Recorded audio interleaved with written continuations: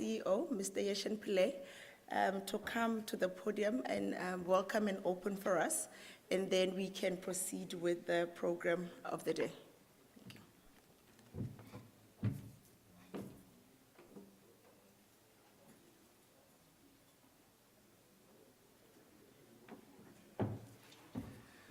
Thank you. Thank you, Ms. Morawane, and let me just welcome everyone on this fine morning in Cape Town. I was told by our local guest, Mr. Patrick Lakabane, that I should not worry because there's South African culture and there's Cape Town culture. Wake up in the morning, you see the beautiful weather, the sea, and you want to take that in first before you go to the Pan-African Skills Conference. So I was made to believe, Mr. Lakabane, that people will, after taking in the beautiful weather and things, finally join us en route to this Pan-African Skills Conference. But I think I really just want to thank those who are present with us on this final day, a very, at least from a content perspective as well, and from those who are participating, a very exciting day for us, focusing on a number of key matters, building on yesterday's discussions. I really want to welcome today, because I do know it takes a lot of time, effort, and commitment to actually be here participating with us. We know those who are online as well. Good morning to you and welcome. We have in our midst today a number of very distinguished speakers who are doing a lot in the space of green hydrogen. I really want to acknowledge some of them this morning. I saw the CEO of Airports Company South Africa, Ms. Mpofu. Ms. Mpumi Mpofu, good morning to you, welcome. I know a very busy time in the aviation sector, and with flights increasing, passenger numbers increasing into Cape Town. She took the time to be with us today, so thank you, Ms. Mpofu.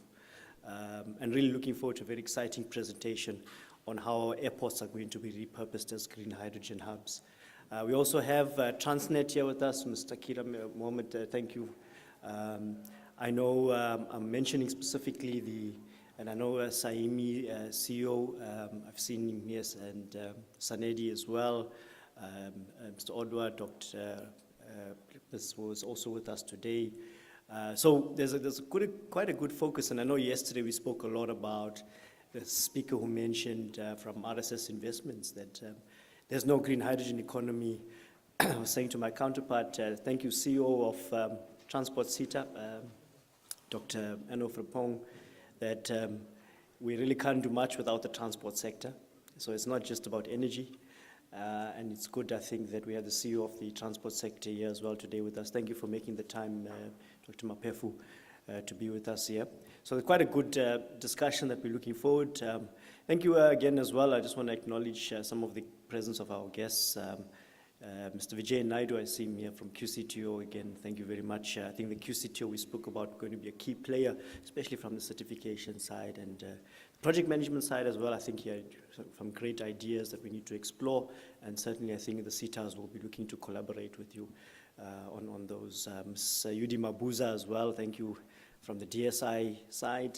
See present here, and bring together with some of our international partners. Thank you for Impact Hydrogen from the Netherlands, who are here as well, the EU Commission and various other partners who have joined us today. Yeah, I think we were looking forward to really a good program. I see other colleagues who are present with us. If I've not mentioned you, some of our board members as well who have joined us today for these very, I think, important discussions that we need to have. Later on, we'll also have the Northern Cape CEO of the Northern Cape Economic Development Agency who will also be joining us, and various other CEOs who will be making presentations. So I think we're looking forward to really a very sector-focused, tailor-made program for today. We'll try to keep it flowing and try to ensure that the discussions do flow, and we have quite a productive session for this morning. And put together what we've said is really to have some form of pillars identified for collective action framework that we can take out of this conference and then propose to the various stakeholders that this is a collective action framework with the key pillars for a national workforce development strategy around the hydrogen economy. And that's where we're really going to. And I know the chairman of our board, Ms. Wezi Koza, who's also here, who's insisted that we should be action-orientated and make sure when we leave this, it's not just a talk shop, but we have key outcomes that we want to execute from this conference on green hydrogen. So I just want to thank those who have joined us today, as I mentioned, and from the speakers yesterday, I know Ms. Morano Kelly will, just to recap on yesterday, give us some insights, and then we'll continue with the program for today. So thank you once again, colleagues. Let me hand back to you, Kelly, so that don't waste much time and go straight into some of the very exciting presentations for today.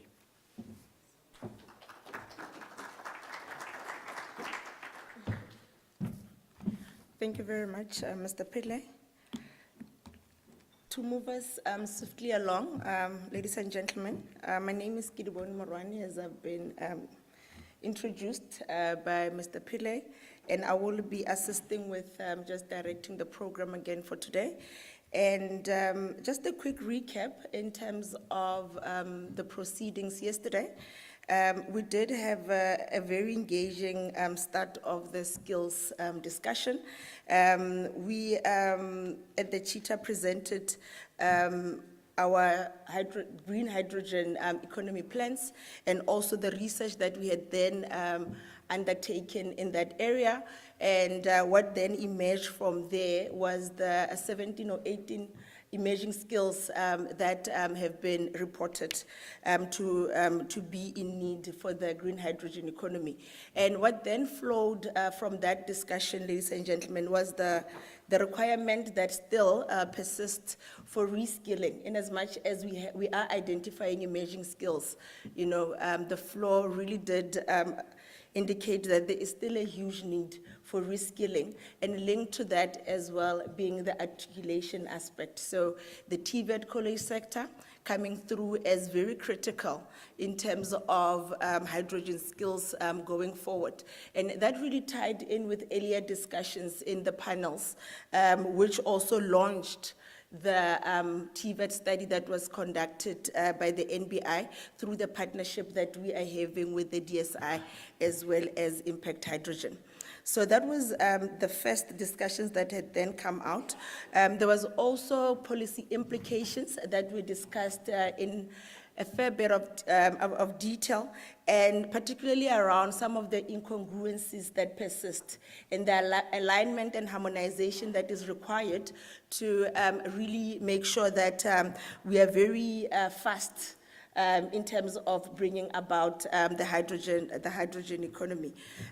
We had a Pan-African presentation in terms of the Namibian experience and some of the wonderful things that the University of Namibia is doing, which also includes qualification that has been developed, as well as a capacitation program wherein they're sending postgraduate students abroad around the hydrogen economy.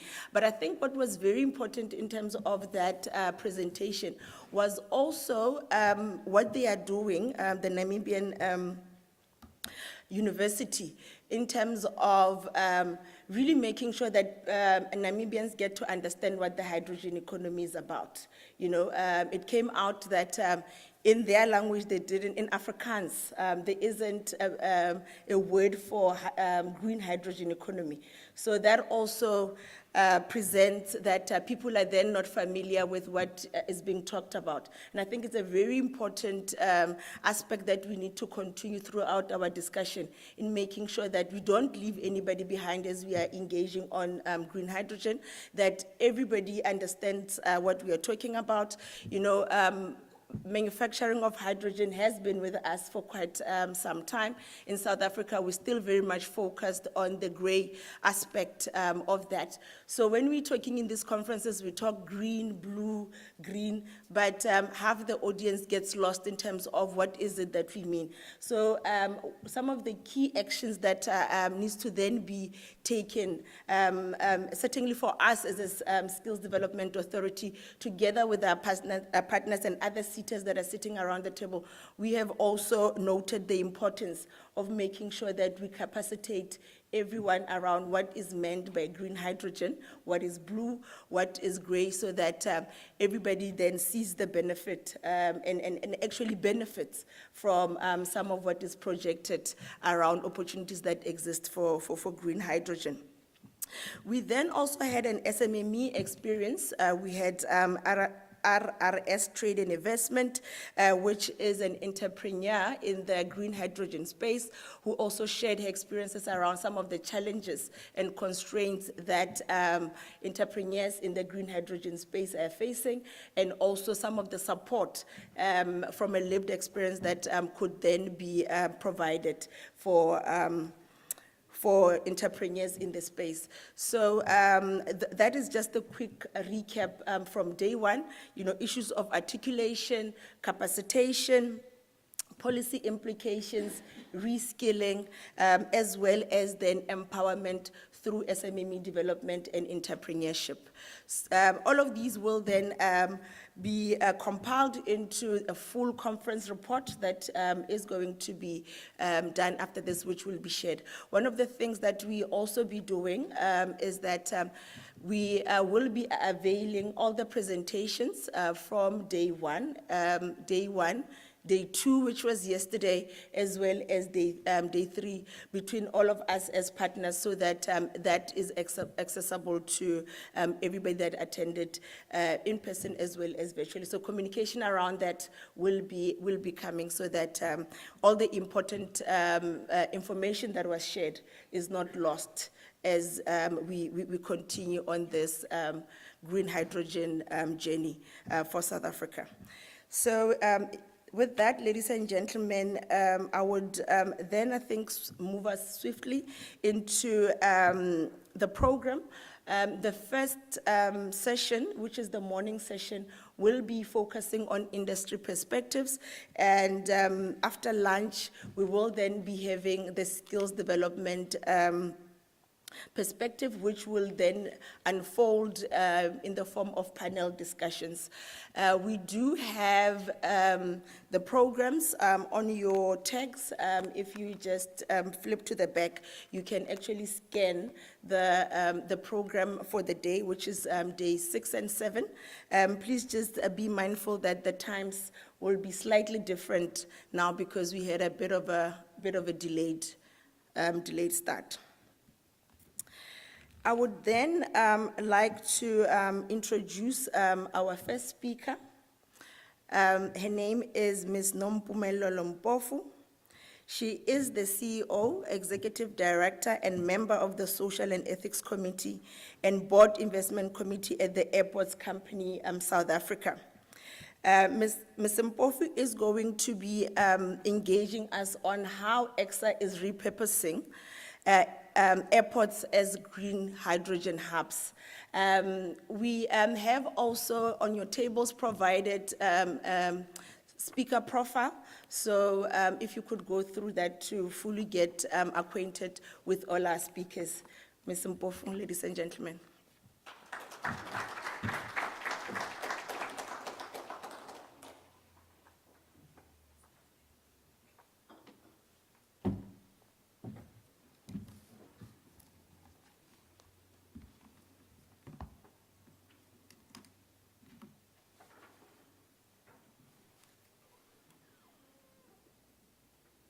Thank you very much, Program Director, and thank you particularly to Chita for inviting us to come and share with you some of the industry perspectives from Airports Company South Africa. The aviation sector, of which we are part, has really gone through its worst 2 years as a result of COVID. But let me start by recognizing the chairperson of the board of Chita and the board members here present, Ms. Wezi Khoza, the CEO of Chita and Tita as well, who I actually know well.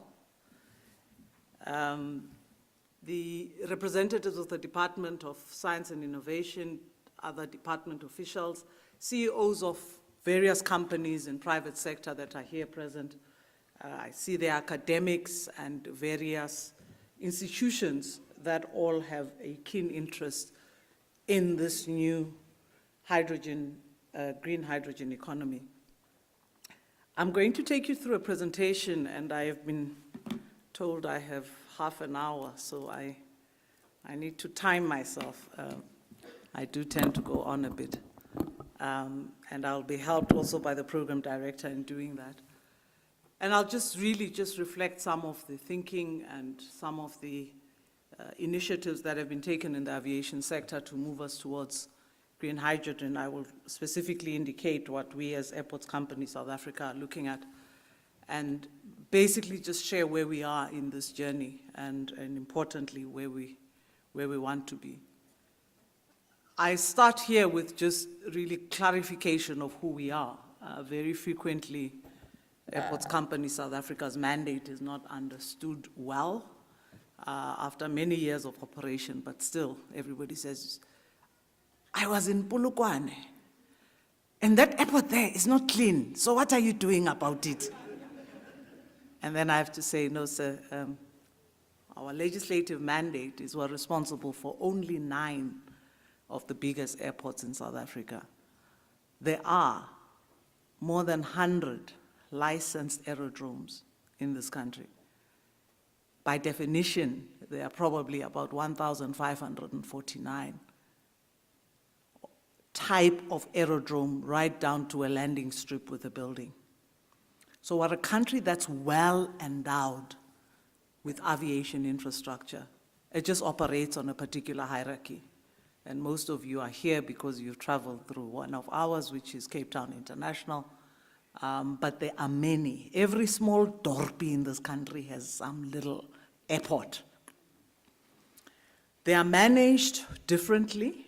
We are the institution that is responsible for the national mandate, i.e., on behalf of the Department of Transport. And by definition, we are responsible for the national category of airports. They are then provincial airports. To name a few, Umtata, Mafikeng, get the drift. Provincial, see the image of what a provincial airport looks like? Yeah, okay, not like OR Tambone. Okay, then you have the other level, which is municipal, Richards Bay, kind of. So that's basically, and then there are private sector, gray sector ones like Kruger National Park. But in essence, the importance of showing you the slide is to actually just give you a sense of how our airports, as AXA, have become the center of economic development and growth, particularly with our collaboration with the Department of Trade and Industry around the establishments of SEZs. And that's actually been deliberate. It's taken us time, but actually only 3 of our airports are not designated with SEZs attached to them. Kimberley, Bloemfontein, and George. Those ones don't have SEZs, but I can tell you, on my door, I have many plans, private sector and others who are very interested in doing exactly the same there. So what this is really intended to illustrate is to overlay for you the special economic zones and airports, and really what then creates an economic growth cluster in every area, quite deliberate, to one, ensure efficient e-commerce, e-logistics, but more importantly, drive export trade by locating in our platforms and areas surrounding us those industries that are very closely aligned with export business and manufacturing. So what's quite important, therefore, is it places that as the greatest opportunity for the further location of hydrogen manufacturing, and we would like to argue we're probably the best position for hydrogen distribution to other transport modes. We have land, we have experience, we are driven primarily by an industrialized economic development thrust that's come with the SEZs, but more importantly, we have safety records compared to many other industries. The aviation sector, and I'm not discouraging anybody else from flying, when you leave here, please don't think about what I'm about to say. But the aviation sector in the world has one of the highest safety records. But importantly, we are technology-driven and run very high safety standards. And that's really driven by the reality of who we are. There are no survivors when something goes wrong in our industry. Lives are lost, and very often, nobody survives. And therefore, everything we do is highly technical and driven by very high standards of safety. Finally, I think what really makes sense from this perspective of both our location in the midst of is we have significant land holdings and importantly have the experience of managing jet fuel, which is another highly problematic area, but in fact, which requires the highest safety standards as well for operation. So we've placed ourselves in the middle of this conversation on hydrogen economy because we understand what strength we bring from the aviation sector, land availability, appropriate location in the middle of SEZs, industrialized economic zones, distribution points for all modes of transport, et cetera, and we really position ourselves as a serious contender with respect to this. So the second issue that relates to what motivates us to be part of the green hydrogen is really our drive for decarbonized operations by 2050. We report to and account to the International Civil Aviation Organization, ICAO, which has just recently adopted a net zero carbon 2050 aspirational goal. By definition, I'll be able to then unpack what that means for us as airports. We ascribe to it, we're members of the Airports Council International that manages then a decarbonization program very tightly, and I'll be able to share that with you.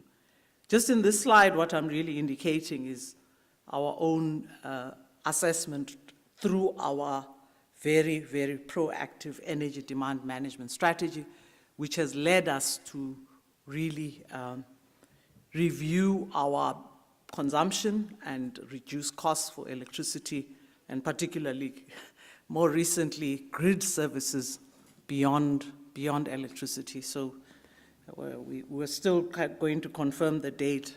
I must confess in front of you, Mr. Pillay is a board member at Airports Company, South Africa, so whatever I say, I represent what he is the executive authority and responsible for too. So I'm tying him to all of these things as well.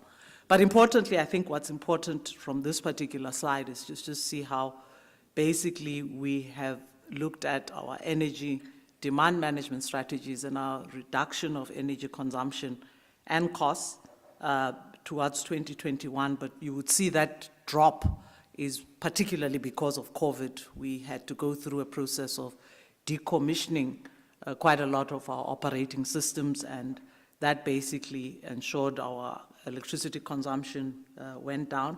But in essence, would like to keep to, despite the slight increase you're seeing in 2022, to that new trajectory, which is basically with full recovery, but to a large extent in a very controlled environment. So we've introduced alternative energy sources in our Uppington Airport. I'm proud to say we are completely self-sufficient. We even power the airport with solar.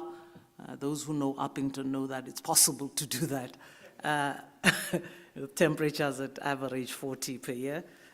So in Uppington, this is working really well.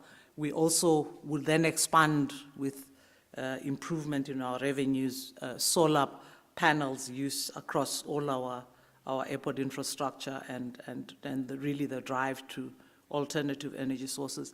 There has been a new problem in KZN, which has led us to look for boreholes and alternative water sources, just given the more recent experience with floods.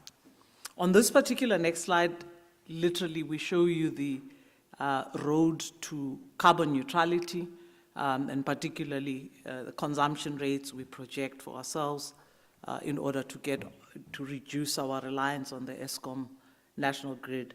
And that particularly is driven by implementation of both energy demand management strategies, but also importantly, our reduction in consumption of carbon-based energy and shifting constantly to decarbonized energy sources.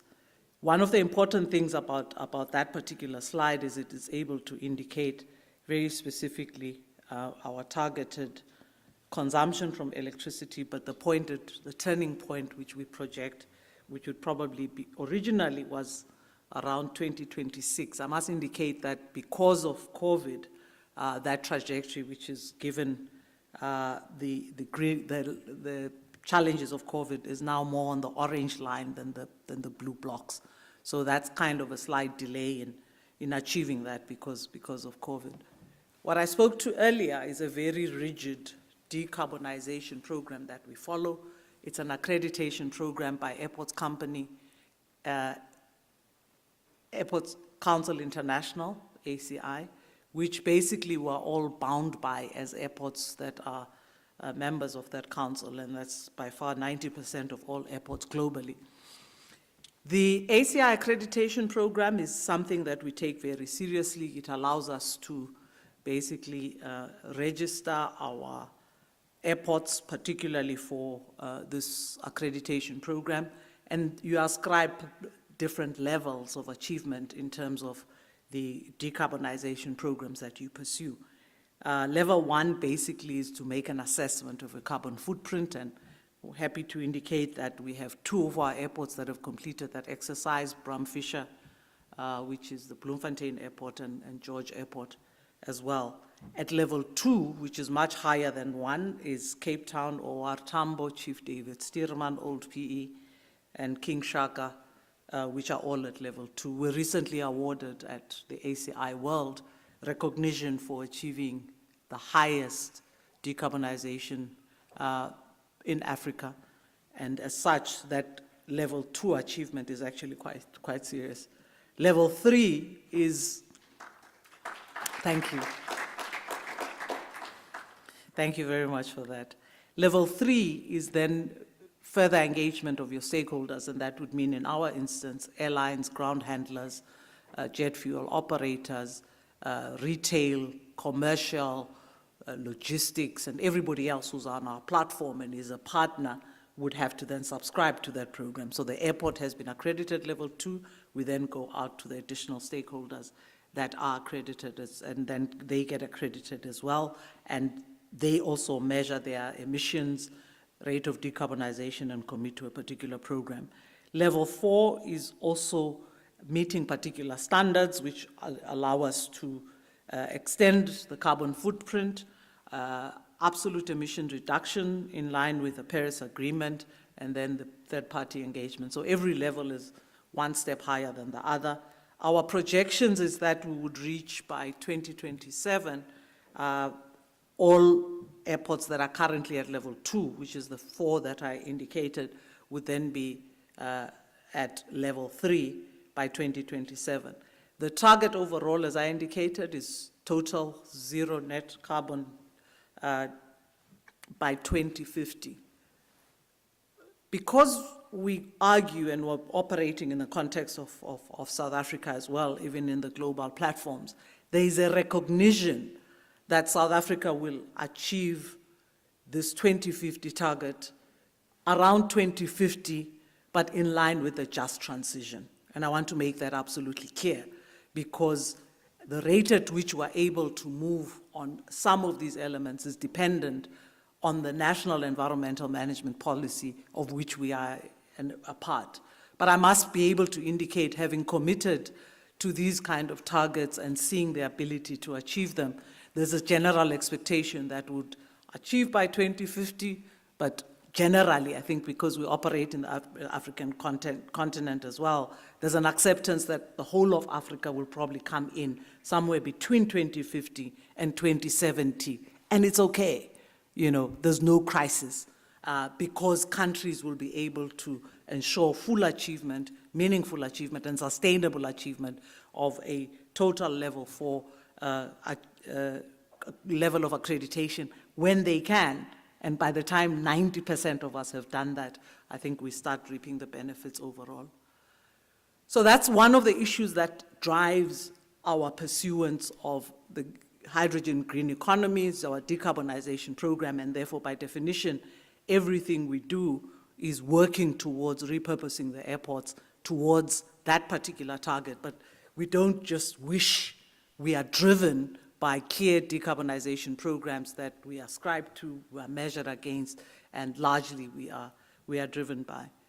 The second area that I think is important around responding to the green economy is a recent white paper that has been released by Airports Council International, which is the evolution of the airport workforce. And it relates specifically to the need to adapting our airport workforce towards meeting the requirements of hydrogen economy, but more the new aviation in the post-COVID environment. And I think what's important about this white paper is that it really looks very specifically at the generation of new skills to support hydrogen economy, but the argument advanced is in the aviation sector, we must find appropriate educational pathways that actually can meet the requirements of new hydrogen skills, apprenticeships, internships, secondments, partnering with schools, universities, and aviation academies. We, as Airports Company South Africa, have reignited our own aviation academy,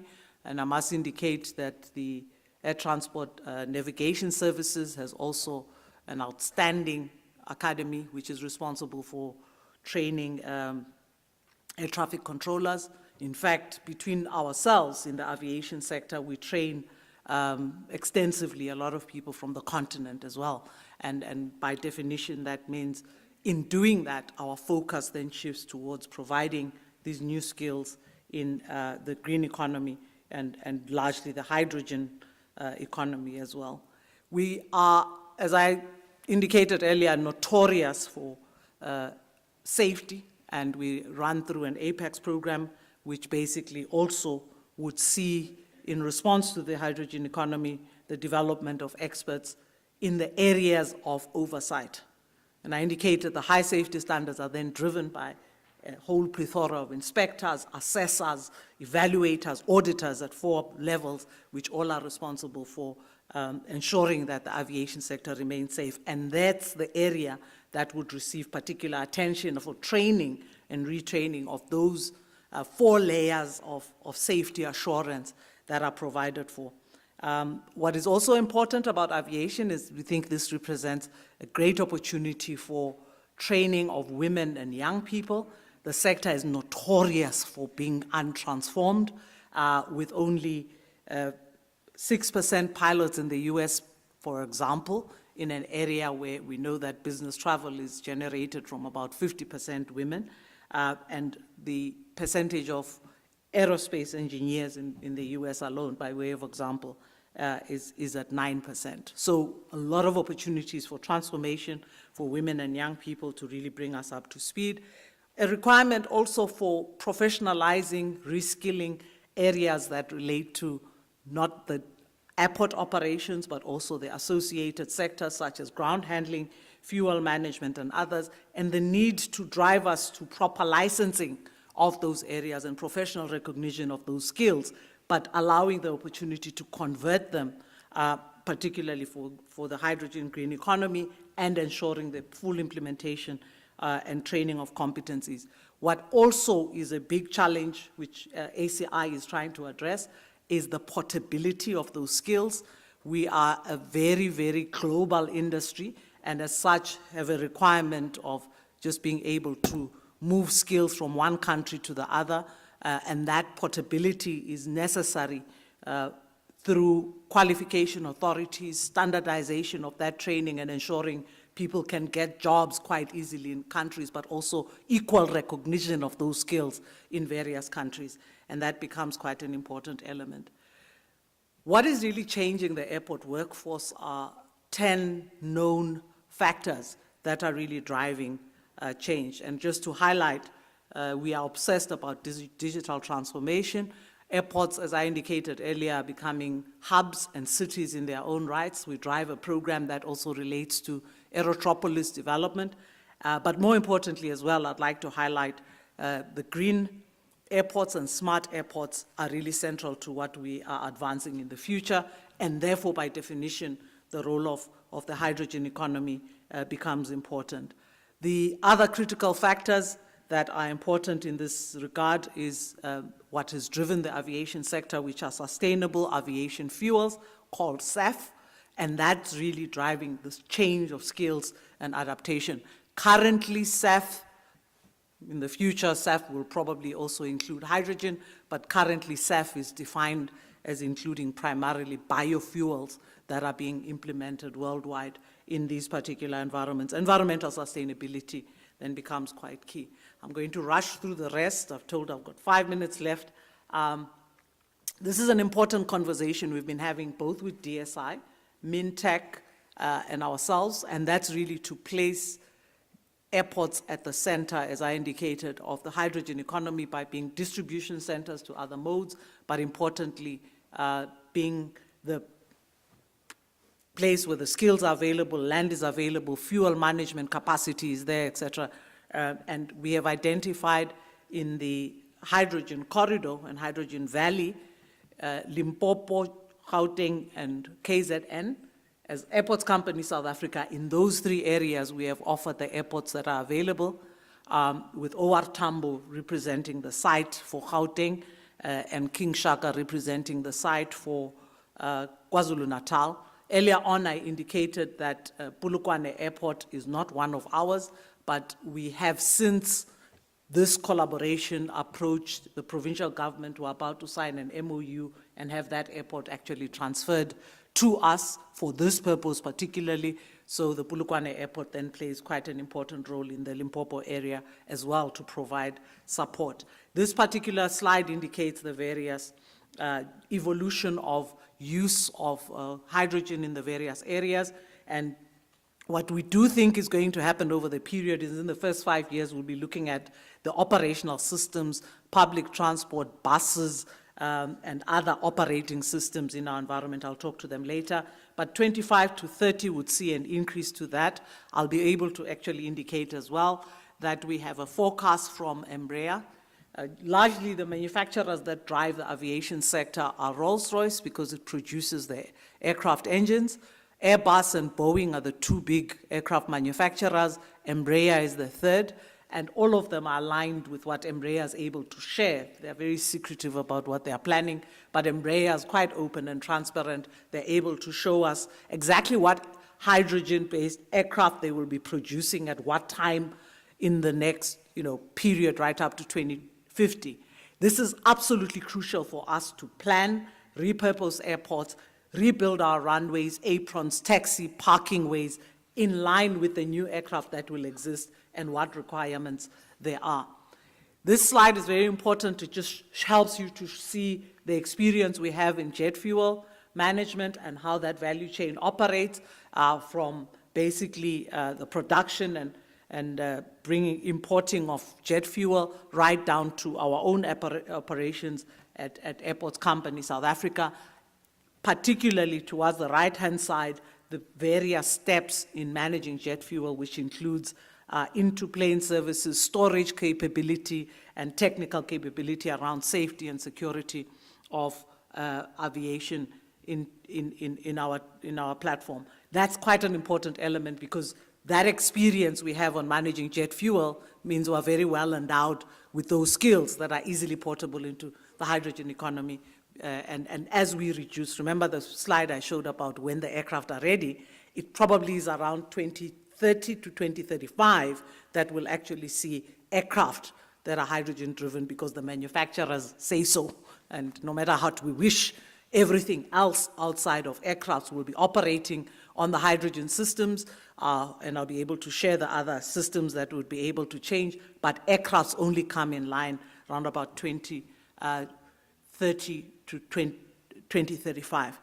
Sustainable fuels are already in operation, and what is important about them is we've seen where they are operating, 70% reduction in carbon dioxide emissions, and basically in the SAF environment, which is globally the most popular for aviation sector, basically that has advanced quite seriously, but everybody's hankering for the game changer that hydrogen will be in this area to move us towards a different direction.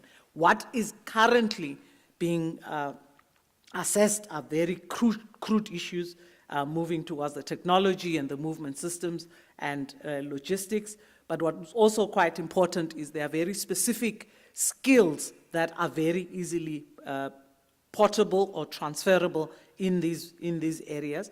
We will see hydrogen-powered aviation that comes on in 2035, but what we have is actually disruptions in the aircraft value system that include eVTOLs, which are the electrical vertical takeoff and landing vehicles. In South Africa, we're already talking to people that want to implement, their companies already established on eVTOLs, and we'll see this flying taxi come much sooner than we all anticipate.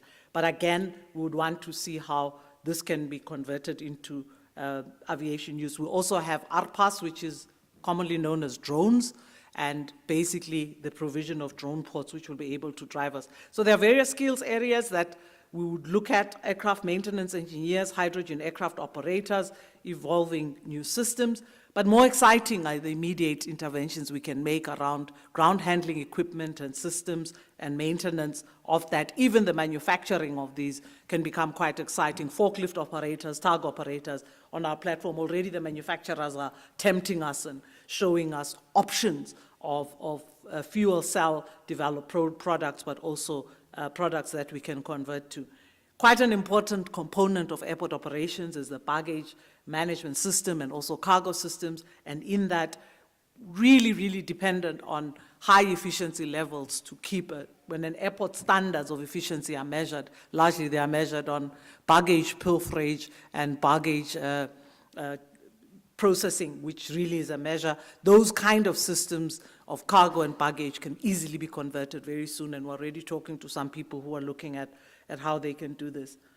Across the board, cargo systems, refueling for aircraft will come on board, but more importantly, I think the last picture there is meant to depict exactly what the opportunity is presented for, which is really how we can utilize the land available in airports to drive even the development of sustainable fuels on our platform for meeting our own needs. So sustainability cycle can actually be completed and converting airports fully to that. The final thing is really just to look at this example of manufacturing and maintenance skills for critical components, but we're quite ambitious in the AXA environment. We're looking at aerotropolis development and industry, components manufacturing in our particular space, and therefore, when we look at these opportunities presented by a future general aviation aircrafts that are going to convert, we're looking at particular parts that can be manufactured quite easily, because if you just break down what a hydrogen aircraft looks like, these are the various important components that can be manufactured locally. Whilst we can't manufacture aircraft yet, and I say yet, we can look at the manufacturing of those various components, the fuel cell system, the electric motors, the power routing, the cooling units, the batteries, et cetera, and we will be looking and trying to attract investors that are interested in the manufacturing of all of these components, just in readiness to be able to support a general aviation sector in the future that has actually a hydrogen basis to it. So one of the final things I'd like to indicate is that I serve as a member of the ACI World and a board member of ACI Africa as well. And what's important is that this particular journey is being guided for us by industry standards at that level, at global level. We are given guidelines. The first thing was to do the white paper on the workforce and changing elements of the workforce for readiness.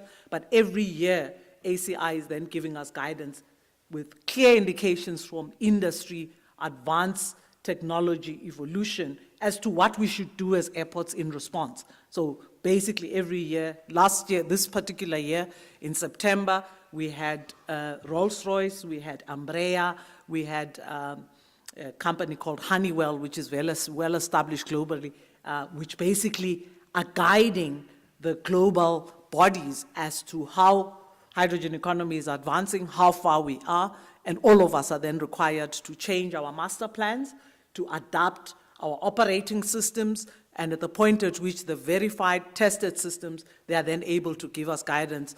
Now you can switch all your baggage handling systems to hydrogen, and all of us will move in that direction, because what they need to do is to guide that with standards, with policy, with guidelines as to how airports should operate at each stage of the journey. That, I would think, concludes my presentation, and I hope to be able to engage further. Thank you very much.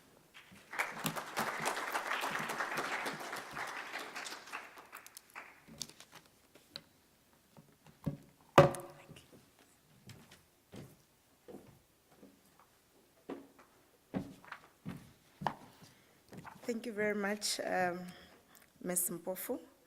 A lot has been indicated from the past 2 days around existing infrastructure in South Africa that can be utilized to advance the hydrogen economy. And I think this presentation by Ms. Mpofu clearly exhibiting, where that lies and how that can be repurposed to get us to that green hydrogen state. So, ladies and gentlemen, I know a lot of you might have burning questions as well as comments for Ms. Mpofu. Can I open the floor for 5 minutes to just have that engagement? Any show of hands? Okay. Dr. Mate? While the mic is being brought to him, I've been asked, particularly to our speakers, to request that we maintain the center frame so that we don't move about. It's making it very difficult for people at home to see us. So if I could request all of us to try to keep the center as we are engaging and talking. Thank you. Dr. Mate? Can you get assistance, please, with the mic?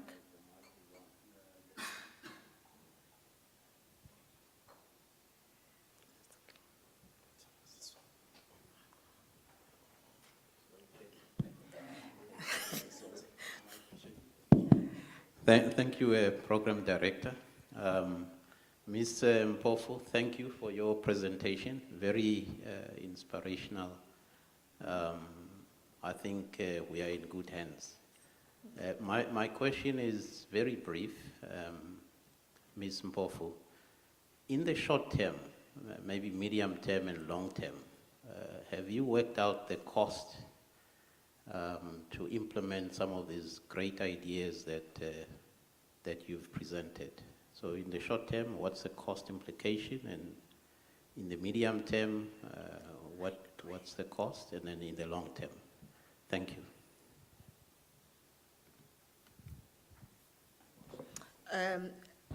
Gentlemen, can you please also ask the question? Okay, I'm Samson Mampieli from Stellenbosch University. Following up on just extending on the question, in terms of timelines, when can we start to see like the forklifts running on hydrogen?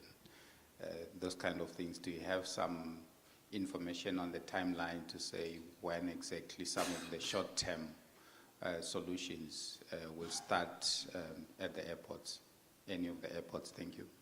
Thank you. Mr. Ross? I'll stand to make it a little bit easier for you. Thank you very much, Ms. Mpofu, and for the other questions. I would just like to stress that in this regard, the CSRR is your friend. We are funded by a number of funders to assist the public sector in responding to the hydrogen situation. The EU delegation in South Africa funded a series of studies, and we looked at potential hydrogen demand at Cape Town International Airport by ground vehicles. We are funded by the GIZ, as part of the PTX Pathways project. That is a 2-year-long program. We'll be investigating the cost of green hydrogen production and derivatives, speaking to the timeline from 2020 right through to 2050, at 7 Southern African ports, because that's the export hub, but obviously that affects your nearby airports as well. And we'll be looking at green hydrogen and derivative demand. And the political principle there is DTIC. So therefore we are reporting to the same people there. In a separate project, reporting to presidency, also funded by GIZ, we'll be investing between 3 and 5 lighthouse projects, doing much the same as PTX Pathways, but in greater detail. So I look forward to further engagements with yourself and with anyone else who may be interested. Thank you. Thank you very much, Mr. Ross. Ms. Mpofu, would you like to respond, please? Thank you very much. Let me start with thank you very much, in fact, for all the questions and comments. But let me start with Dr. Martin's question about costing short, medium, and long term. We haven't really done a costing yet, because in essence, our intention is not to go out and spend on hydrogen. We see this as an opportunity to do conversion of our current systems as and when those conversions are required to hydrogen-based systems. So let me give you an example. Last year, we signed a new contract on ground handling. It's for 5 years. But our ground handlers have a midterm review, during which halfway through that, so in another year and a half, they'll be required to recapitalize on their systems. At that point, our specification would introduce hydrogen as a requirement, and they would shift their operating systems to that. The second part is we have very keen interest on the public transport side, which would probably go ahead of us, because the public transport operators, I'm sure you've seen the bus transit systems that are already kind of hydrogen-based, the Ria Vaya and the Eguruleni one that's going to operate. And that basically is how hydrogen will be introduced to those operational systems. We are due for a replacement of what is called our hold baggage screening system in this next year.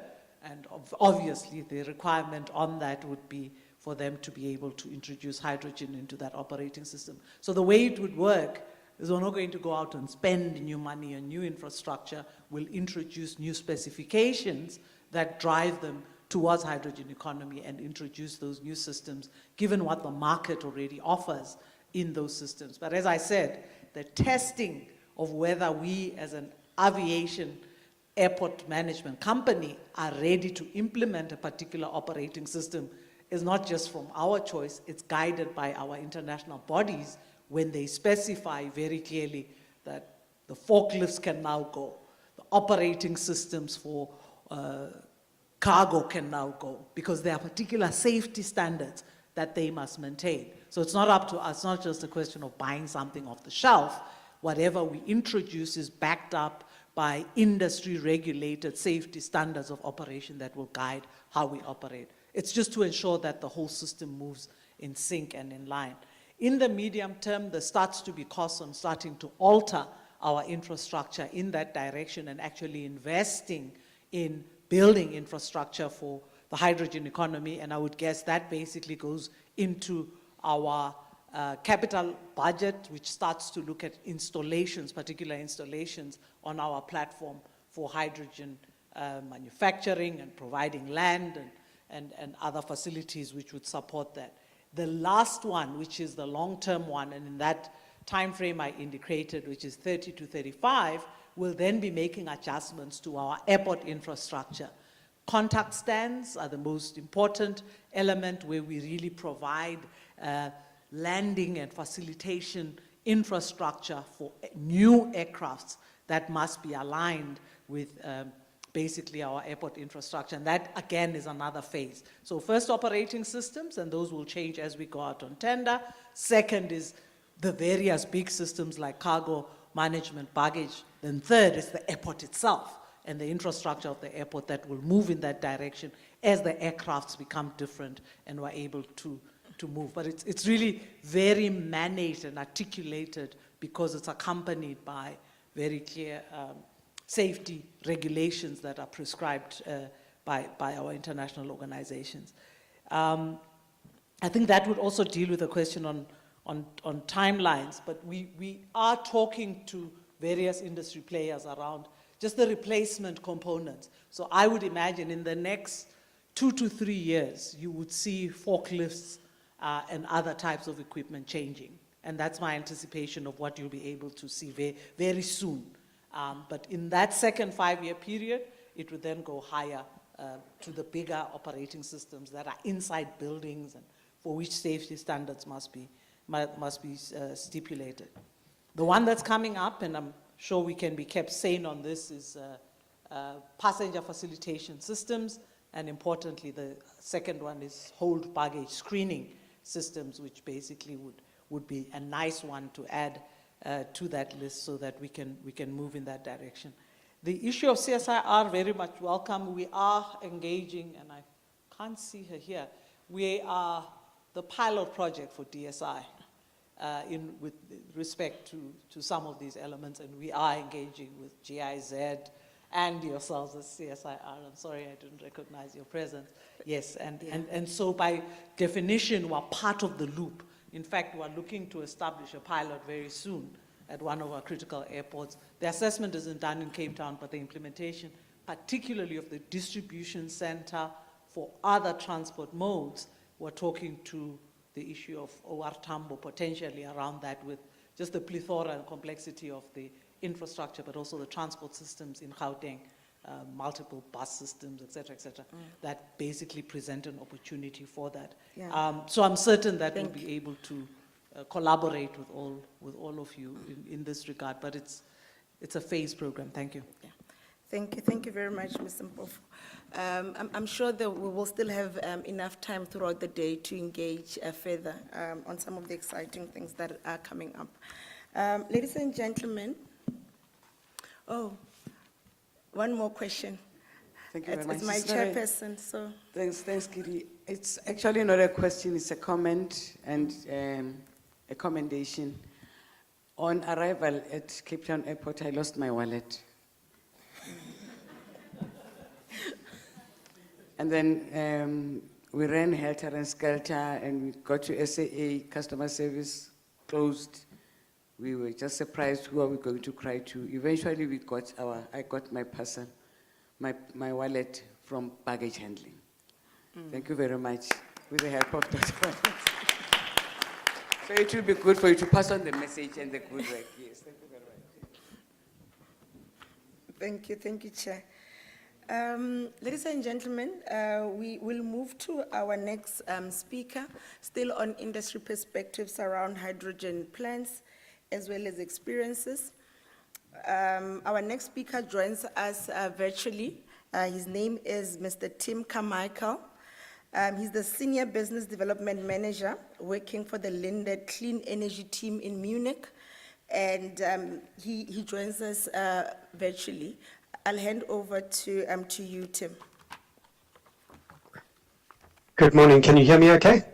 I can hear you okay. Can proceed. Great.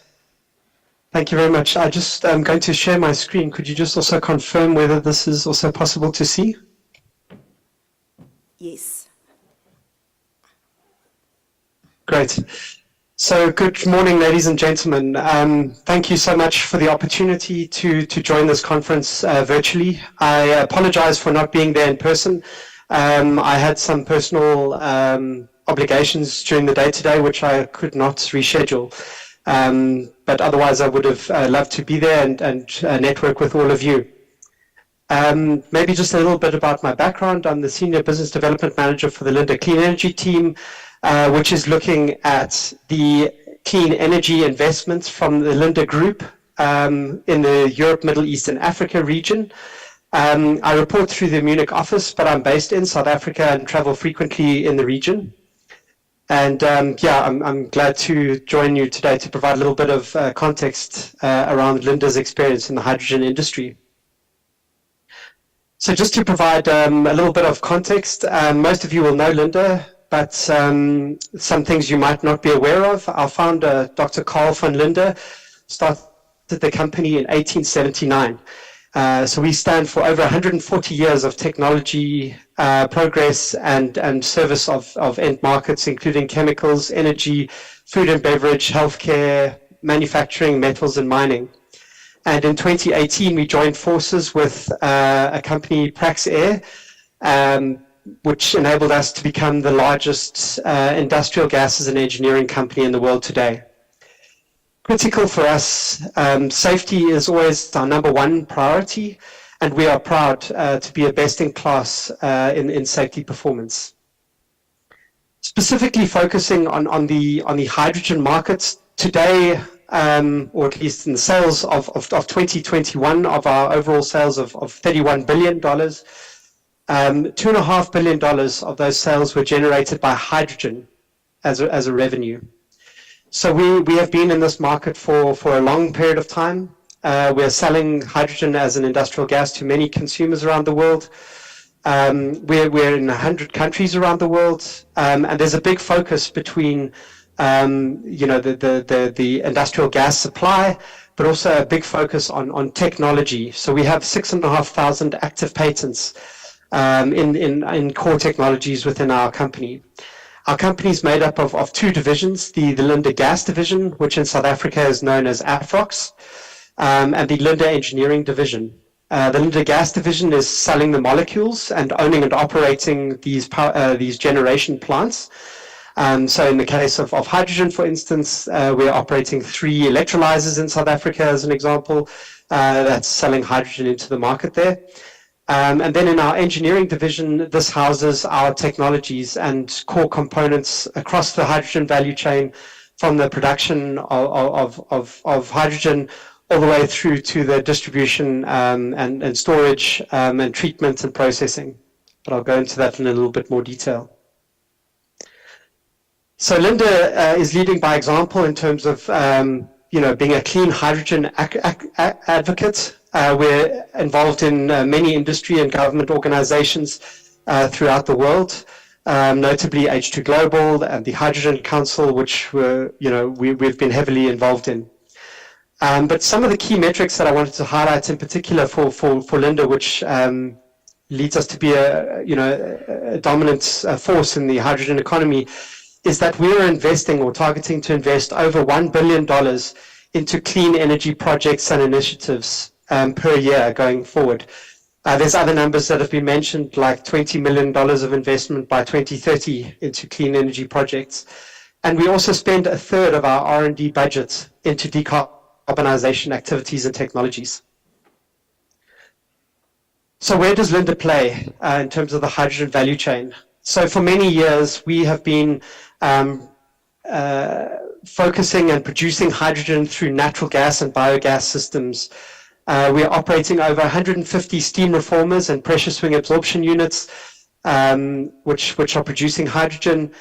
We operate over 40 large-scale compressors. We are operating over 1,000 kilometers of hydrogen pipeline networks.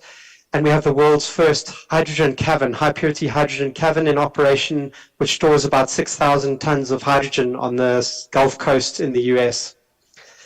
But recently, obviously, with the focus on decarbonization, we are shifting technologies, and we have we have incorporated a joint venture with ITM Power to incorporate the electrolysis technology in-house.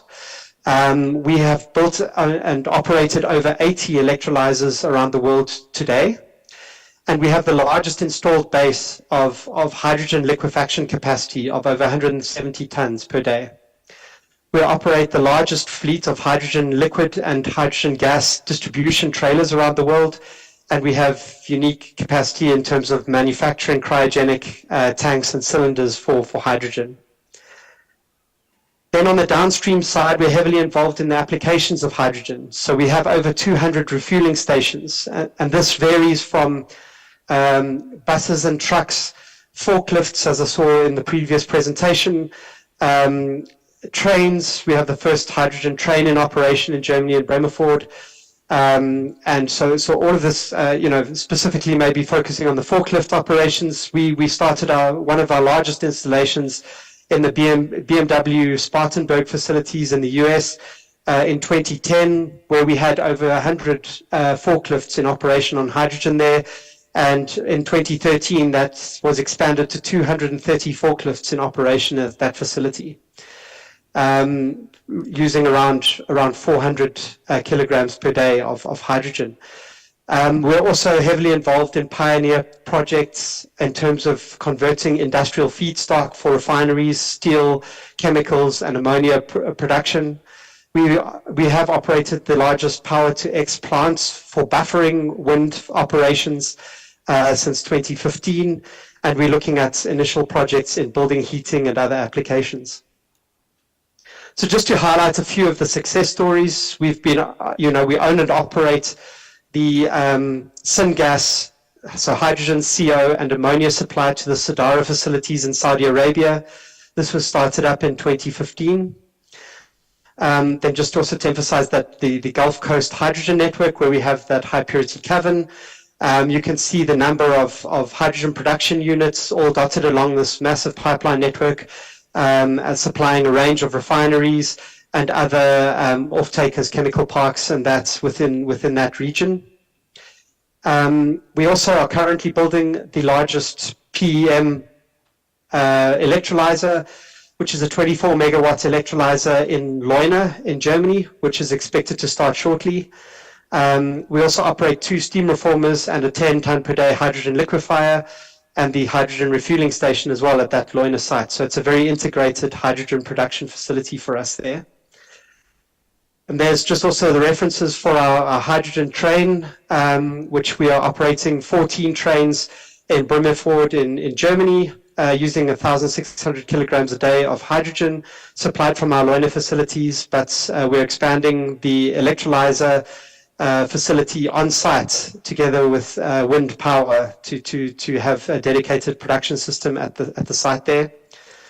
We've recently announced the most powerful hydrogen truck refueling station in Austria, which takes 10 minutes to supply 40 kilograms of hydrogen per truck, which is equivalent approximately to 400 liters of diesel for an Austrian food retailer there. So this is, let's say, a strong focus of our technology development. And also we're very excited to supply the first hydrogen-fueled ferry, which is due to be commissioned towards the end of this year as well. So we have a very broad range of capabilities and references that we're looking into here. But this is all nice and fantastic from a global perspective, but what does that mean for South Africa? And, Afrox has been in South Africa since 1927. In 2021, Linda acquired the remaining share and delisted Afrox from the Johannesburg Stock Exchange, which from my perspective was a very strong vote of confidence of Linda into the African market. We are currently operating 105 plants in the region, and including 3 hydrogen production electrolyzer plants, which we are supplying into the market there. We're also present with Linda Engineering, which is the engineering technology EPC specific division within our company. We executed our first project in 1963 for Sasol in Sasolburg. And since then, we've executed over 170 projects with over 70 plus really large scale EPC projects on a lump sum turnkey basis. So we're very familiar with the region, both from an operations and production side of things, but also from the engineering and construction of mega projects around the region. One of the most recent announcements is obviously our involvement in the South African PTX projects to produce sustainable aviation fuels in partnership with Sasol, Enatrag, and hydrogen. This would mean a 200 megawatt electrolyzer, which we would be responsible for with the renewable energy provided by Enatrag, and the Fischer-Tropsch process by Sasol to produce this power to liquid kerosene project, which we're targeting for submission to the H2 Global. And we've also recently received an announcement of a funding award of 15 million euro towards the engineering development of this project from the PTJ, which is a German funding institution. So we are walking the talk here in South Africa as well. So I just wanted to then focus, as obviously the area around this conference is really around the skills developments and insights. And as you can see, Linda is, a global leader in this market. But safety is critical. Safety is the number one priority for this market. And if you have one setback, one severe setback here, it could really put brakes on the entire industry rollout. And in order to make sure that safety is met on all of our projects, we need well-trained, experienced, and skilled engineers and technicians. This is critical, for this rollout of these projects. The important thing to see is that the timing of these projects, the number of people that are going to be required to execute these projects, and the type of skills for all of these settings are very wide, and it's very difficult to pin them down in specific areas.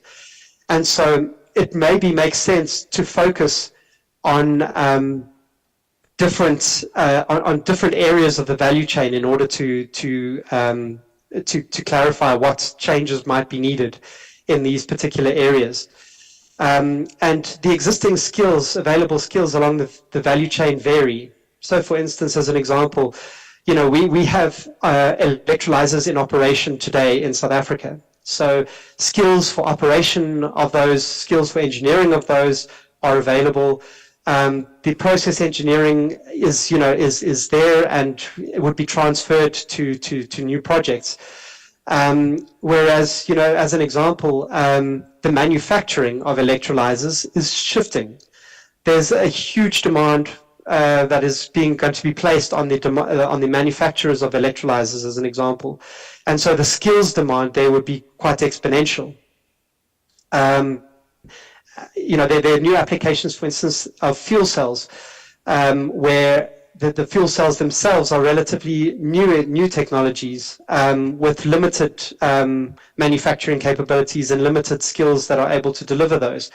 But when it comes to overall chemical value chain production and manufacturing, that's something where there's generally skills that are easily available. So you can see there's a difference depending on the areas that you're looking at in the value chain.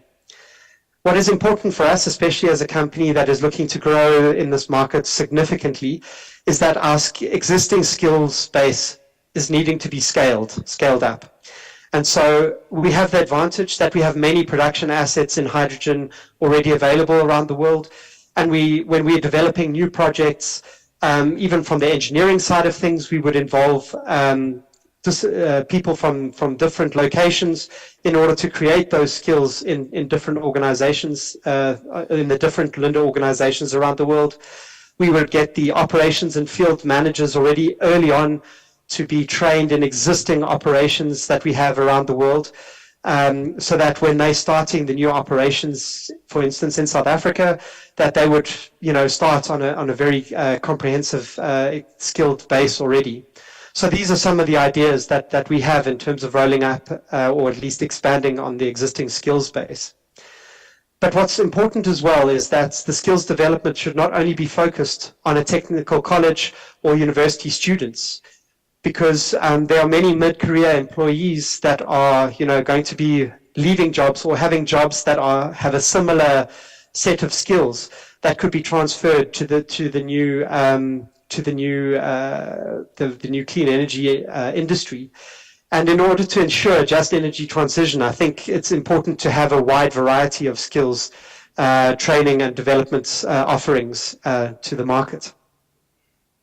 I think it's also very important to understand the impact on supporting industries. Supporting industries, I mentioned, are things like the legal profession. There's all sorts of new laws and standards which are going to need to govern the new clean hydrogen market, which haven't been developed yet. There's new codes and standards that are going to need to be developed. A lot of them have been developed internationally, but they need to also be, aligned with local codes and standards to ensure that they work seamlessly. There's things like planning and permitting approvals which are needed from the government entities, and capabilities and understanding of the process of hydrogen and these different use applications need to be considered when these planning and permissions are provided. So these are just a few. I mean, you can go on. I mean, there's things like financial institutions, insurance institutions. All of these kind of things have a big impact in the rollout of the clean hydrogen industry. And if those are not addressed and there's not sufficient skills for those, that these could provide barriers to the rollout of these industries. I think also something that's sometimes underestimated is the public awareness and education is also required. And I know that I'm speaking to the converted because a lot of people here at the conference are already a few steps down that road. But if you are a person that is stepping onto a bus in a township to get to work every day, and you get told that suddenly there's now this hydrogen gas which is powering this bus. There may be some fear that come in that may affect the way that you choose your transport mechanisms. So this public awareness and education is critical. The other thing which I wanted to highlight, and something that Linda is taking very seriously, is that the education around and skills development around the clean energy environment can't be taken in isolation. There's other developments such as digitalization and other technology developments around the world, and these need to be brought into the same training and development and skills development, because if you are, for instance, designing an electrolyzer using old antiquated systems, you won't be as effective and competitive as you would be if you included things like digitalization, which our companies are looking at in terms of the design and implementation of electrolyzer technology. We're looking at, I have the picture there of the Linda Virtual Academy, which we have rolling out an expanding library of virtual training courses for field operators, because in these operations in the field, you don't always see a hydrogen accident, so you want to be prepared. You want your field operators to be prepared and to be able to respond quickly and accurately to an event which they may never see or may only see once or twice in their lives. And so this virtual reality training system is a critical importance for us as operations of hydrogen facilities over many years. And then finally, I think, speaking to the point of this conference and the real wish that I could be there to network with you guys, is that planning, alignment, and support between government, industry, and education institutions are very important, both locally but also globally. And we hope to provide some of our expertise and capabilities from an international experience to our local organizations and our local partners here in South Africa to facilitate the development of the hydrogen industry. So with that, I'd like to say thank you very much for the opportunity to join your conference. I really look forward to the questions that you might have, and thank you very much for the time.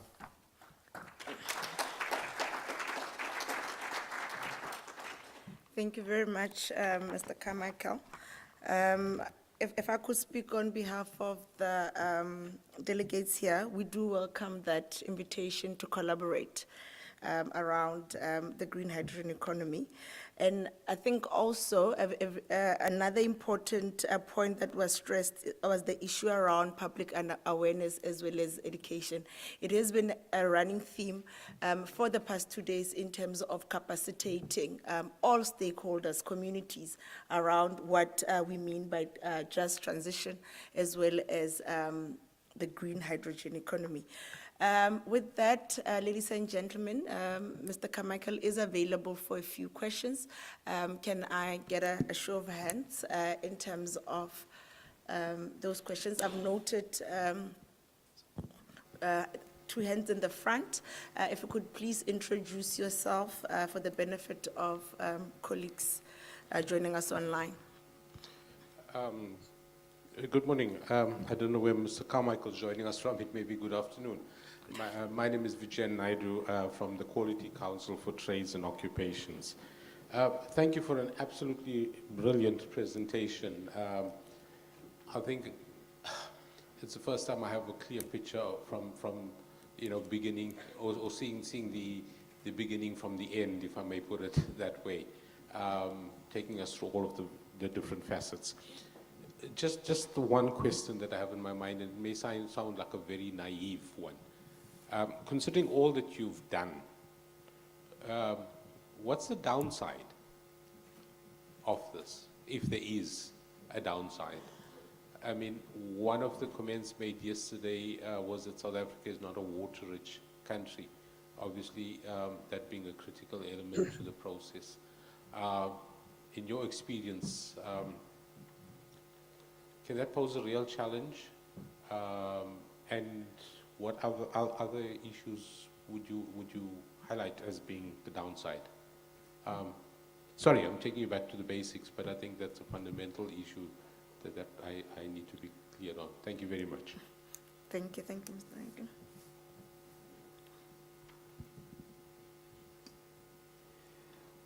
Good morning, colleagues. My name is Cosmas Chiteme from the Department of Science and Innovation. Thanks, team, for the presentation. I think earlier on in the presentation, you mentioned that you've got 3 electrolyzers operating in South Africa. I would just want to know what are the indicative sizes in terms of kilowatts or megawatts, without perhaps, you don't have to disclose exactly where they are, but just for information purposes, and also whether they are PEM, proton exchange membrane electrolyte. Sorry, there's a frog in my throat. Whether they are PEM technology or any other technology that you may be using. Then the second question that I have is, generally you hear that if you've got a 2 megawatt electrolyzer, you'd need about twice that amount in terms of renewable energy input. Without getting too technical about it, could you just give us a very basic explanation of why that is the case and whether that applies as a general rule of thumb? Thanks. Thank you. Mr. Carmichael, we can proceed. So thank you very much for those questions, Mr. Naidu. Thank you. Let's say in terms of the water scarcity issue, let's say most of our projects in the region would look at desalination directly, so as to not put load onto the water scarce requirements. And often there would be the synergy between, let's say, a large producer of green hydrogen or green ammonia or something like that, and producing additional water capacity to supply into towns and cities and things like that as an add-on benefit. This does not add a significant value onto the overall cost of hydrogen production. This is relatively a small portion of the overall cost. The downside, I would say, is overall the cost of hydrogen is challenging. So green hydrogen is still relatively expensive today and needs subsidies and support in order to make these projects viable at the moment. But as you can see with the number of the projects that we have, we are getting extensive support from governments around the world for these things. But the most important point of it is that the cost of hydrogen depends to a large extent. So over 60% of the cost of hydrogen would be dependent on the cost of power. And this is why African region is so well positioned, because of the wealth of renewable resources, sun and wind in the region, that results in low costs of power, and already has us a step forward ahead of other countries such as Europe in terms of the overall cost of hydrogen which you can produce. So I would say that would be my response to those questions. Then, Mr. Chicheme, thank you very much for that, your questions there. The 3 electrolyzers that we have in South Africa are all below 1 megawatt. They're alkaline technology, and have been operating for many years. 2 of them are in the Western Cape, and 1 is up in the Gauteng region. And then just in terms of the let's say, renewable power inputs, what we normally talk about is, this always depends a little bit on your green hydrogen requirements. So if you're wanting to get full flat-out production of hydrogen and utilize your electrolyzer fully, you need to somehow have power available all the time. And this comes as a challenge in a sense that you need to have solar and wind power available continuously, or green power available continuously, in order to make this hydrogen continuously. Electrolyzers don't need to operate continuously. It's not like another chemical processing plant, like maybe ammonia synthesis or things like that, where you need to run continuously all the time, 24/7. Electrolyzers can ramp up and can ramp down, but the point is that it depends on your downstream process. So in other words, if you have an ammonia synthesis taking hydrogen feed from an electrolyzer to make green ammonia finally, then the ratio or the amount of production or continuity of production from hydrogen is quite important. In this sense, you then want to have some kind of buffer in the system, okay? And you can manage this in a number of ways. You can manage this either in terms of oversizing your power systems. So in other words, having a large amount of solar and wind in diverse locations so that you have, let's say, a higher capacity factor overall. But if you have, for instance, hydropower, which is a continuous power source, then this doesn't need to be oversized as much to give you a continuous power production in order to keep your electrolyzer running. The other point is that you could have battery systems that could charge these things, but in our experience, battery systems are extremely expensive. And so most often, we would tend to oversize the electrolyzer and the solar and wind power generation and buffer the hydrogen requirements on the hydrogen side. So we would have large-scale hydrogen storage that would then buffer our ammonia synthesis plants, to run continuously in that sense. This is not a one-stop shop. You can't say that for this particular location it will always be double the amount or it would be half the amount.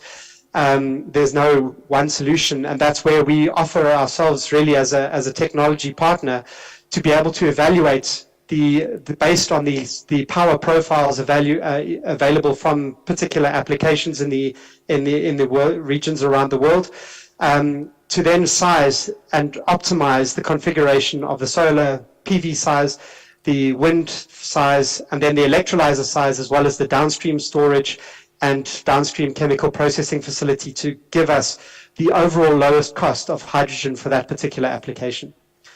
So I hope that answers those questions there. Thank you, Tim. We still have one more question. Mr. Rose, can I start here? I noted it first, and then we'll come back to you. Thank you for the favoritism, Chair. My name is Kanyisela Kumalo, and I represent HDF. I have 2 questions.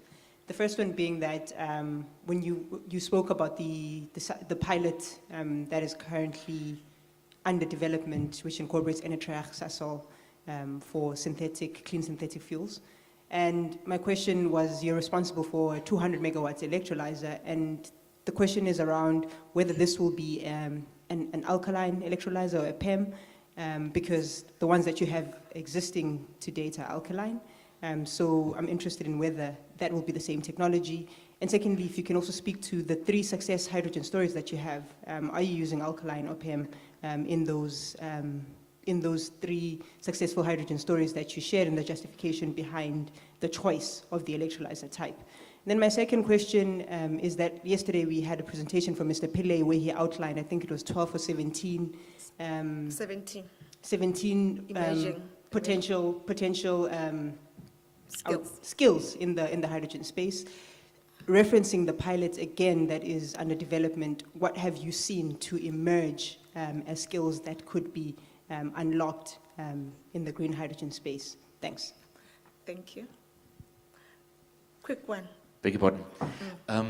Thank you very much for your presentation, and I was astonished that you didn't include the hive plant in Kucha amongst your opportunities. I understand that Linda is doing a lot of the financing as well as a lot of the technical collaboration in that part. Can you give any comments as to progress on the hive project? I believe it's been highlighted as a SIP by the presidency.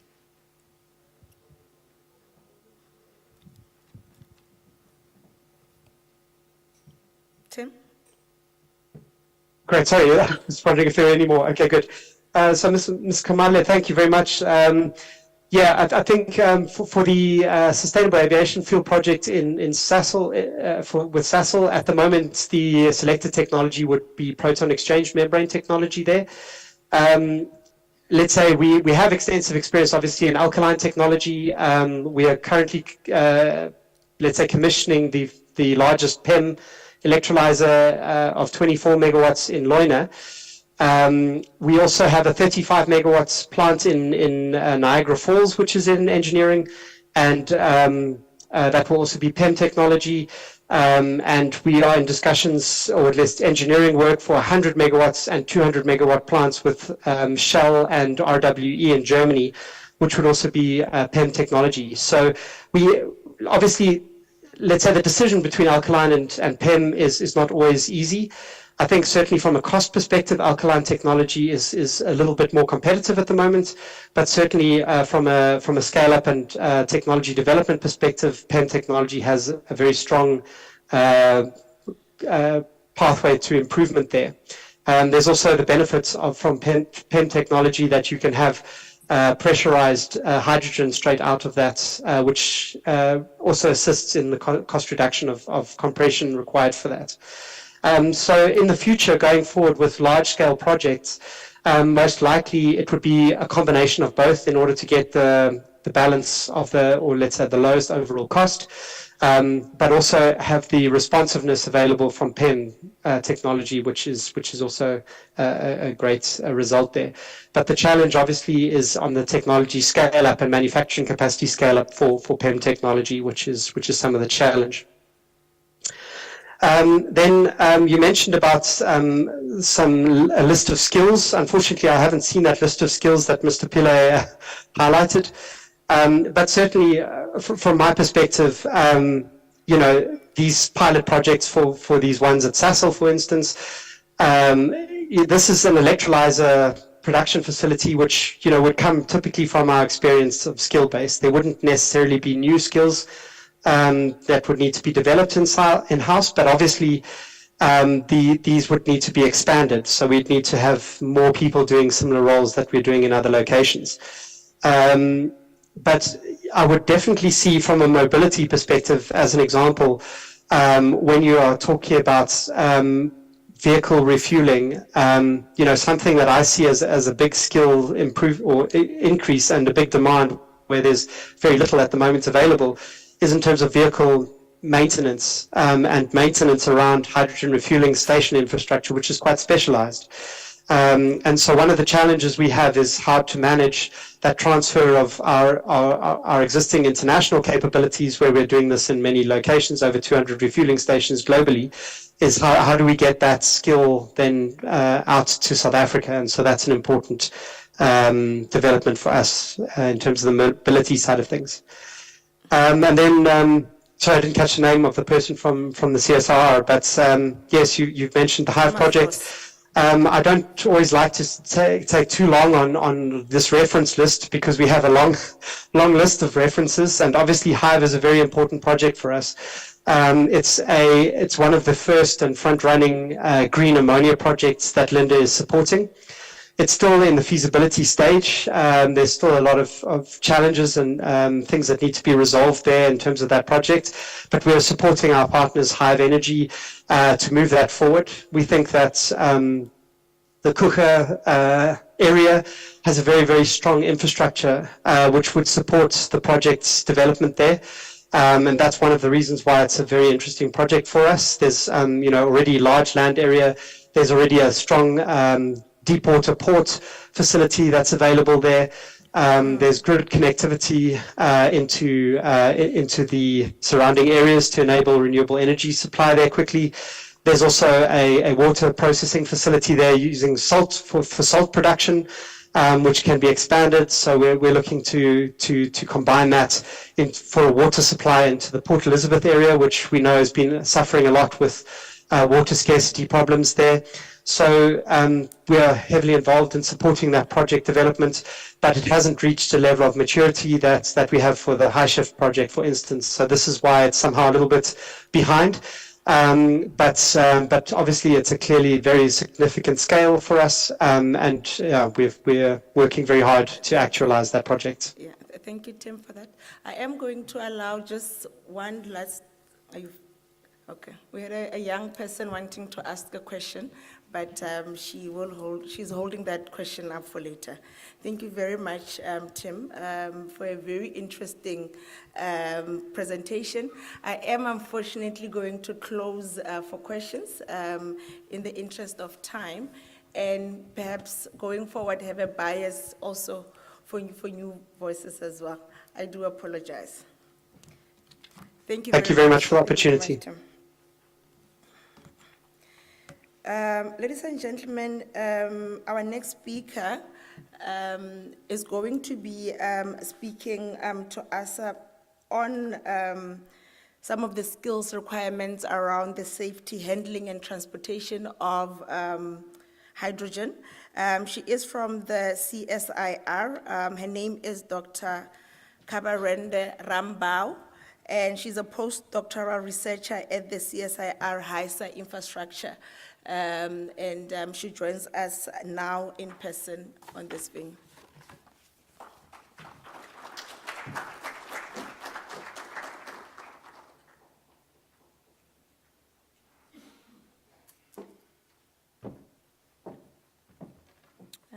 Good morning, everyone. Thank you for that introduction, Program Director, and also thank you for giving me this opportunity to give a talk on skills requirement on hydrogen safety, handling, and transportation. I'm glad that the previous speakers actually highlighted the importance of hydrogen safety. So I will just be going more on depth on trying to emphasize the importance why we actually need safety skills related to hydrogen.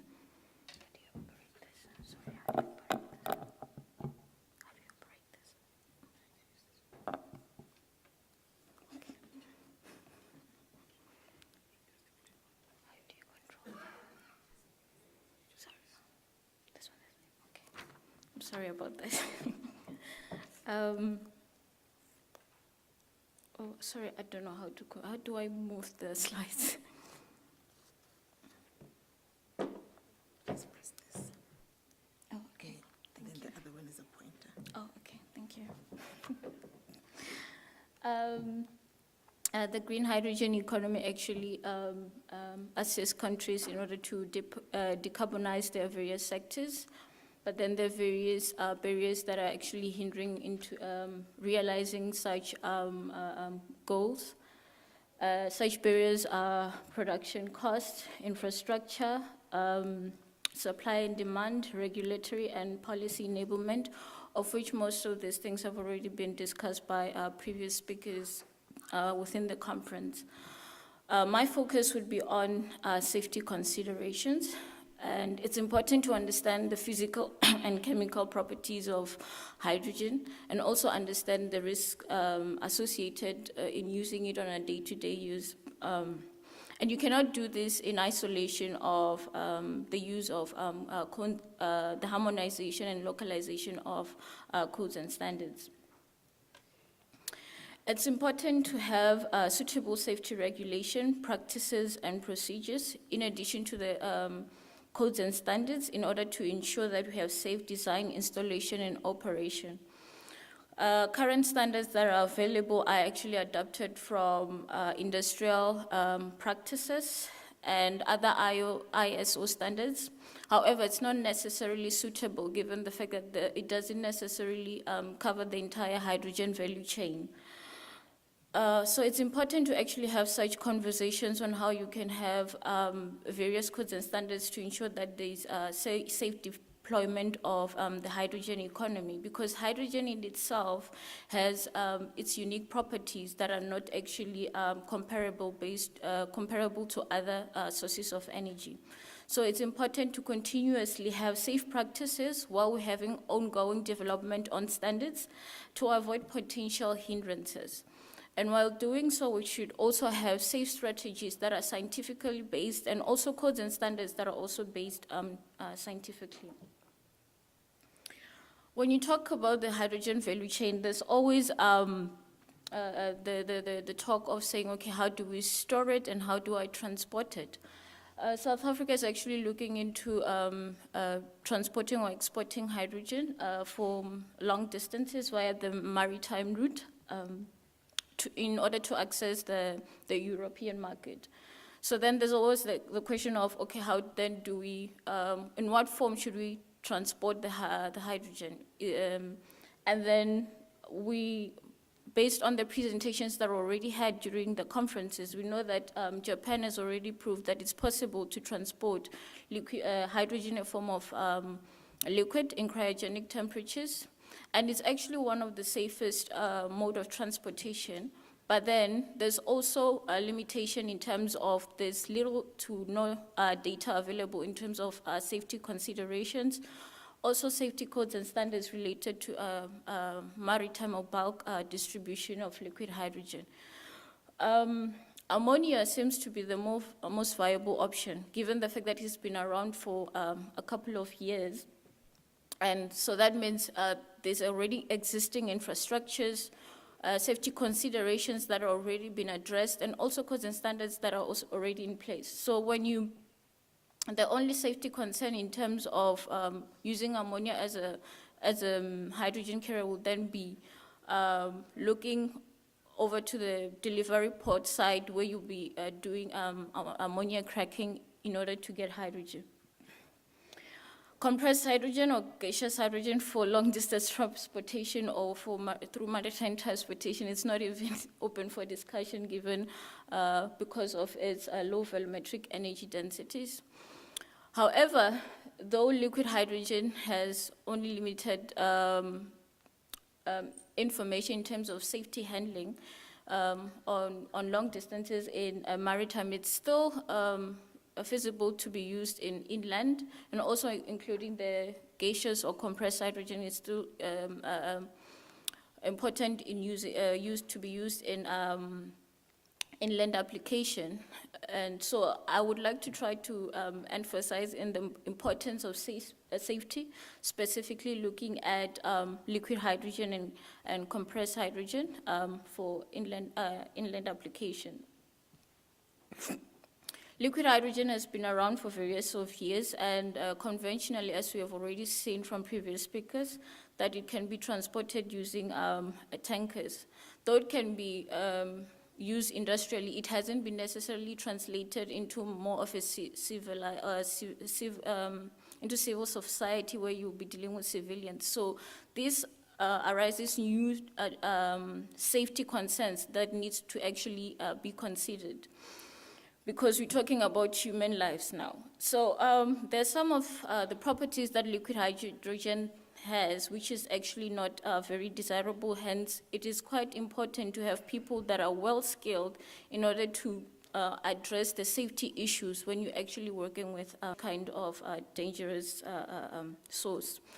It has a low boiling point, meaning it can continue to be evaporating, and these storage vessels or transportation vessels needs to have specialized relief valves in order to depressurize what's inside, depressurize the vapors that are building up. This will assist in mitigating some of the hazards that can actually occur. And any type of leak that can actually happen any type of air leak that can actually enter those storages can lead into ice formation, which will in turn end up clogging or making the whole system malfunction. It is also important to understand how you can handle hydrogen spillage, liquid hydrogen spillage or leak, because it can actually end up creating some sort of a very flammable environment when it's in contact with air. Another important aspect is material compatibility. Because of its low extreme temperatures, it's very important that we have the right materials that are actually containing liquid hydrogen. And then that's why you need high quality engineering, and also a lot of studies into ensuring that there is to mitigate such hazards that can happen in case if there's any type of incident. Gaseous hydrogen conventionally is transported using trailers. And then there's also other countries that are looking into transporting via pipelines. Most of the countries prefer using existing pipelines that were constructed for natural gas. It is actually cost effective, but then there's also a safety issue that arises on whether there's material compatibility. So when you look at it, it's actually advisable that you can't necessarily use the entire natural gas pipeline system to transport hydrogen. You actually have to look into blending of natural gas and also hydrogen. So above if you are transporting hydrogen through the pipelines, anything above 25% can lead into very dangerous hazards. And hence we also need a lot of studies and skills that actually will have to help in designing proper quality of pipelines that will be distributing hydrogen for long distances. This is important because hydrogen is it has a low viscosity, it can easily leak into anything, and it has high diffusivity, meaning it's actually very lighter than air. So for example, if we're dealing in an enclosed environment, it can actually accumulate at the highest point within the room. Hence, you need proper ventilation, because the smallest amount of energy can actually start a spark, can actually start a flame, because it has very lower explosive limit, which is around 4%.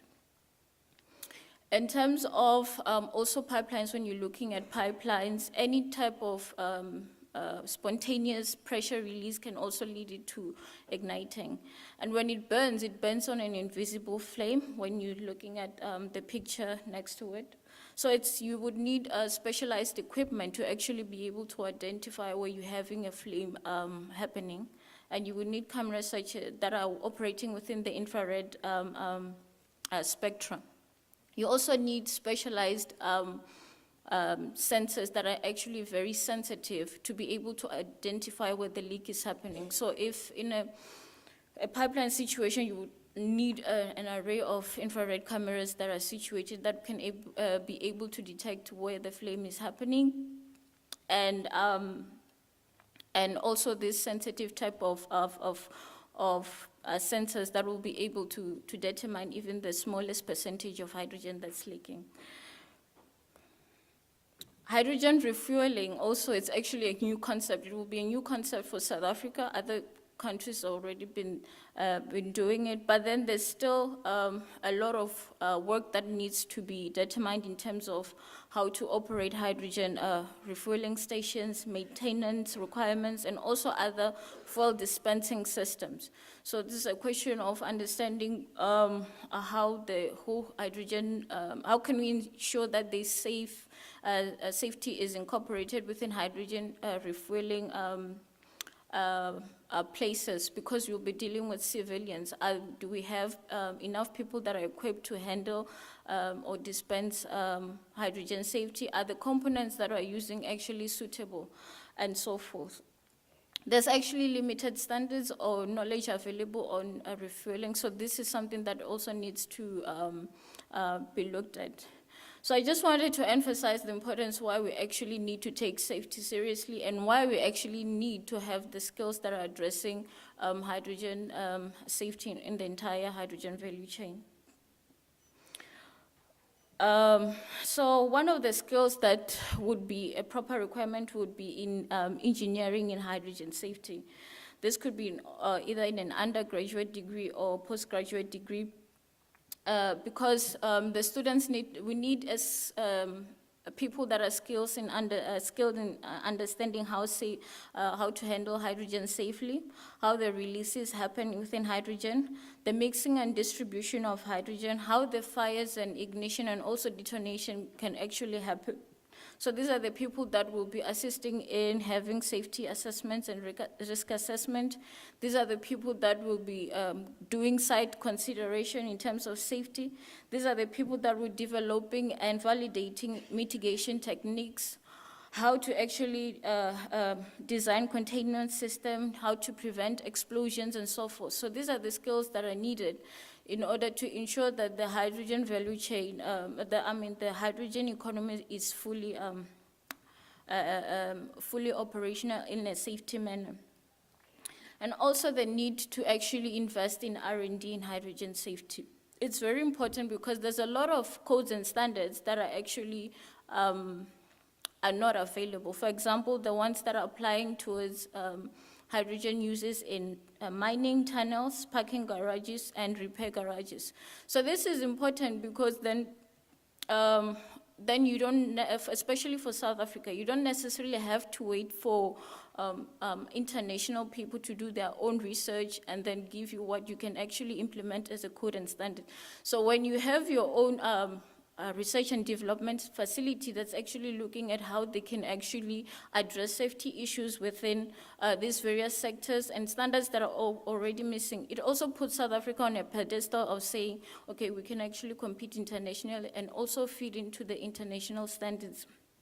It's also important that we understand how hydrogen behaves by having models for quantification of hazards and the associated consequences, which can be used to evaluate the risk associated with the particular scenarios. We can have this in a form of PhDs, masters, both in chemical, structural, and civil engineering.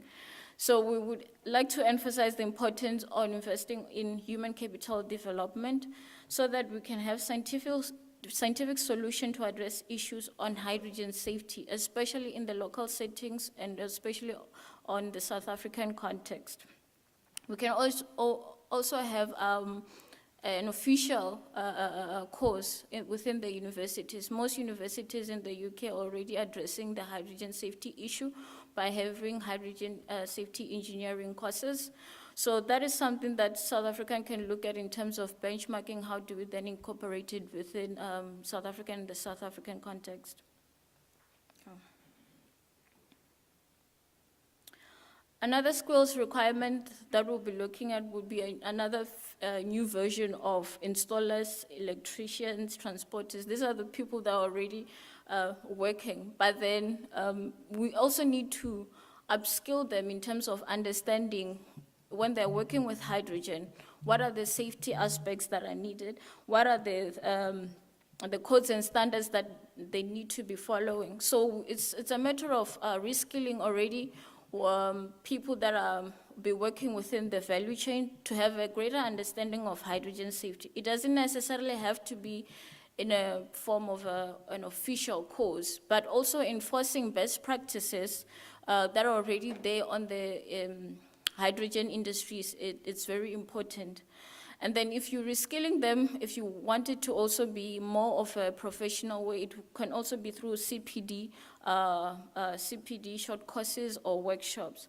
And this has to happen in collaborations with higher learning institutions and other industries in order to actually have practical experience in understanding how to actually address the safety issues.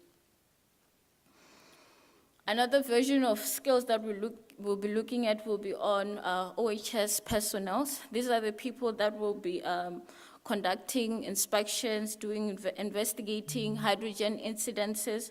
And these are the people that will also be addressing awarenesses within the workplaces. So it won't be your normal OHS personnel. This is not somebody who specialized in handling hydrogen and how to respond to it. Code officials and safety officials, environmental officials, those are also people that are necessary. They need to understand how the hydrogen value chain works and what are the safety considerations that needs to be taken. First responders are the most important ones. These are the people that will be are responding to incidences, your firefighters, your policemen, your emergency personnel. So firefighters will be the one that are responding within an incident. When there's a fire, how do I quench the hydrogen fire? How do I respond in terms of when there's a car accident, a hydrogen car accident? How do I ensure that the civilian is, I remove them out of danger without actually compromising the whole system, leading to another catastrophic event? So this is another skill set that is actually required. And this can only be done if we have localized safety codes and standards, or safety codes and standards that are already in place to ensure that safety is actually adhered to. We also need to make dedicated learning materials for these specific skills. So what is CSIR doing? CSIR has been having international workshops on hydrogen safety codes and standards in the South African context for a couple of years now. And we have had a course where we had firefighters, environmental officers, artisans. And then this year we also had another one where we had international speakers from United States of Department of Energy. We also had others from the EU and other hydrogen organizations. So all these aspects were actually they're experts in hydrogen safety. So it was more of a workshop of information sharing, where these experts are giving information in terms of the lessons learned when they're deploying some of their technologies, the incidences that actually they encountered, and how they handled it. And it was also important given the fact that there's a lot of gaps in terms of safety codes and standards. Hence, you need people to actually give a nice, broad view on how to handle situation where you have a project, but you don't have the necessary codes and standards that you need to be looking at. We're also working in collaboration with the National Cleaner Production Center in developing a safety handling material in hydrogen. So this will be another workshop that is going to be held next year, and more information will be provided by the CSIR and National Cleaner Production. We also, in assistance with Chieta, we're actually recruiting a PhD student that will be focusing on hydrogen safety codes and standard studies. And we're working also with other stakeholders such as TUT in terms of how do we assist them for them to identify what other topics that need to be included when you're looking at a safety course material, especially that will be an NQF accredited. And we're also looking into working with other stakeholders into assisting in developing the safety materials. With that said, I would like to say it's quite important that we incorporate safety within the hydrogen value chain. If we don't take safety seriously, then it will have a very negative perception within the public. So hence, safety should also be considered and have the necessarily, and develop the necessary skills to make sure that the hydrogen economy is fully deployed. Thank you.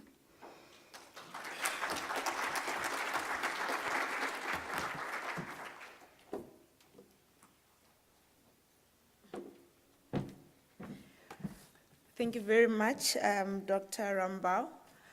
Very interesting. I enjoyed this topic. I'll open for questions. If I could please ask all the delegates, if you're asking a question, to please stand. It's quite difficult for the cameras to capture you if you're seated when you ask the question. I've noted a hand from Dr. Makubela.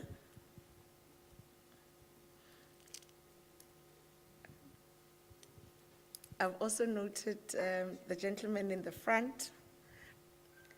Thank you so much, Dr. Rambau, for that presentation. I think very insightful, informative. I don't know if everybody's starting to have jitters around the room about what we are gathered around here. But it was interesting to see you classify the hydrogen as a liquid and compressed. If you take me back to my phase diagram, I would understand that you have liquefied hydrogen at very low temperatures, minus 270 or so. That to me, just not from a safety perspective, but also from a cost perspective, it brings in an element of another energy requirement to keep the hydrogen in a liquid form.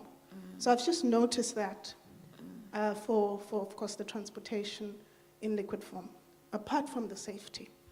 And then, of course, the compressed form, if you can just maybe elaborate. When you say liquid form, is it stored in a liquid organic carrier or is it liquefied hydrogen? Thank you. Thank you, Dr. Makubela. There's also another question here, Dr. Rambau, in the front. Mike, yeah. Thank you. Thanks once again. My name is Cosmas Chiteme from the Department of Science and Innovation. Mine is actually not a question. I just wanted to alert the audience that South Africa is part of the International Partnership for Hydrogen and Fuel Cells in the Economy. And as part of our membership within that multilateral organization, we participate in 2 working groups. One is on education and outreach, and the other one is on regulations, codes, and safety. So what we do is, as a department, as much as we are the official representative of the country within that organization, we need technical experts to then participate in the various working groups on behalf of the country. And these don't necessarily have to be people from government. So if there are any of you who are interested, please get in touch with me. There is actually more task forces that are coming up on hydrogen certification, as well as the task force on trade rules, looking at the global trade on hydrogen. So we do have some colleagues from Transnet already participating in the maritime task force, but there is more experts that we need. So please get in touch, and I'll provide the necessary details. Thanks. Thank you, Mr. Chiteme. Dr. Rambau, you can respond, please. By liquid hydrogen, If I could please stand so they can see. I'm sorry. by liquid hydrogen, I'm referring to cool down hydrogen. You know, you have to cool the gaseous hydrogen below its critical temperature in order to have the liquefied hydrogen. That's what I mean.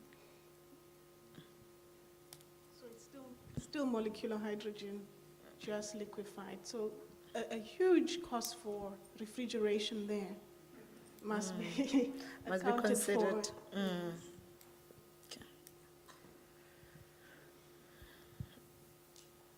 Yes. Stanford is my name, from the University of the Western Cape. When you look at, I'll try and answer your question, Doc. When you look at the hydrogen that is produced, normally when you are producing, let's say we are using PEM electrolysis, you are producing it in gas. So if you're going to use downstream consumption is gas, there is no extra cost. So the premium that is attached at hydrogen gas is different from the premium that you need to attach for cryogenic, for users that need liquid hydrogen. So if a customer, the end user, wants a liquid hydrogen, normally for this space industry, they need liquid hydrogen. So you find that the premium for those guys is different because there is cooling that has to be included. Then when you want to sell it and export it in ammonia, is what most guys have been talking about, there is also another premium that you need to add for the harbor process that you need to include for you to have ammonia. So then that brings us to a point to say the hydrogen price at the end of the day is not going to be universal. Thank you. Thank you for that. Colleagues, I would like to break us for a short tea break. I think after all that technical speak, we do need a bit of a, we need a bit of caffeine to sharpen us up again. So,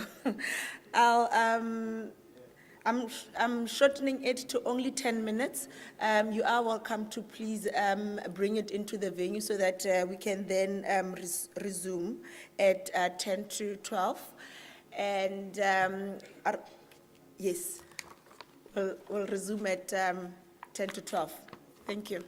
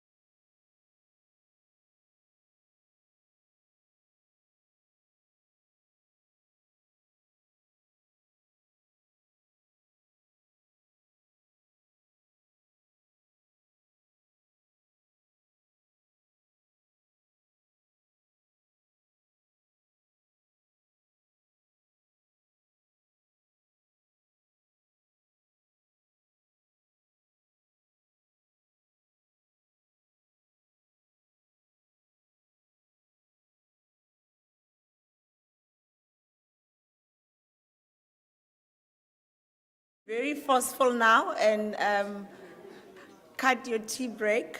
If we could please move back into the venue so that we can welcome our next speaker.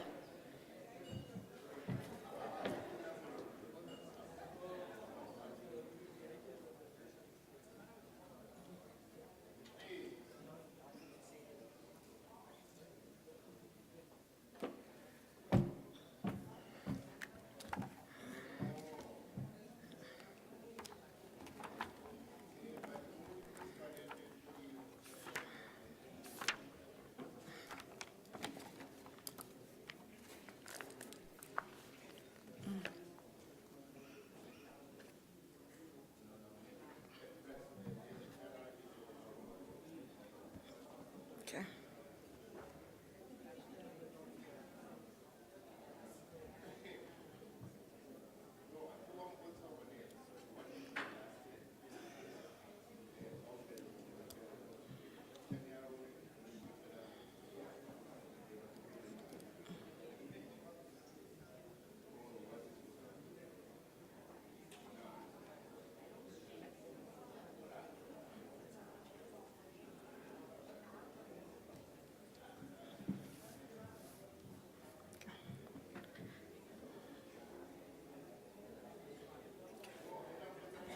Yeah. Ladies and gentlemen, I'm moving us to our next presenter and speaker.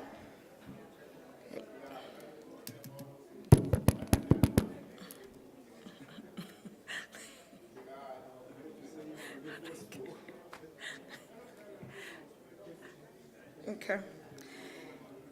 Ladies and gentlemen, our next speaker is going to be speaking on us on the Ghanaian experience and some of the plans around hydrogen.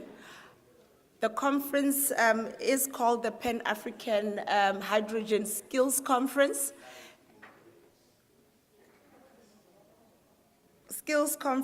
And it was very important that we really focus the skills requirements from the African experience. Our speaker's name is Dr. Riverson Obong. He is from the Ghanaian National Gas Company, and he is the commercial manager in charge of economic modeling and risk management at the gas company.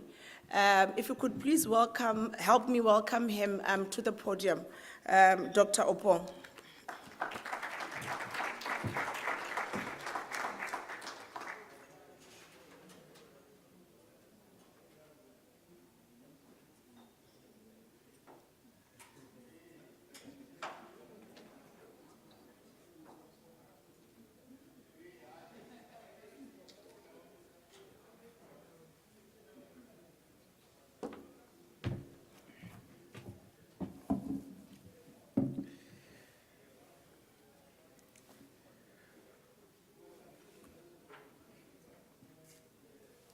I think I can greet good afternoon now.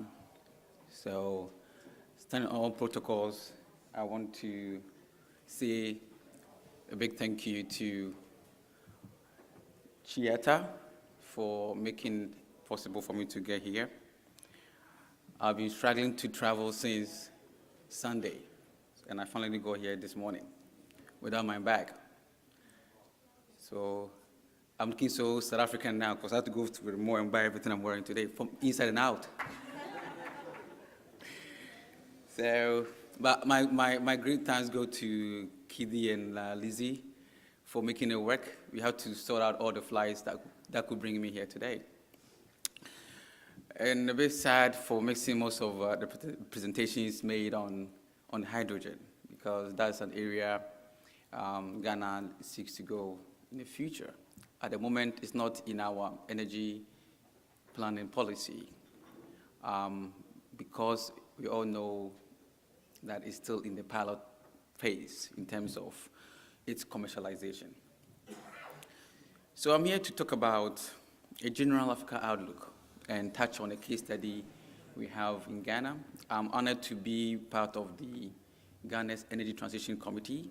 So we are the ones writing the policies around the energy transition and other new sources of energy. So when I say energy here, it could be fuels, it could be electricity. And when I change my mind, I'll tell you when I change my mind. All right, so talking on the energy cost and crisis, an African outlook. Look at a quick introduction, look at the outlook of the African or even global market in terms of energy supplies, looking at the definition of energy security in terms of sustainability, the global challenges, and case studies, like I mentioned. So energy transition is a pathway towards transformation of the global energy sector. And let me emphasize on the fact that it is not the energy that needs to be changed, it's the source of the fuel. Most times at conferences, people tend to misunderstand the objective of what energy transition actually is.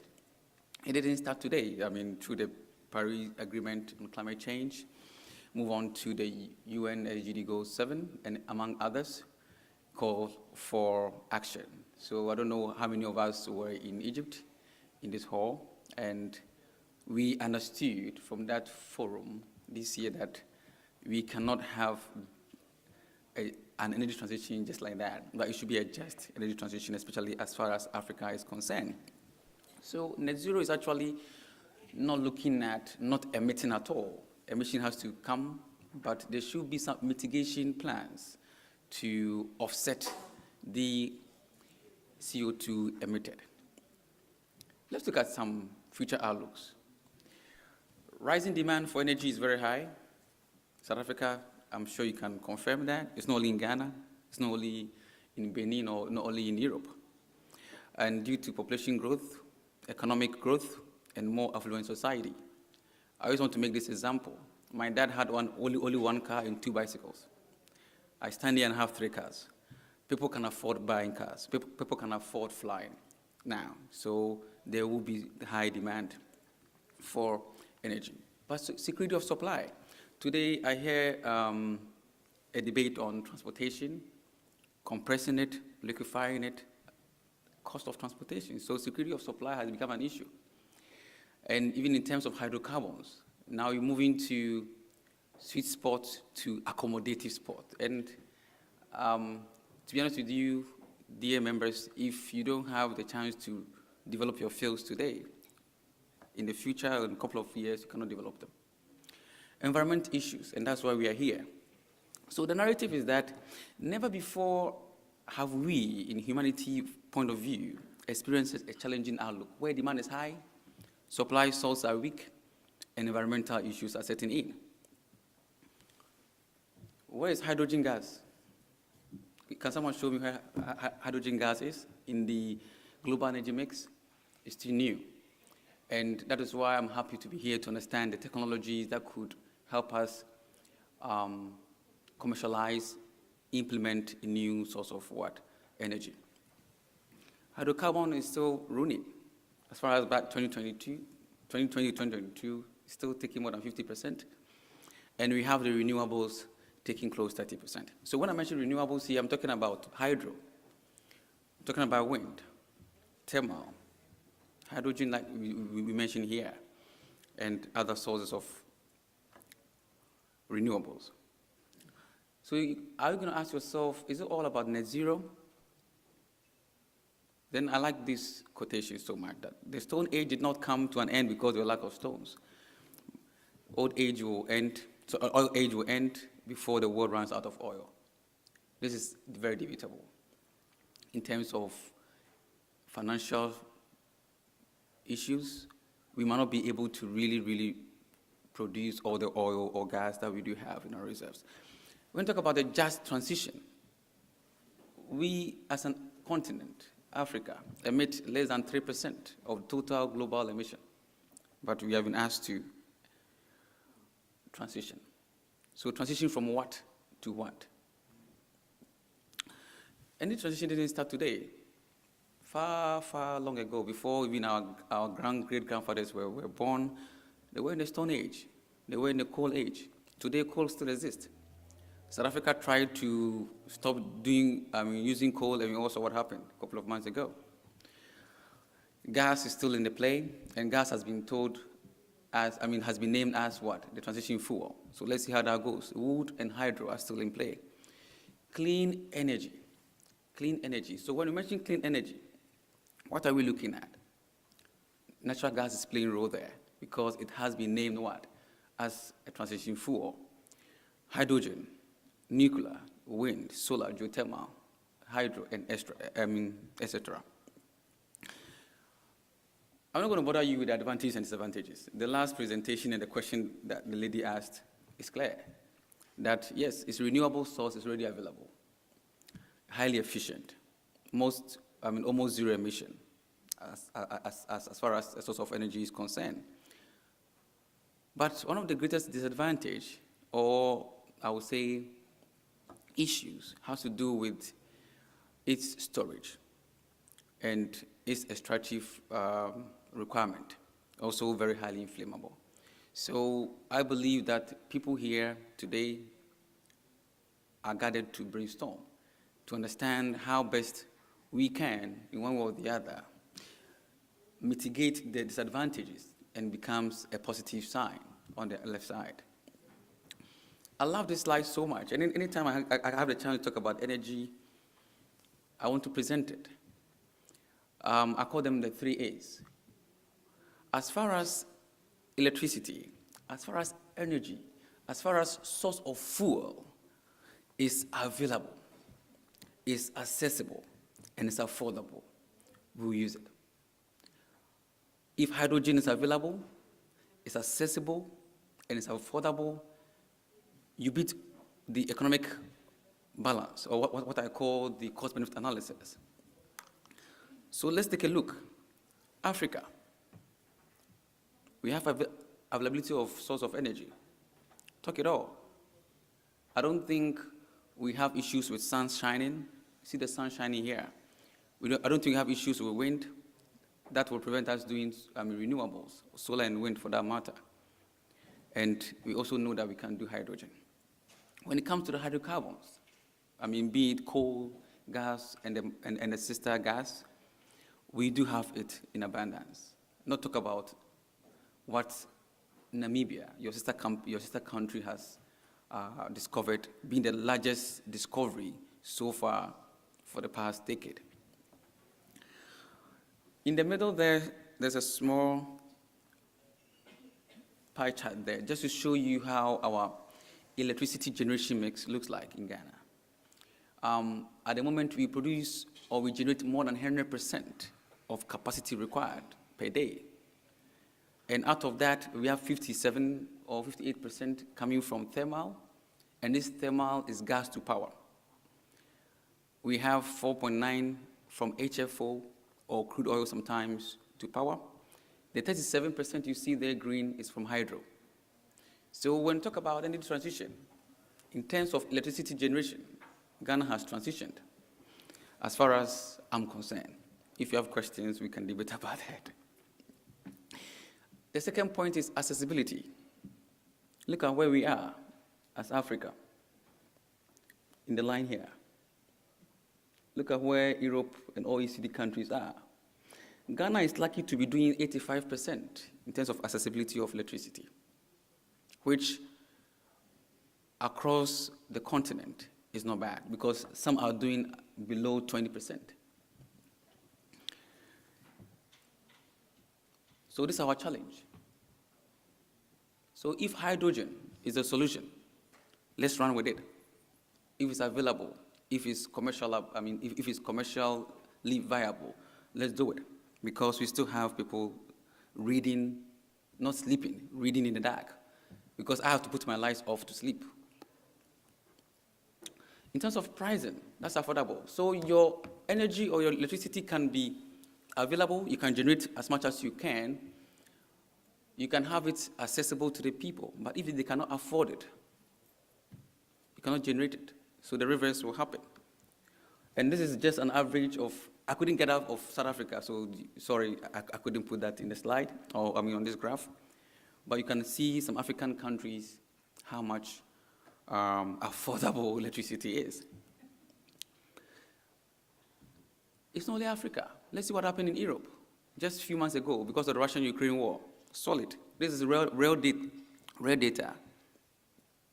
We saw the spike somewhere in July and August, where cost of electricity was so high. They had to go back to their coal plants. They had to go back to their oil plants. They had to go back to cheaper source of fuel. It got to a time electricity price was higher than rent in the Netherlands and somewhere in the western part of Europe. And I'm sure South Africa also has got this hunch. So this is the regional outlook, 2015 to 2050. This is what we want to see in Africa. We want to see that electricity is available and it's accessible and it's affordable across the continent. But what are the challenges? The challenges boil down to geopolitics. It boils down to funding. And it boils down to technology. And that's the more reason why I'm so pleased to be here, to understand what technologies are available for us to commercialize hydrogen gas. Because as it stands, when you look at the case study that Ghana has, we don't have hydrogen anywhere. At least you've seen the source of electricity generation, we don't have hydrogen there. And even in our planning stage for the next 10 years, 20 years, we still have not considered hydrogen because we don't have the technology.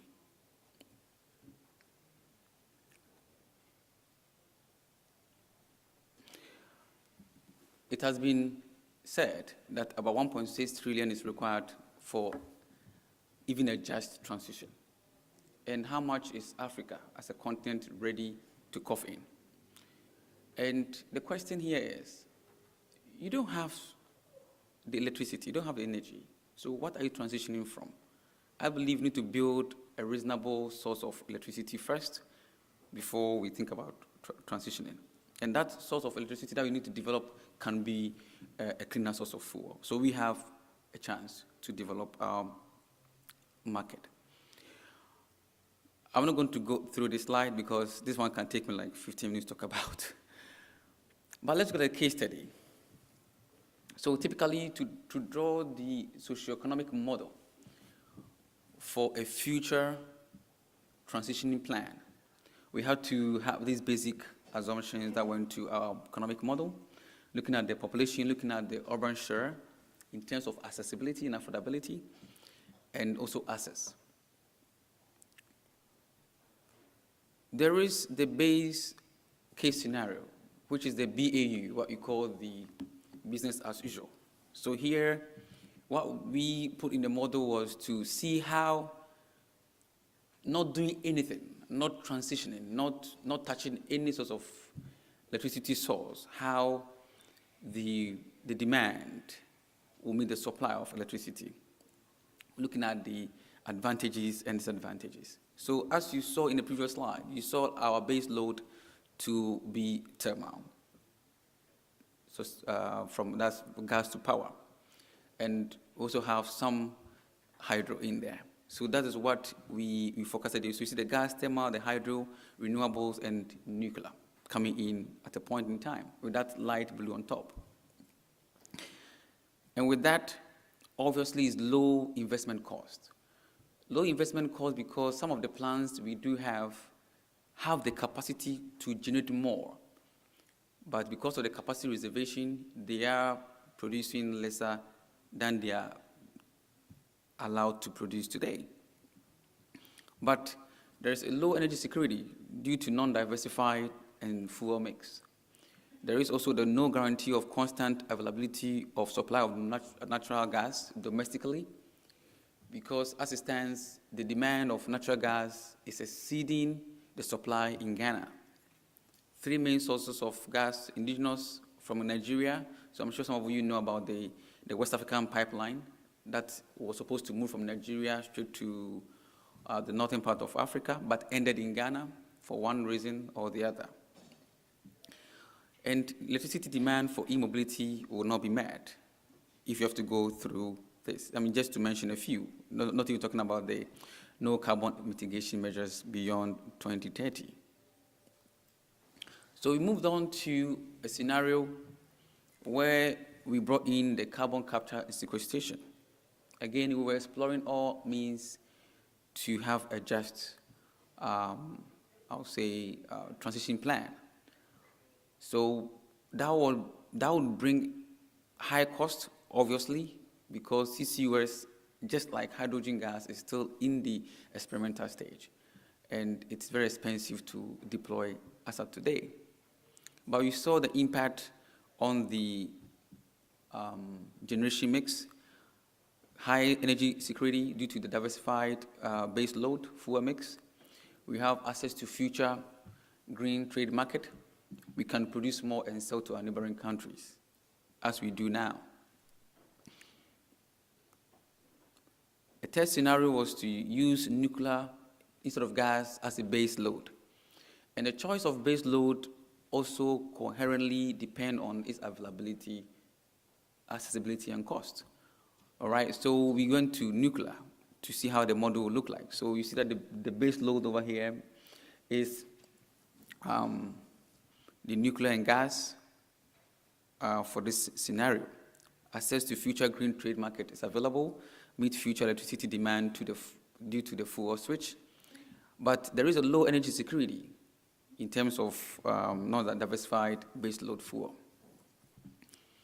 The third one was to use the second one that we saw, but not applying any CCUS technology to see how the cost will be like. Obviously, the cost will go down, and you might think you are doing well, but that will affect your green energy plan. And the last scenario was to use a preferred fuel, use gas as a preferred fuel for power, transport, and even industrial use. I was very happy to hear the compressed part of the hydrogen. Today, in Egypt, Morocco, have deployed so much of CNG, that's a compressed natural gas, to the extent that more than 80% of their vehicles are now running on CNG. So that's something that we are also looking at. And hydrogen, like I mentioned here. So we also want to adapt the EVs and hydrogen, which will be slower as compared to the three transition scenarios we have. So that would depend on how hydrogen commercialization and development will go. We do have it in our plan, but comes with a very significant low-cost investment, if that will be assured. Emission-wise, very simple. You see how the base case scenario, the BAU, has a very high CO2 emission as compared to bringing a CCUS in to extract the CO2 emitted into the environment. This is the most important part for me as an economist, because all these transition scenarios come at a cost, and the cost is very simple. Total cost of production divided by the capacity that you are generating. So if your case, as you can see here, for gas as a base load with no CCUS, is not cost beneficial or it's not cost effective, then we cannot look at it. Because at the end of the day, you should be able to generate electricity that can be purchased. Okay? So we look at the last scenario, which I really love, where we have the slow introduction of EVs and hydrogen at a very reasonable cost in terms of electricity generation or even source of fuel. Same as I said. So the energy outlook, like I mentioned, the population is increasing. We are to double in the next 2 decades as far as Africa is concerned. But as it stands now, we cannot even meet 50% of the demand of electricity as a continent. I was having a chat with the gentleman at the back, and we mentioned AFTA. I feel AFTA is delaying a bit, because if a country like South Africa can generate more energy, can transform to hydrogen, if Nigeria can do same, if Angola can do same, we can now feed into the countries such as the inland countries, like Chad and the rest. And as far as it's affordable, they will have a cure for energy poverty. Environmental issues cannot be left out, affecting funding so much. Now, oil and gas activities are in drawback because of funding. So, the 3 A's are what I will dwell on and conclude, because no matter what the source of energy is, no matter what the source of fuel is, it needs to be, first of all, available, it needs to be affordable, and it should be accessible, okay, so that it can replace an existing source of energy or electricity, fuel source. So on that note, I will thank you, and then I will engage further with questions. Thank you.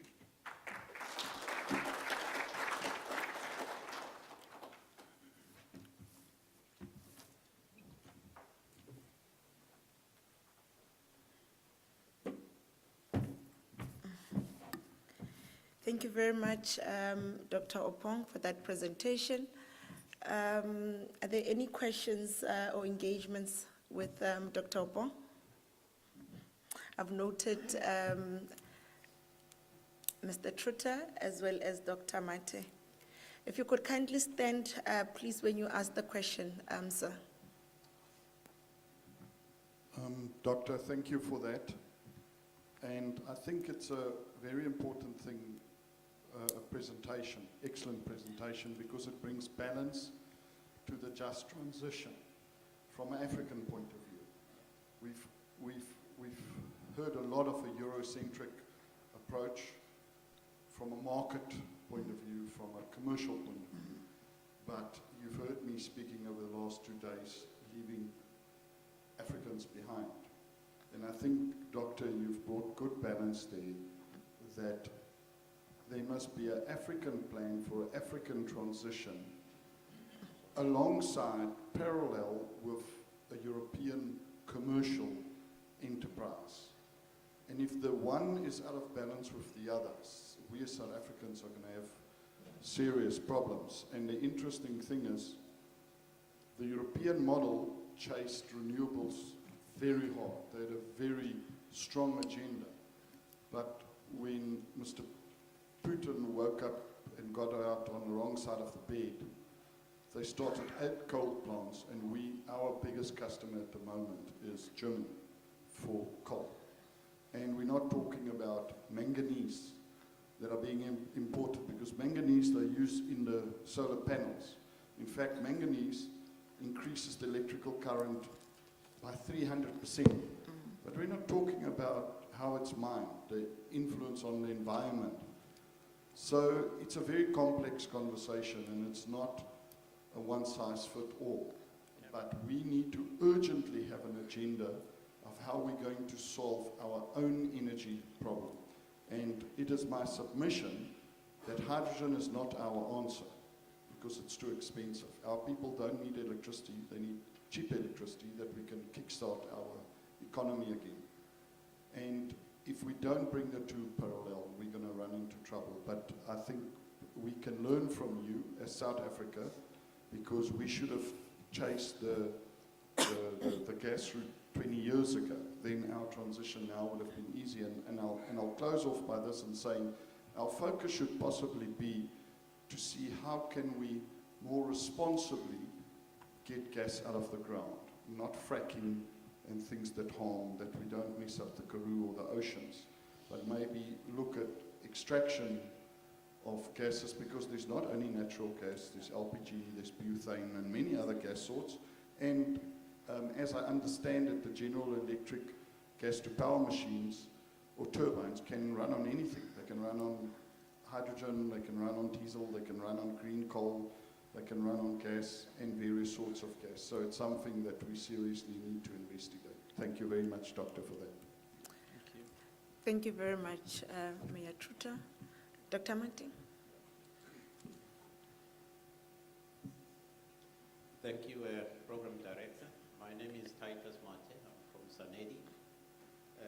Dr. Opong, thank you. Thank you for your, I think, very insightful presentation.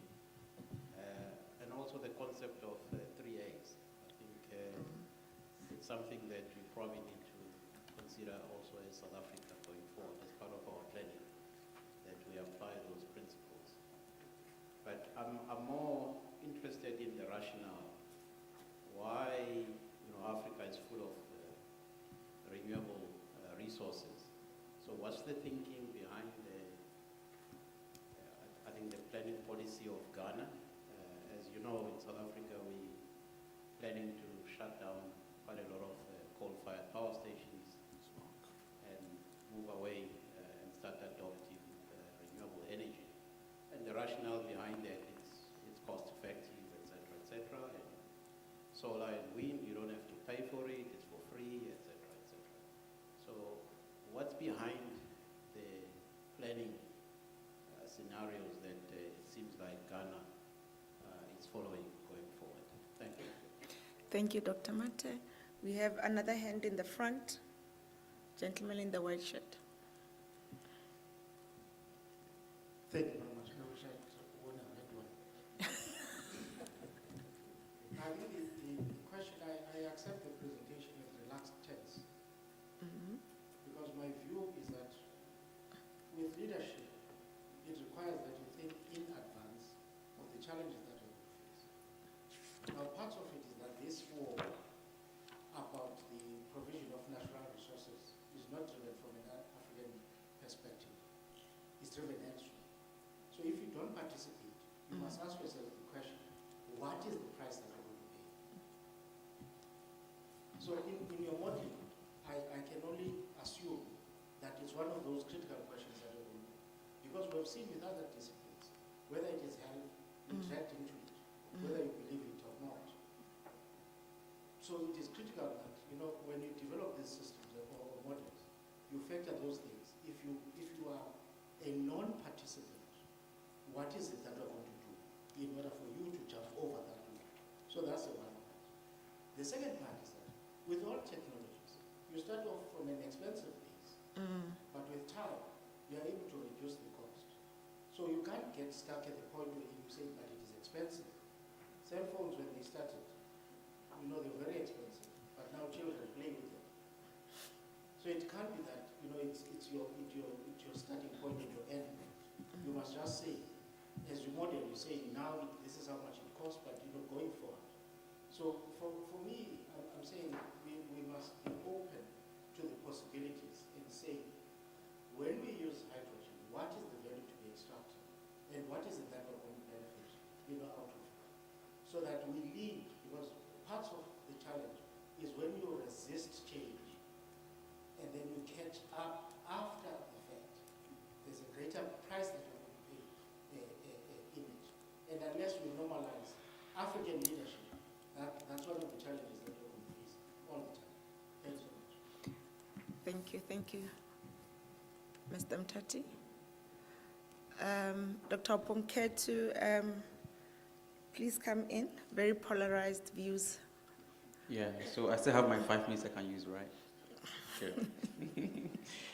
She signaled me I have only 5 minutes, so I have to cut it. But, so thank you so much for your submission. I think, like I always say, we need to have an African content instead of having a country-based local content. If you come together as Africa, I believe with the experience that South Africa has, Angola, Nigeria, even the northern part of Africa, we can come together and implement certain technologies and even fund our own projects to lead to a successful energy poverty eradication. So for me, the question is, what do you transition from to what if you don't have it? 50% plus of the people don't have source of electricity. So what are you transitioning from? We can do it holistically. New source of energy could be renewable. But again, the 3 A's should apply. This will address the last question, and I'll still touch on it a bit. In South Africa, people can afford it. But what about Chad? What about Congo? So if you're looking at Africa, then we really need to look at affordability. But if you're looking at Africa, or even Ghana, we increased our electricity costs by 25%. People are still buying it because people can pay. But what about countries that cannot pay? Okay, so that's where the issue is. Thank you so much for the submission. Then Second question that came was, why shut down coal plants? I think you made mention of that. South Africa has shut down most of their coal plants. For me, it's a shame that there is a global policy to shut coal plants. And where the policy immigrated from has gone back to coal. We have seen many times where London and Europe has gone back to coal. So why can't we go back to our coal? For those who are hydrogen experts, I'm not a chemical engineer. That's why I'm here to learn from the chemical engineers. If there are so many sources of hydrogen production and excess electricity generation is part of it, why can't we generate from that cheaper source of electricity, produce hydrogen and sell, or even store for heydays? I think all these policies need to run through our leadership so that we can have a suitable and sustainable source of energy. Now the question was, what was behind the plan? Very simple. We first of all looked at what source of fuel we had available as a country. Time wouldn't permit me to take you through how Ghana immigrated or migrated from Stone Age to what we have. But Ghana used to run on solely hydro under the auspices of Dr. Kwame Nkrumah, the first president. So we were driving hydro from day one. Before thermal plants came in, crude oil came in, but at a point, we were having interruptible flow of crude oil from Nigeria. That time, WAPCO, that's the West African Pipeline Company, built that pipeline from Nigeria, Lagos City, to Takoradi, that's the oil city of Ghana, for those who know Ghana very well.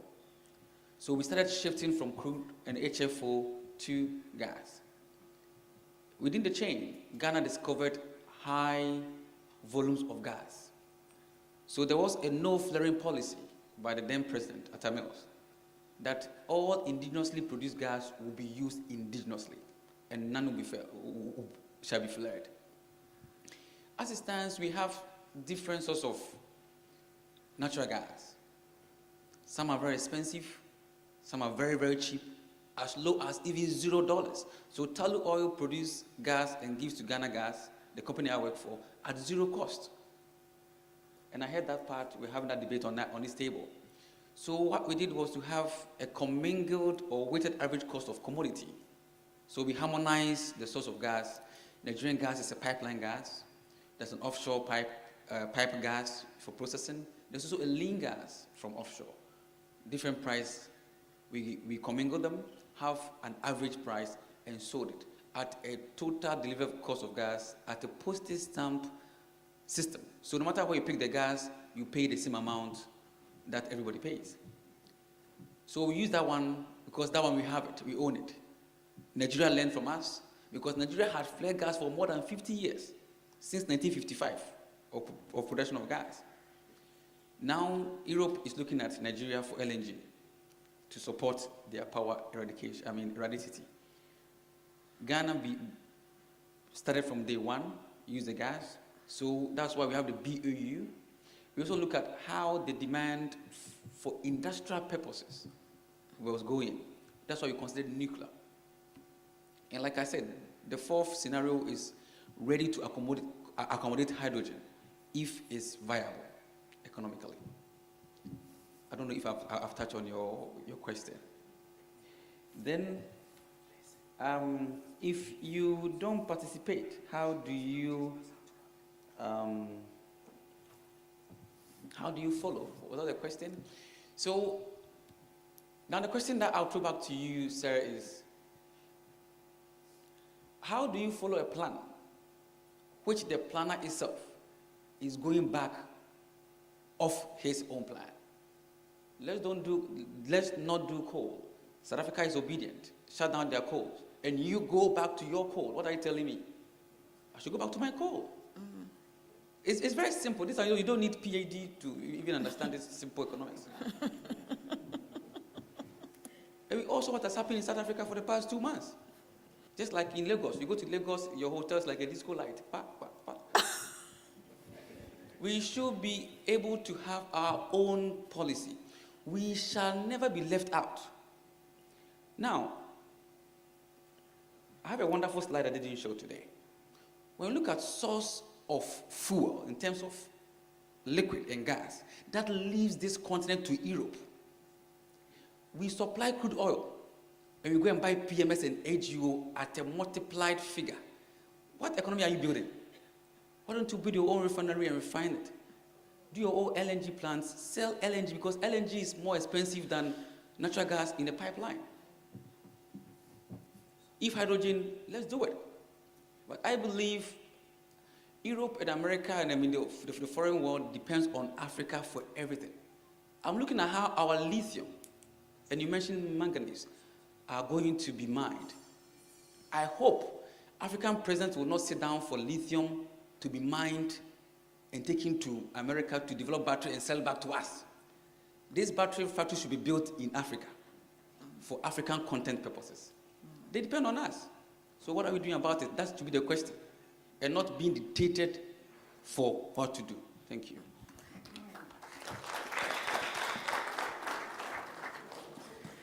Thank you very much, Dr. Opong.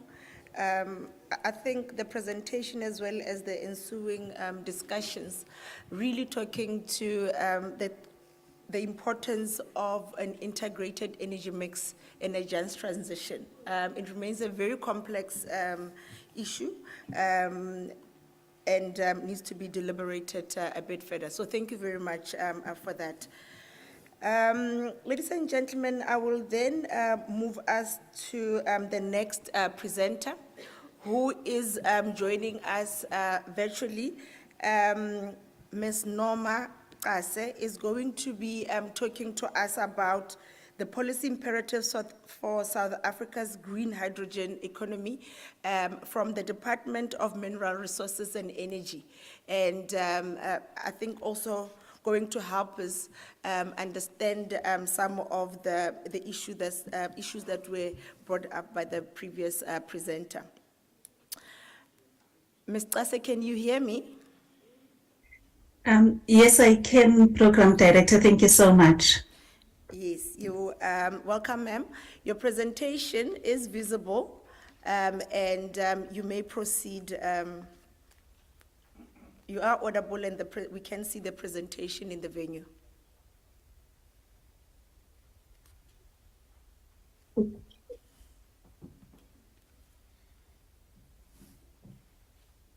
All right. Good afternoon, ladies and gentlemen. As indicated, my name is Norma Kase from the Department of Mineral Resources and Energy. Okay, was just testing if I can scroll down.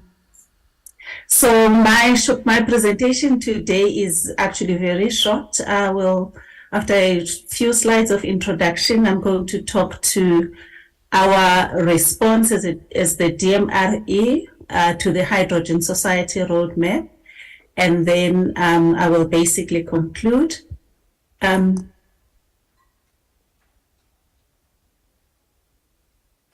Okay, so first of all, let me apologize. Thank you so much to the organizers for accommodating me virtually. I was supposed to be with you today, but unfortunately I could not get a flight for some reason that I do not yet understand. So I'm very grateful still to be with you from this platform. So the DMRE, we are joining and supporting the country in terms of alignment with the hydrogen economy. Hydrogen, of course, as you all know, and as many of the speakers and the discourse in the country has been, it's understood as the most abundant element in the universe that can basically boost global efforts to decarbonize our economies in line with the 2015 Paris Agreement. Of course, it's got so many names that is classified according to the different processes and fuel stocks used during production. but it remains that chemically all of them are identical. So here today we're talking about green hydrogen, which is derives its name from it being produced with renewable energy sources. Typically in South Africa, we're looking at solar and wind, and for the reason that we do not have much of the water resources. So it's preferred, green hydrogen is preferred because of its zero contribution or net carbon emissions. I have to acknowledge that a lot of research, development, and innovation has gone into this space in the country. There is more than 15 years of extensive knowledge, therefore building a very good foundation for us to look into pilots and also pace ourselves in terms of how we implement hydrogen-related projects. So for that, I think as policy departments, we are very happy to be following our academia as well as the Department of Science and Innovation for leading us into this space over the past 15 years. We are playing catch up. We know, I think there is no practical experience. It's still very limited. But we also, from last week's engagements, we know that there are a lot of projects on the pipeline. So with that said, we have to acknowledge that there is currently no policy or explicit regulatory framework to support hydrogen projects or investment decisions. However, as the DMRE, we're prepared to develop appropriate policies and legislative framework to close this gap and support the hydrogen economy. All of that pending on us having I think it's going to require a lot of collaboration between us and the industry in order to identify what are the most appropriate responses. We have, I'm feeling very shy talking about this after the eloquent presentation from my colleague from Ghana. But yes, in South Africa, we're beating ourselves up saying that we are behind the curve in creating a conducive environment for domestic and international investors to get into this space. But also, we've also been behind in announcing our intentions as well as our appetite to be a major green hydrogen producer and exporter to the rest of the world. However, I think the events of last week at the Green Hydrogen Summit, we started making that position known. And also in recent months, there has been a shared aspiration to basically unlock green hydrogen economy. So this is beginning to emerge. Evidence for that is in terms of the work that has been done, a lot of work. I'll only mention just the Green Hydrogen Society Roadmap that was published early this year, but a lot of work has been done, as I've indicated, over the past 15 years. Then we have last week the cabinet approval of the green hydrogen commercialization strategy from our sister department, the Department of Trade, Industry and Competition. And then also the provincial response from particularly the Northwest, the Northern Cape and Gauteng has been very positive. In the Northern Cape, they released their own green hydrogen strategy. So basically from the government side, we've seen some responses in terms of strategies and roadmaps, but also in the private sector, we are beginning to see pilot projects being launched.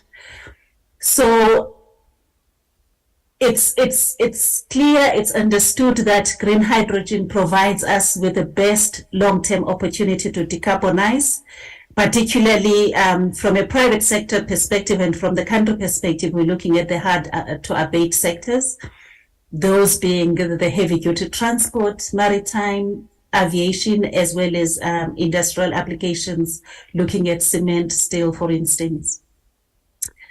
So hydrogen then provides us with the right density and the long-term storage capabilities that are required to move us forward. So I know Cosmos is in the team. I've stolen your slide because you are leading us. So DSI has shown us, I think it's important that we share information and we understand what it is that we have to buy into. So there is this slide that came from one of the presentations on the Hydrogen Society Roadmap, which shows us where the growth areas are, what the benefits are for different stakeholders, as well as what the enablers of the green hydrogen economy are. So if you look at the bottom there, we have government in terms of being one of the key enablers of this sector, and the role being that of policy and regulation, including incentives. So I think what is important here is that as policymakers, we need to be able to identify and also prioritize our areas of focus based on what the value would be, or the value add or the benefits would be to the economy. So we then have to look at the highest value. And I think for me, on that, we have to look at that row that shows the stakeholder benefits. South Africa has got a very serious problem with high unemployment. I mean, almost 50% unemployment if going above 44, if just 40% is actually ridiculous in a country such as ours, where there's a lot of young people are affected. So then you have economic growth and development, industrialization, which is a core priority within government now, especially looking at all the sectors that require support from government, and also that are being the sectors that have been identified for active promotion by government and working in collaboration with the social partners, labor and business. We understand that getting into the sector has to contribute to energy security. And I think that is a point I could not emphasize more after the presentation that we've just had. In as much as South Africa has very high rates of electrification, the point is that some people still remain in the dark. And now those of us who do have access to electricity, we're beginning to see what it means to not have secure access to that electricity. So there's a movement around just transition, and then economic value added. We need to be able to quantify and to be able to show others what it is that this sector is contributing to. So what would then an enabling environment address, or what would it mean for us? I think in as much as we don't have policy, we understand that access to energy infrastructure would be important for this nascent industry. So we would need access to new and existing energy infrastructure, for instance, that would include electricity networks, gas networks, ports, roads, and rail. A very good presentation has just been shared with us on safety standards and requirements. That is an area that is globally seen as important, especially if you are looking into into the export market, as South Africa is. We need to have the regulatory incentives for investors to get into this space. So as we understand it, green hydrogen faces similar barriers as other shades of hydrogen. These would include the lack of dedicated infrastructure, the high production costs, as mentioned earlier, the energy losses, the credibility of origin. Each time as we are getting into this, we need to prove that actually it has been produced with using green technologies or renewable energy technologies. So all of these, they tend to limit the full contribution to the energy transformation. But these are the issues that we need to pay particular attention to. Then there's a need, we need to address issues of promoting trade and export. Again, from this one, the International Energy Agency points us to that trade can benefit from common international standards for the safety of transporting and storing large volumes of hydrogen, and for tracing the environmental impacts of the different hydrogen supplies. So within this, I think the presentation that Ms. Mpofu has made, I mean, we won't, as South Africa, we won't have our own standards for safety, but we have to abide by or align ourselves with the international standards, because this is a global initiative. Locally, again, there are issues around permitting, licensing, and authorization processes. Many of those who are in this energy space are aware and familiar with what sometimes are considered to be onerous processes, which are often blamed for delays in implementing projects. This is something that the environmental department is very much alive to, and we all know they have responded positively in the past in terms of the renewable energy IPP procurement program, and it is something then that needs to be also accommodative of this new green hydrogen sector. There has been already a reference to the refueling stations that would need to be built as part of that infrastructure. This currently is seen as a key economic barrier to the deployment of fuel cell vehicles. And at the same time, it's regarded as a precondition for making heavy-duty fuel cell vehicles a viable option, particularly for the mining and logistics sectors. I have mentioned, I think all of you are aware of the Hydrogen Society Roadmap, which basically has become the key document, the key reference point for all of government's response to this market. So as a department, considering that we are now playing catch up, but also trying to be positively supportive of this work that has already been done, and the government's aspiration to play a significant role in this sector, we recognize that our own, it's important that the policy position of the department is very clear, it's definable, and it's also very unequivocal. So it is still something that we need to do. We are not yet there. But to this, at this point, what we are doing, we are looking into developing a green hydrogen framework. The main objective of this being to define the role that the DMRE and its policies, regulations can play in terms of supporting the development of the green hydrogen economy, or the hydrogen economy as a whole, because we also do recognize that in the beginning, the gray and the blue hydrogen shades will also play an important role in this sector. So we see ourselves as playing a role in terms of matching demand with supply as part of creating that enabling environment. So what our Director General has been saying is that the current avenue that we may consider as a department, or the current instrument, would be to use the Integrated Energy Plan. This one, unlike the Integrated Resource Plan, which is electricity generation focused, the Integrated Energy Plan looks at the energy sector in its entirety, which is why it is seen as the best instrument or vehicle to use to support this sector. So we have said last week that the department is planning to update the Integrated Energy Plan and clarify where and what role other energy sources would play.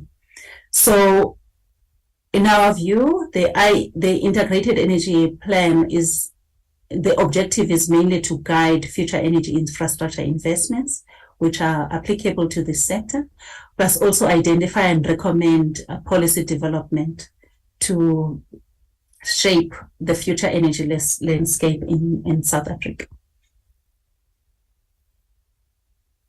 So in the draft IEP of 2016, which was never finalized, you would recognize that there was already a detailed section on hydrogen and fuel cells, insofar as all of this relates to policy imperatives of maintaining a diversified energy mix.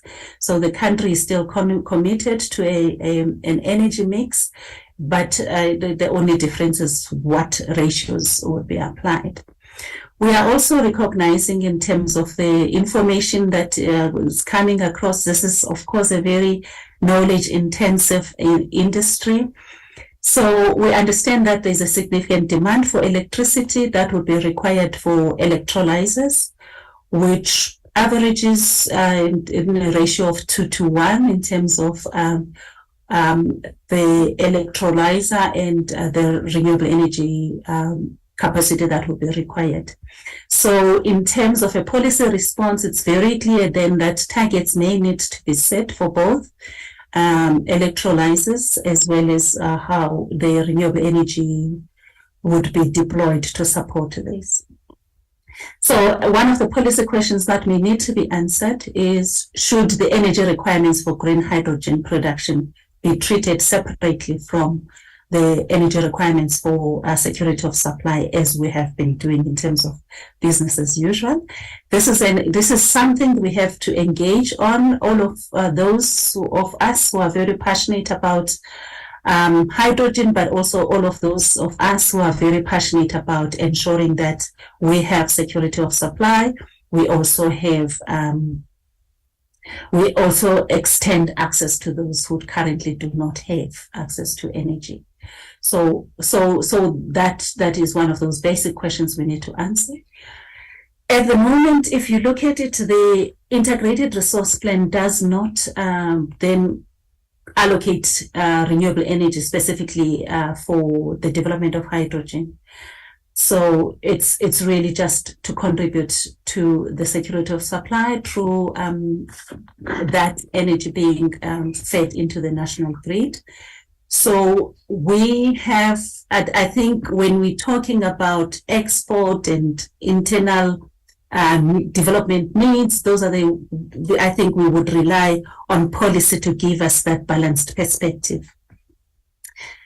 At this point, in the absence of a policy enabling environment, of specific policy enablers, the department has indicated that under current legislation, renewable energy deployment related to green hydrogen production would be exempted from both electricity policy planning, or basically from the IRP, which currently excludes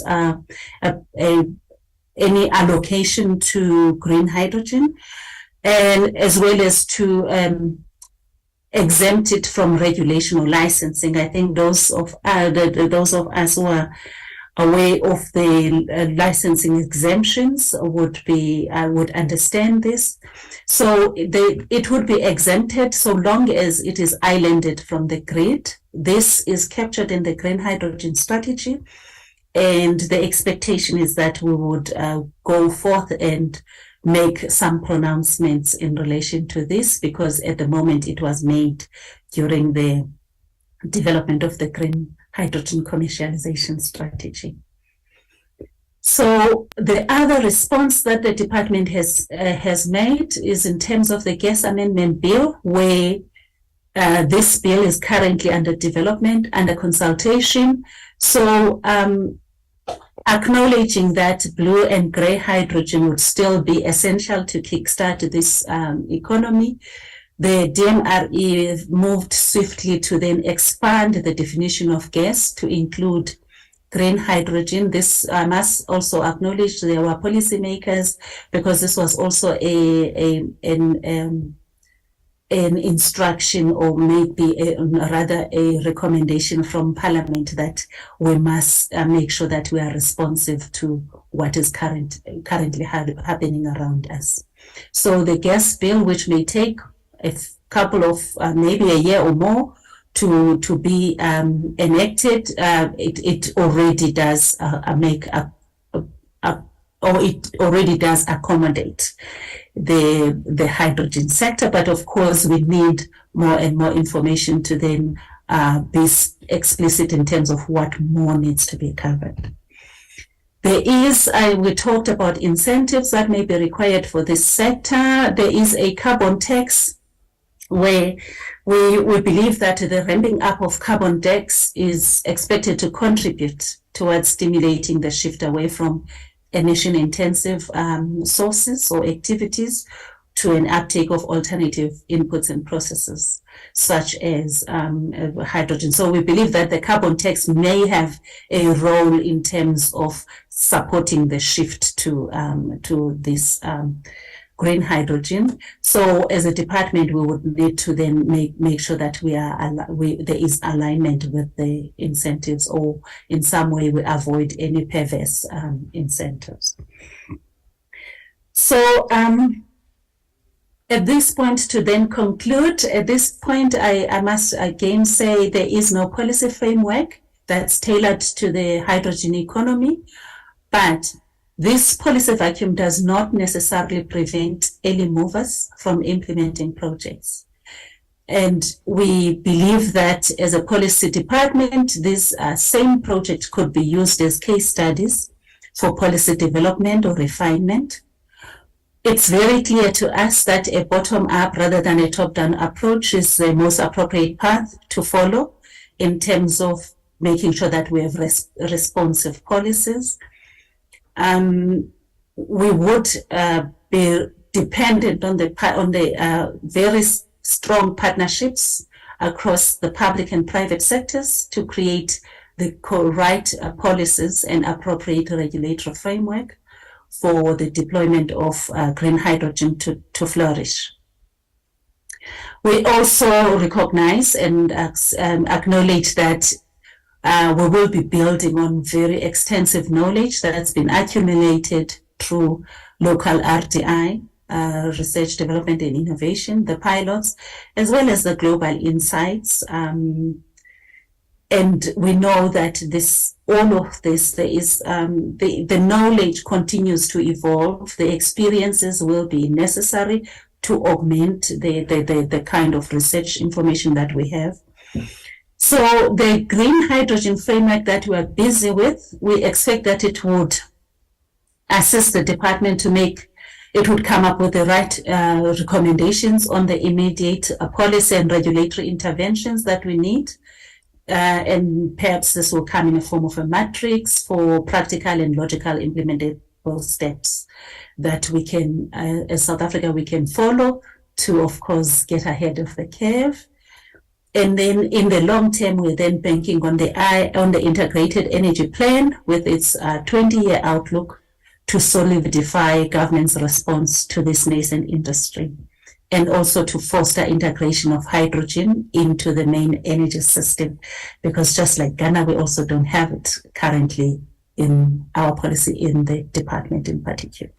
But of course, there are pockets of work that make reference to it, but we don't have specific commitments that have been made. With that said, ladies and gentlemen, once again, thank you. Thank you so much for accommodating me. That is the end of my presentation. Thank you very much, Ms. Kase. If you don't mind, please, if you could maybe show yourself. Ms.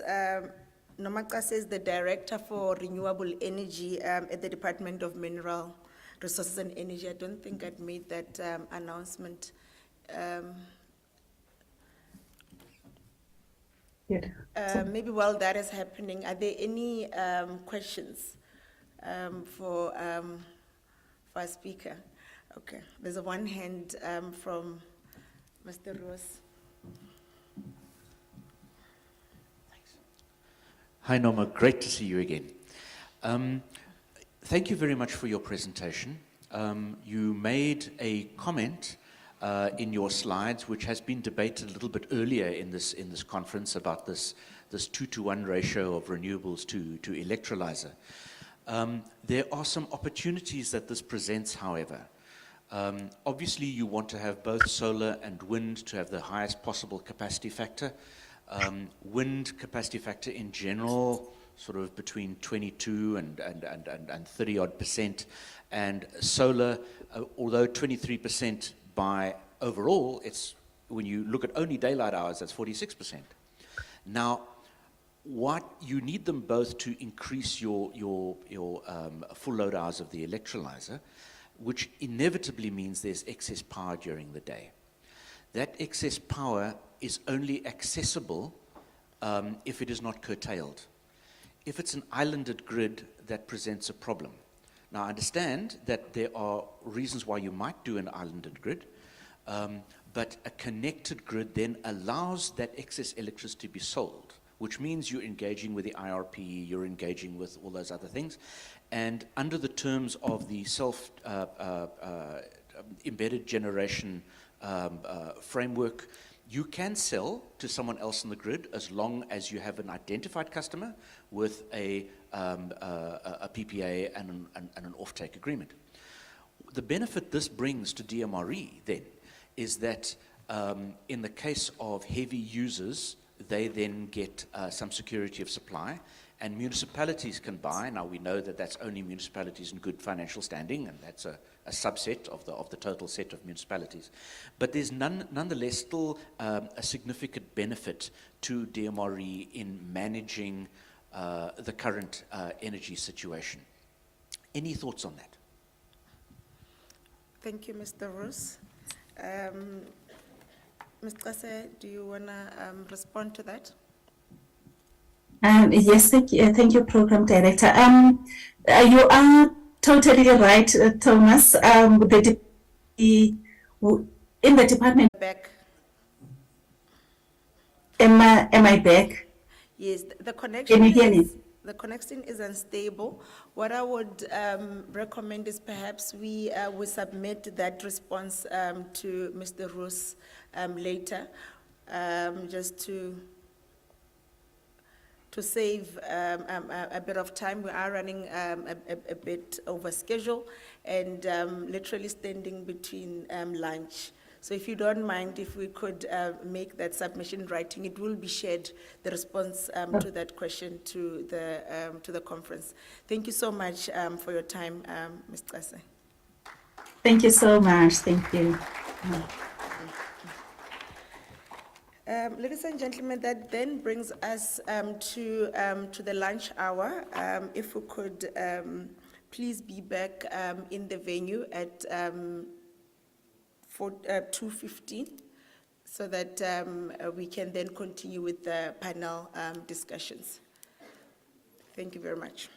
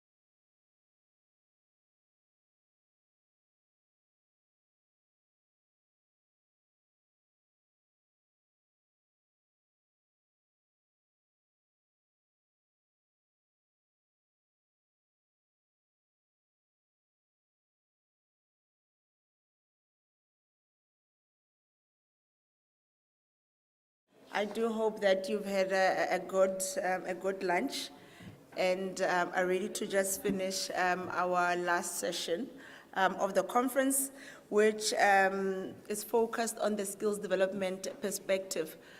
Our hope with this session is to really engage some of the industry perspectives that we had in the morning session, particularly around some of the skills requirements and imperatives that were being alluded to. To lead the skills supply panel, we have Dr. Banotile Makubela. If I could ask the moderator as well as the panelists to please come up, get mic'd, and then move over to the stage. Dr. Makubela will be facilitating as well as moderating this session. In terms of our panelists, we've got Dr. Mapefo Ano Frankpong. She is the CEO of the Transport SETA. We also have from Transnet, Mr. Tahir Ahmed, who is the head for the Engineering Center of Excellence. And then our last panelist is Mr. Thomas Roos, who is a senior research engineer from the CSIR, however, representing the Department of Trade, Industry and Competition on this panel. He will explain what I've just indicated as to what brings that about. Thank you, ladies and gentlemen.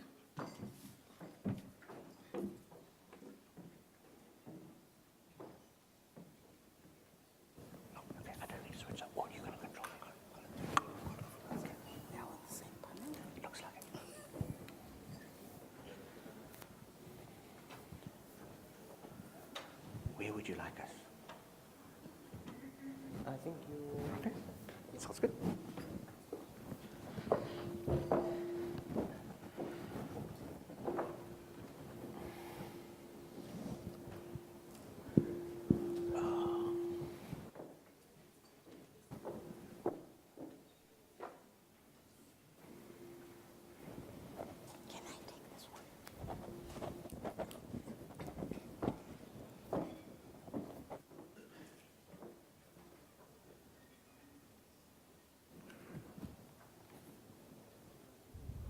Good afternoon. Am I on? Not yet? Good afternoon, ladies and gentlemen. Of course, as you have seen, It doesn't look like you are. Maybe they didn't put it on. thank you so much. Not yet.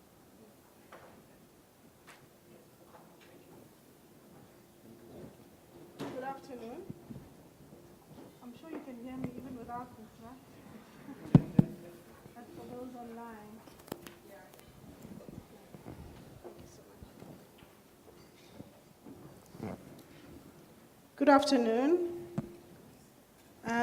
I trust you've had a great lunch and are ready to engage with us and participate in this discussion around skills supply for the green hydrogen economy.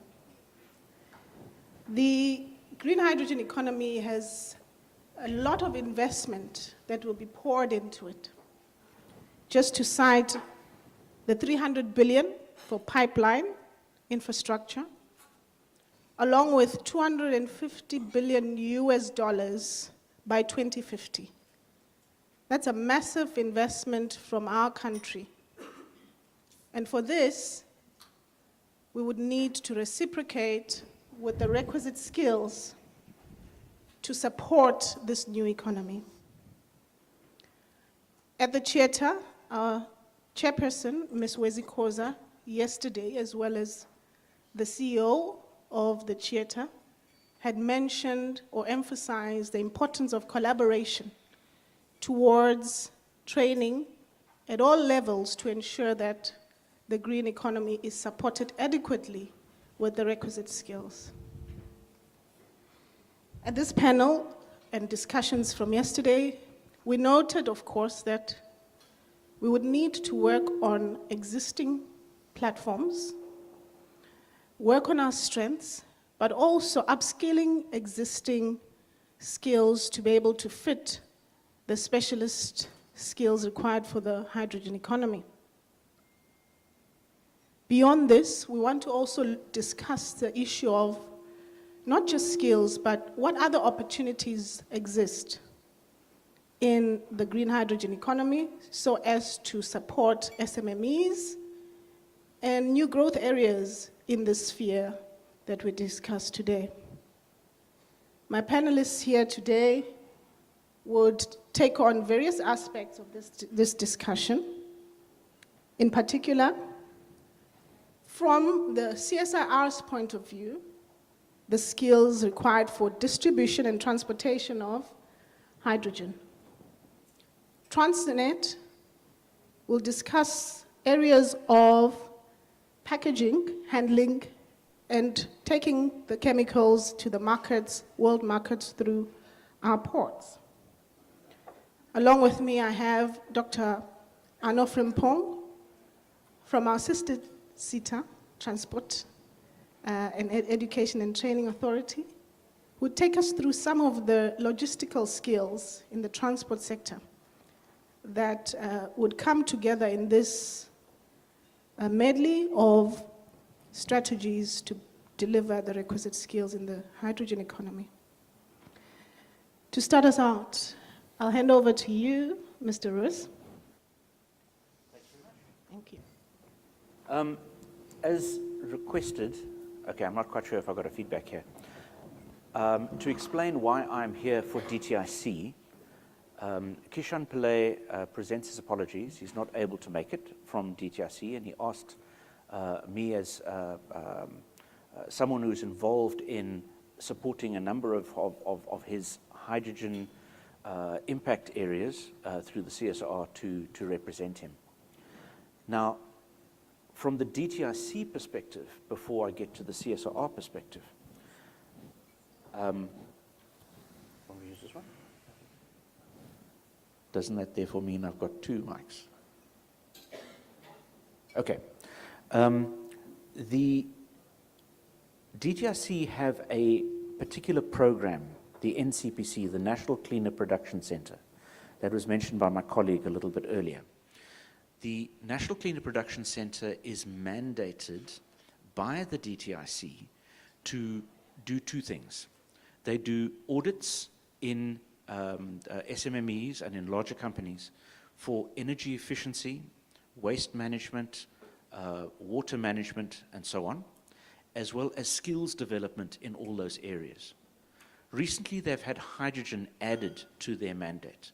So they are busy creating a number of hydrogen courses with different syllabi. These are not SACWA courses. They do not compete with tertiary education institutions.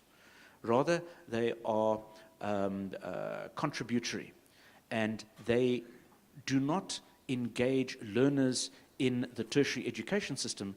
They engage employees who are already employed in different organizations to allow them the necessary upskilling to do what they need to do. And this could be from executive level all the way down to artisan level. The NCPC is a hosted program, so it's hosted at CSR by DTIC, funded by DTIC. So therefore, industry is able to approach NCPC, and to the best of my understanding, it's actually for free. You don't actually pay for those services. So I would recommend anyone that's requiring skills for employed staff to engage the NCPC. They are developing syllabi in collaboration with GIZ, the German Development Agency. And the German Development Agency provides its own skill sets as well. They have sent a number of people overseas. I believe they've sent Takir overseas at the Ahmed conference, Akima conference, sorry, as well as various others, people from the various SEZs, IDZs, and so on. So those are short courses, typically a week or less, but providing a very targeted message with materials to various people who need that information. The other role that DTIC is looking at is they are the political principal for a 2-year project funded by GIZ, looking at enabling aspects of the hydrogen economy from an economic perspective as opposed to from a technology perspective, which is a DSI mandate. And the PTX Pathways project looks at the demand for hydrogen and derivative projects, products, I should say, inside the country, as well as the economics of supply. So in this regard, we will be investigating the economics of hydrogen generation, storage, conversion into different products, and transport at 7 southern African ports, and at the moment 3 inland sites. Why 7 ports, you may ask? Well, there is a number of studies done in different agencies, some publicly available, some not, in different places. And it means that for decision makers, it's hard to collate this. Presidency likes Buchubai. Department of Trade, Industry and Competition like Saldanha Bay and Kucha. DSI like Richards Bay and Durban. So how do you then do that assessment? We will then be looking at those different ports, as well as Mossel Bay, because that's the site of Petro SA, and East London, as well as Luderitz, to understand the competition, so to speak. Each site has its own value proposition. For some sites, you cannot evacuate any excess electrons. This is certainly true for Buchubai. It's going to be true for quite some time, because the required additional electrical infrastructure, I'm told, is going to take at least 7 years to install. Whereas if you do something at Saldanha Bay, your solar and wind resource is not as good, still great, but not as good, but you can oversize your renewable capacity and sell the excess electricity to the Cape Town Metro and various other demand centers, for example. In addition to PTX Pathways for DTIC, we will be looking at the H2SA project Lighthouse, and this is for presidency. And the goal here is very similar to PTX Pathways. Strangely enough, it's funded by a different German federal ministry, so there must be good cooperation between the two projects, where we look at between 3 and 5 lighthouse projects, high-impact hydrogen projects for the country, to go and look at relative detail at pre-feasibility, almost feasibility level, what is possible there. Finally, the World Bank is funding a ports study looking at the feasibility and costs of sustainable maritime transport fuel, bunker fuel, at 2 southern African ports, being Saldanha Bay and Buchubai. The reason those ports were chosen is because they have near universal political support. The remaining 2 ports were Richards Bay and Kucha. Each had their adherents, and in addition, World Bank didn't have enough budget to do all of them. So they went for those what they had budget for, which they had unanimous political support for, and that is then going forward. That has been kicked off, and that will be concluded within a year. It has been estimated that the economic opportunity for sustainable maritime transport fuels might even be larger than exports. One, because of the large volume in tonnage of vessels calling at southern African ports, and the second being the high amount of bypass traffic that goes past the southern tip of Africa. So while not directly skills, it is information that feeds into the business sector and the decision makers and the public sector to enable them to make decisions.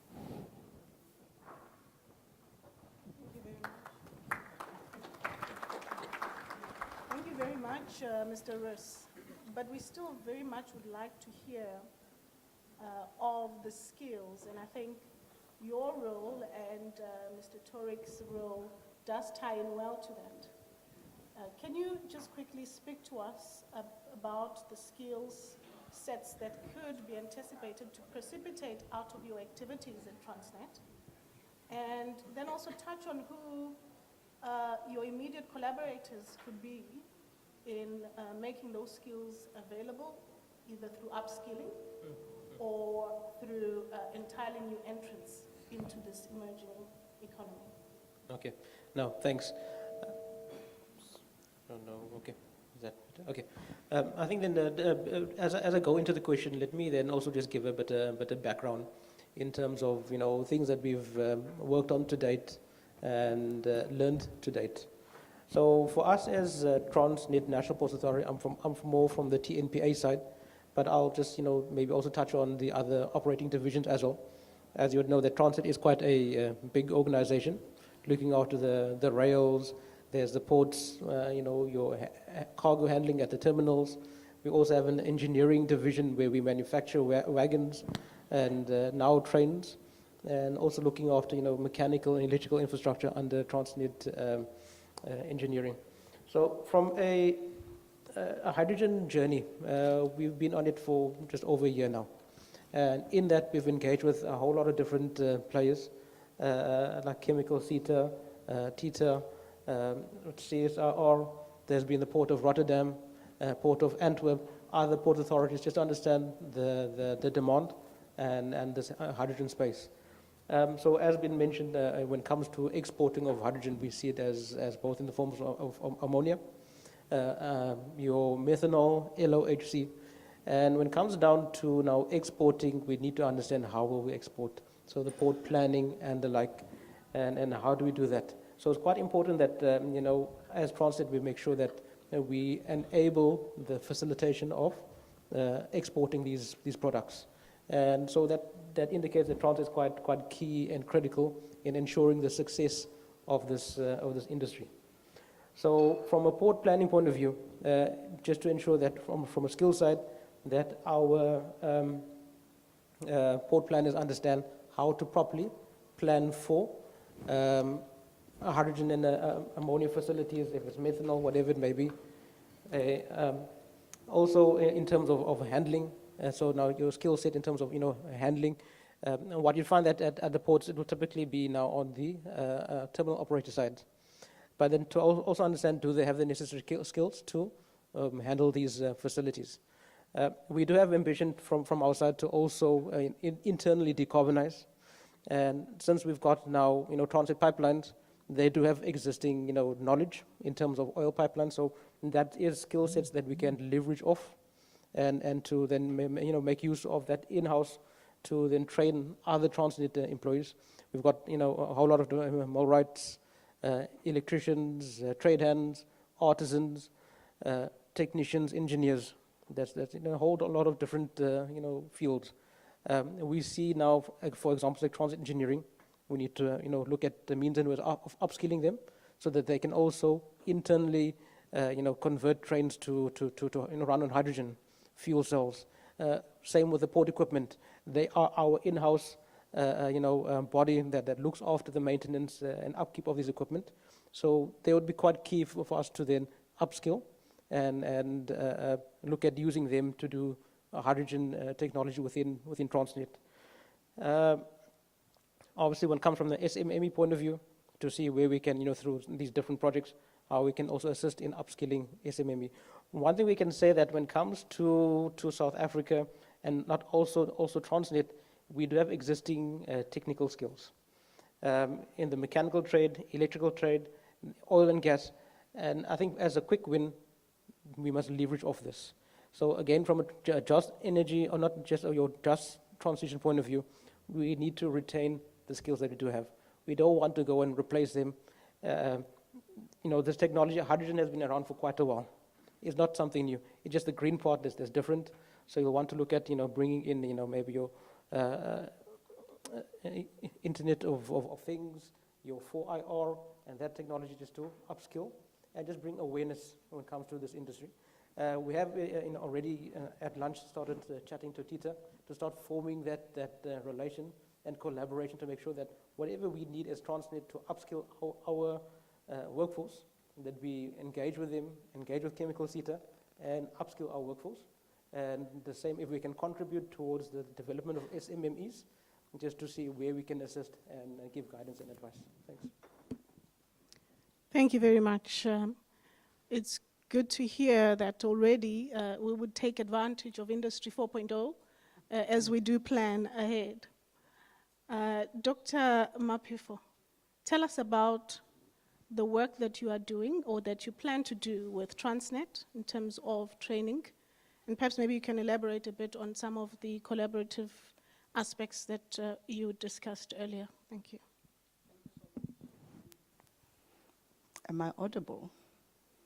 Okay, I think to me, it is quite important to recognize that the transport sector would like not to reinvent the wheel, but rather work with Chieta and the stakeholders in the transport sector in ensuring that the requisite skills that are required, especially in transport and logistics, are sourced, are honed, and positioned to add value in the sector. So what TITA did and what TITA has derived for itself as the key pillars of skills development are 6 things. The first one is to recognize that skills development is important in the TVET, especially in the public TVET space, and seek ways in which we can work with TVET colleges, especially in the artisanal space, to support them with anything that supports the green transport economy. The second one, which we have set for ourselves, is SMMEs, to support SMMEs in the transport sector. One of the SMMEs that came yesterday is actually from the transport sector. She spoke a lot about what she's doing in the maritime space. So we would like to recognize that as a CETA, our job cannot be done in isolation of the other partners, and therefore the second pillar is TVET, is the partnerships with SMMEs. The third one is to recognize that you can't do that in isolation of digitization, so which is why we've set for ourselves a priority for digitization in the sector. We also have recognized that we have a role to play in the Pan-African space with regards to skills development, and have started as far back as 3 years ago, talking to the Mozambican Transport Department, working a lot with the port in Mozambique to find ways in which we can work collaboratively with Transnet with regards to skills development as well. Recently, we were engaged with discussions with Angola, and we are also engaged with discussions with the Namibian Training Authority. So when it comes to the Pan-African partnerships for skills development, is an area that is a priority for transport. We also recognize that most of the things that are happening really aid transformation, and one of our pillars is to support programs that are impact-driven with an intention to transform, where the policy direction is clear, where the partners have been identified, and where funding can be sourced from different role players. Then the last one is being a CETA that has a lot of demands, especially transport being at the center of social and economic transformation. With limited budget, we have decided to give the CETA an opportunity to look for partners like Transnet, partners like AXA. Coincidentally, these are our top 20 revenue contributors in the transport sector, to see how we can look at partnership in 2 ways. We don't just become the funder, but they can also provide technical expertise, and in some instances also fund some of the programs.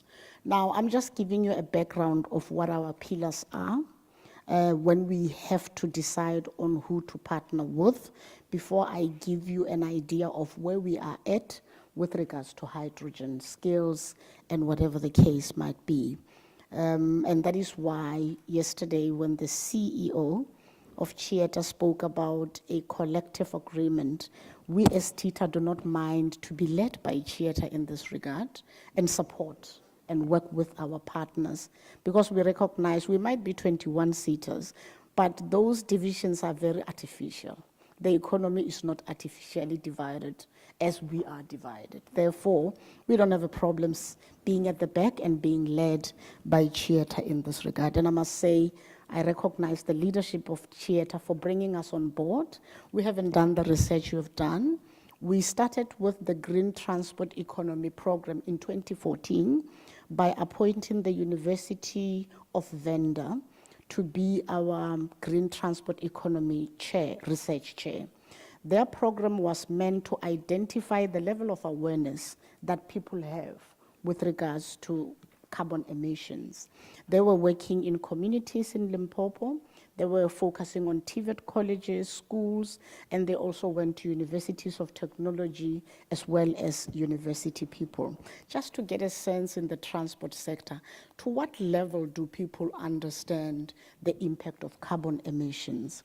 We chose them selectively because we realized that if you look at carbon emissions in the transport sector, it's mainly 90% from the road mode, trucks, buses, and all of that.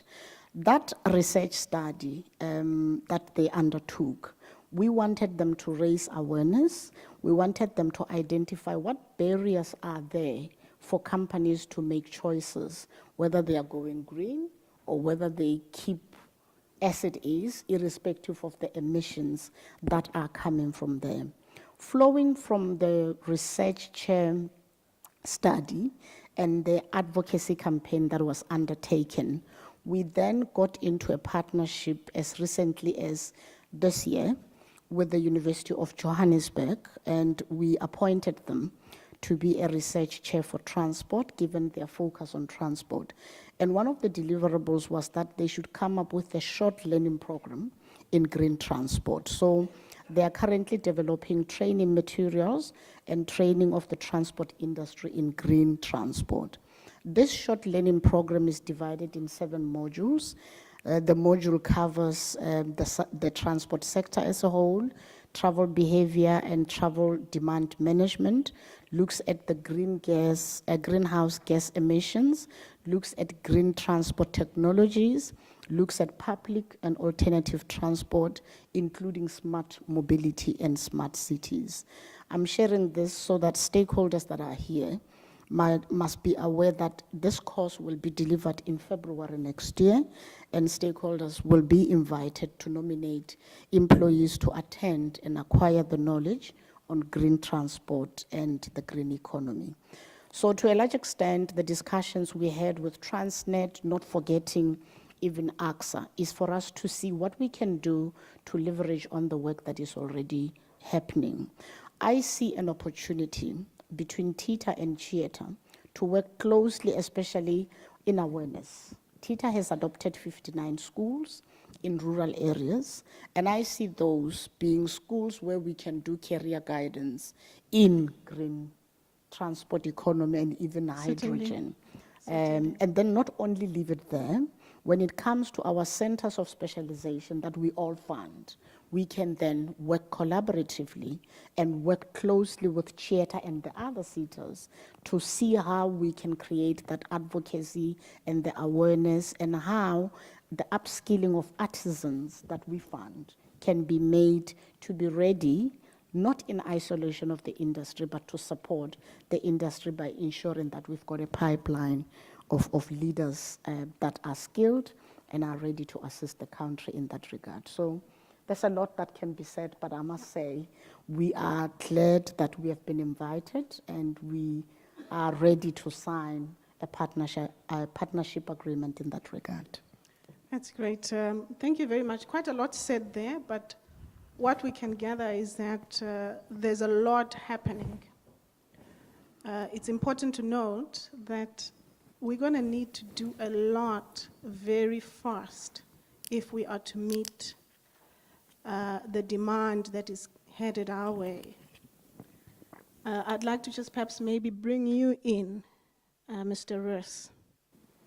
Do we have the capacity to deliver on the requisite skills in the time frames so as to meet the targets and time frames and the paces that are required for this new economy? I can pose that to I think the panelists at large. You know, I think that's an important consideration for us here. Thank you. Am I audible? Okay, thanks. My response to that will be at two levels. With respect to hydrogen production, I expect that will follow a methodology rather similar to the REIPPP. You may remember in the beginning when renewable energy plants were being built, there was not much capacity within the country. But the bidding rounds created a market. The market then attracted international players. They then created local value chains. They created their skills. They created supply chains and enabled a large part of that particular industry. In the hydrogen environment, we're not starting at ground zero. At a SAQA level, tertiary education level, DSI has invested over a long period. At an industry level, we have had, Sasol has been handling hydrogen since, well, gracious, 60s, 40s, whenever it was. PetroSA in a similar position. The fact that they may be struggling with feedstock natural gas doesn't mean to say that they don't have the skills of doing all that chemical processing. The interesting portion comes in the transference from normal combustion engine mobility towards electrical mobility. There are question marks there. We currently have a large employed base in the regular petrochemicals industry, the fuel forecourts, maintenance of combustion engines, mechanics, vehicle shops, and the like. As we move towards hydrogen electric mobility, that now is going to change quite significantly. Of course, electrical mobility will help as well. Now, what happens to all those people currently employed in the existing sector? I'm not sure that we really have good answers for that yet. All right, and so your concern is our just energy transition adequate? That's a good question. A lot was said, I think, in our talks yesterday around our upskilling programs should not just focus on those that are unemployed. Yes, we have a serious unemployment problem, but those that are emanating from perhaps decommissioned manufacturing sites. And the Chieta has been involved in such programs, you know, retrenched workers program. I think that's going to be very important to address. If I'm sorry, I might just come in a bit extra. If we look at the different hydrogen projects which were mentioned by Minister de Lille at the South African Green Hydrogen Summit, and some of the announcements made by the President, if all those come off, we're going to have an interesting reorientation. If Buchubai happens, let's just start with a 5 gigawatt electrolyzer. Never mind the 40 gigawatt, which was mentioned by the President. That's going to imply a large a mobilization of workers into an area which is not that well populated. People coming from different areas. South Africa's got an interesting history when it comes to migrant labor. That is something that must be managed. If the Soldano Bay opportunity happens with the steel plant, if Buchubai, if Kucha kicks off with all its opportunities, what will happen there? If we look at the plans of Sasol of re-plumbing their existing facility to make green hydrocarbons instead of fossil-based hydrocarbons, they're going to need a vast amount of hydrogen that must come from somewhere.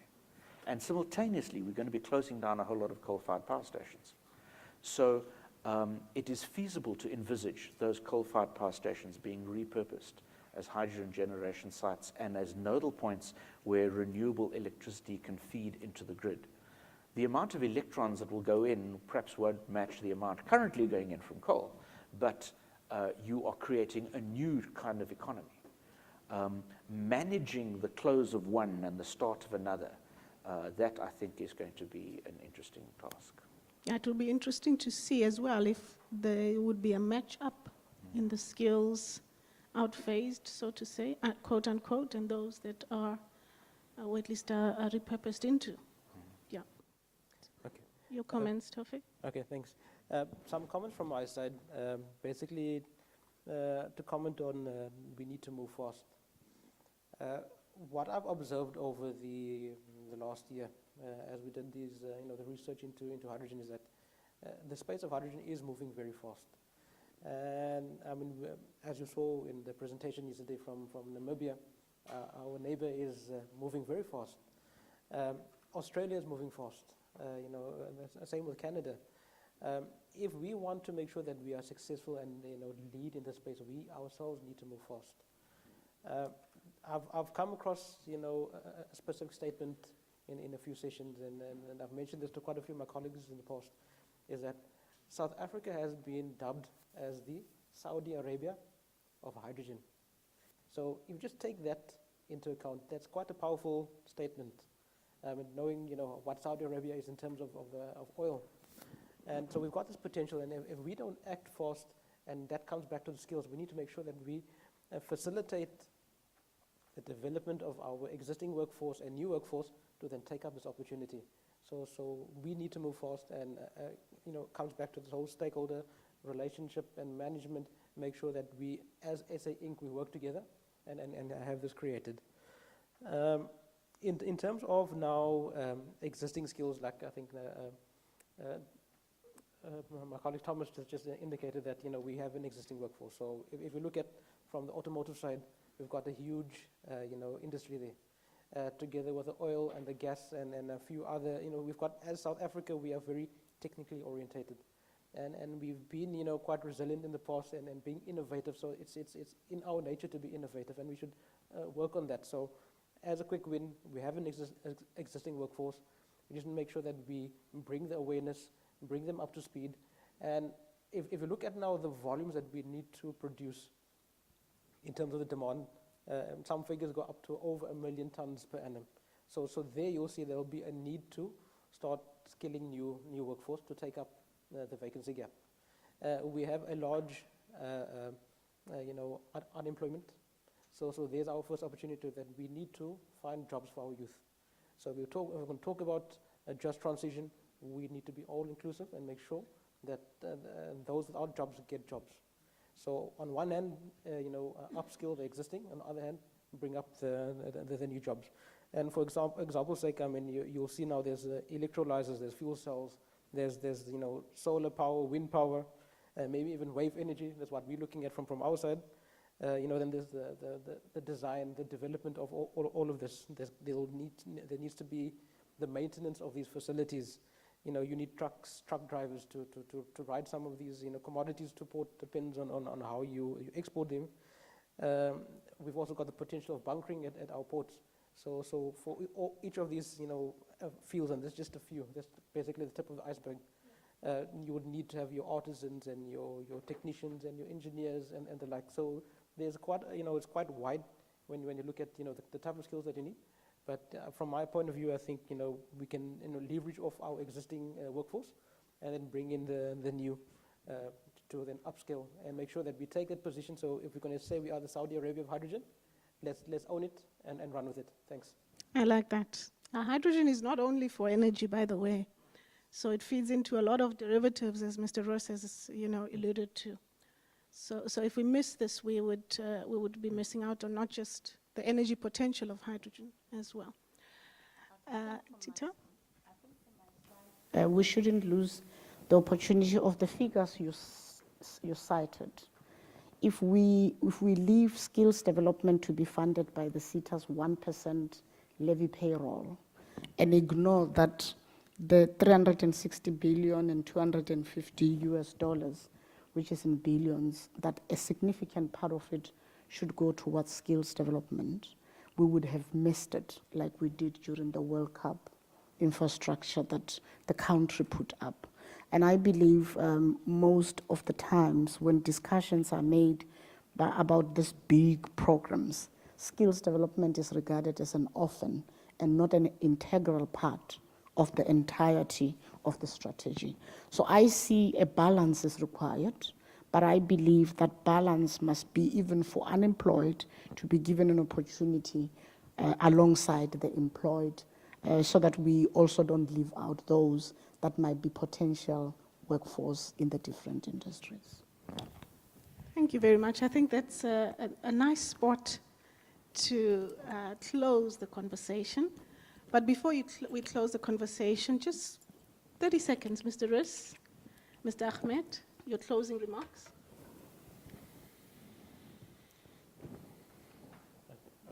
Okay. I think my words will be few. Again, let's own the space. The space is moving fast, and we need to be beyond limits. So yeah, there's no sky's the limit for us. I think we need to be beyond limits and make this work. Thanks. It's a very exciting opportunity, the possibility of, at very least, the export of significant amounts of green hydrogen. Our coal exports are facing a cliff. 50% of our coal exports go to a single customer, and that's India. India has said they want to be self-sufficient in coal. In a post-Paris world, we will never replace that market.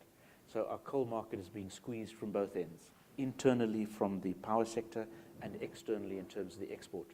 Green hydrogen is a way of making sure we have balance of payments and have employment. All right, so in closing, I think all I can say is that this past 2 days has been stretching for me. I've been like, okay, hydrogen, what is hydrogen? What are we doing about hydrogen? And if I feel stretched sitting here while the opportunities are great, I believe the discussions just needs to continue and partnerships are the way to go. well said. I think it's also important to note that the epicenter of our skills revolution in this context will be where? Our TVET colleges. The ecosystem is being built, and we have a framework already developed by our department, the Ministry of Education, Higher Education and Training, and DSI, that was launched yesterday. And so partnering with our TVET colleges, academia, industry, our education and training authorities, of course, and many more partners. I'm pretty sure South Africa has always punched above its weight. And we can engage with this, take the bull by its horn, ensure that we meet the requisite skills. Thank you very much for your kind attention, and thank you to my expert panel. Thank you.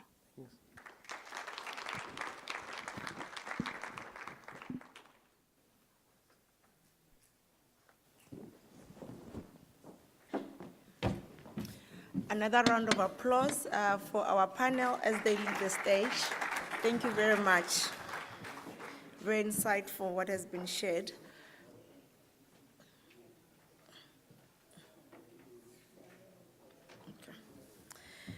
Ladies and gentlemen, we are at the end, almost at the end of the day. I will be calling up our next panel, which will be focusing on the demand side in terms of the skills requirement. The panel will be facilitated and moderated by Mr. Odwam Tati, who is from Saimi. If you could please come up, sir, to be mic'd. Joining him will be panelists. The first one being Mr. Patrick Lakabani from the Saldanha Bay IDZ. We also have Sanedi as part of the panelists. If I could please call Dr. Titus Mate up to be mic'd and to the podium. Mr. Hendrik Low, who's the CEO of the Northern Cape Economic Development Agency. And then finally, Stellenbosch University, represented by Professor Greg McGregor.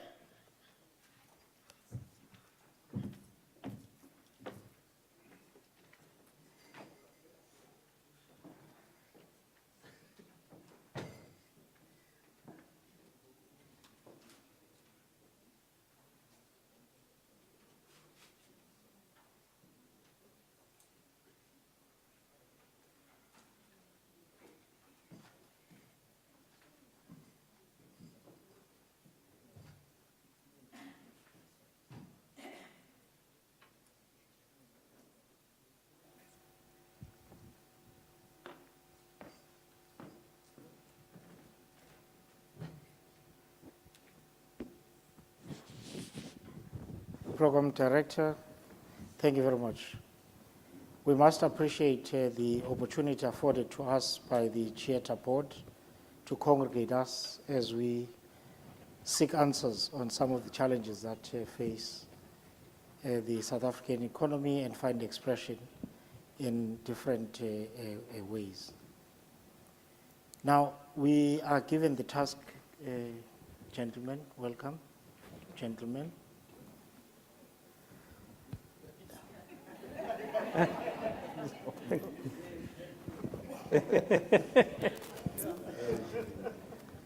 We are given the task to focus on the demand side. So your speech is confined to the demand side.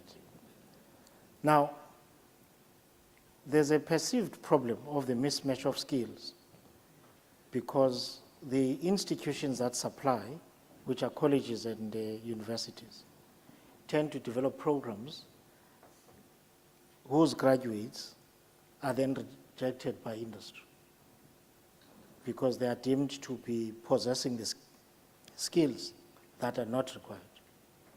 So let's start with you, Patrick, to say that from an IDZ point of view, what's your take on the matter? And then we'll go on to Dr. Mate, Mr. Lowe, and then Professor McGregor. Same. Thank you. Am I audible? Thank you.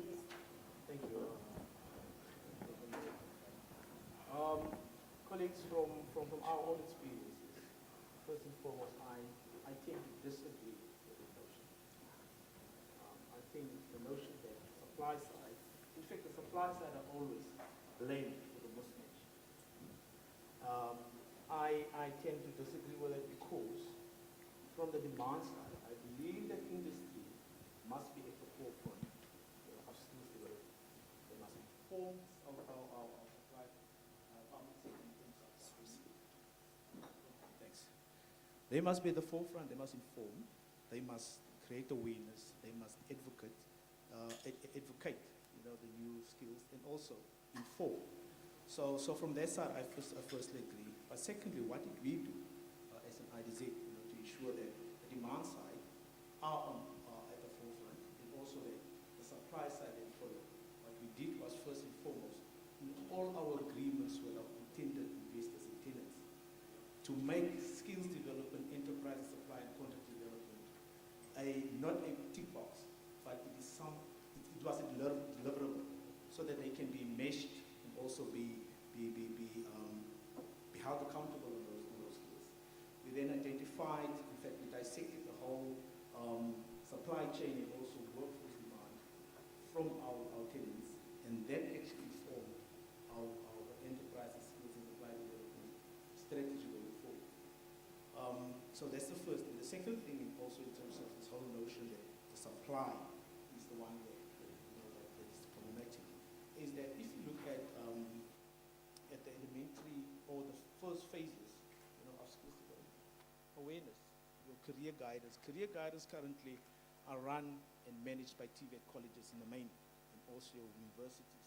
And if you go and look at the private sector's involvement in that, it's just there to exhibit, take their things away and go. They must also make available the workplaces.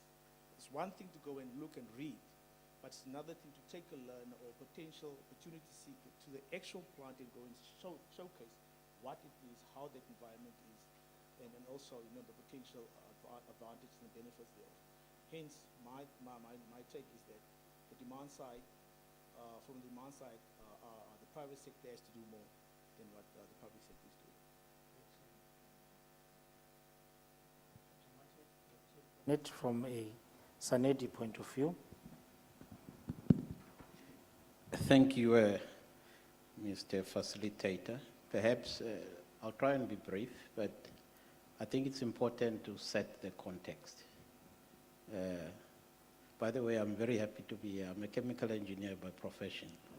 So I thought chemical engineers were extinct, but it looks like we've got a future. So, but I was taught that before you start tackling a problem, you must first understand what is the problem. So I think reflecting on what has happened in the last 3 days, I've made some note so that as we look at skills development going forward, we don't lose sight of what is the real problem that we're trying to solve. I think it was mentioned earlier, we've had the World Cup, big opportunity for skills development. What happened? We had the power generation program, both the ESCOM power program as well as the IPPs. What has happened? So we must learn from, these two attempts as a country to develop the skills and not repeat the same mistakes. So first of all, it's the challenges that we need to deal with. The unemployment.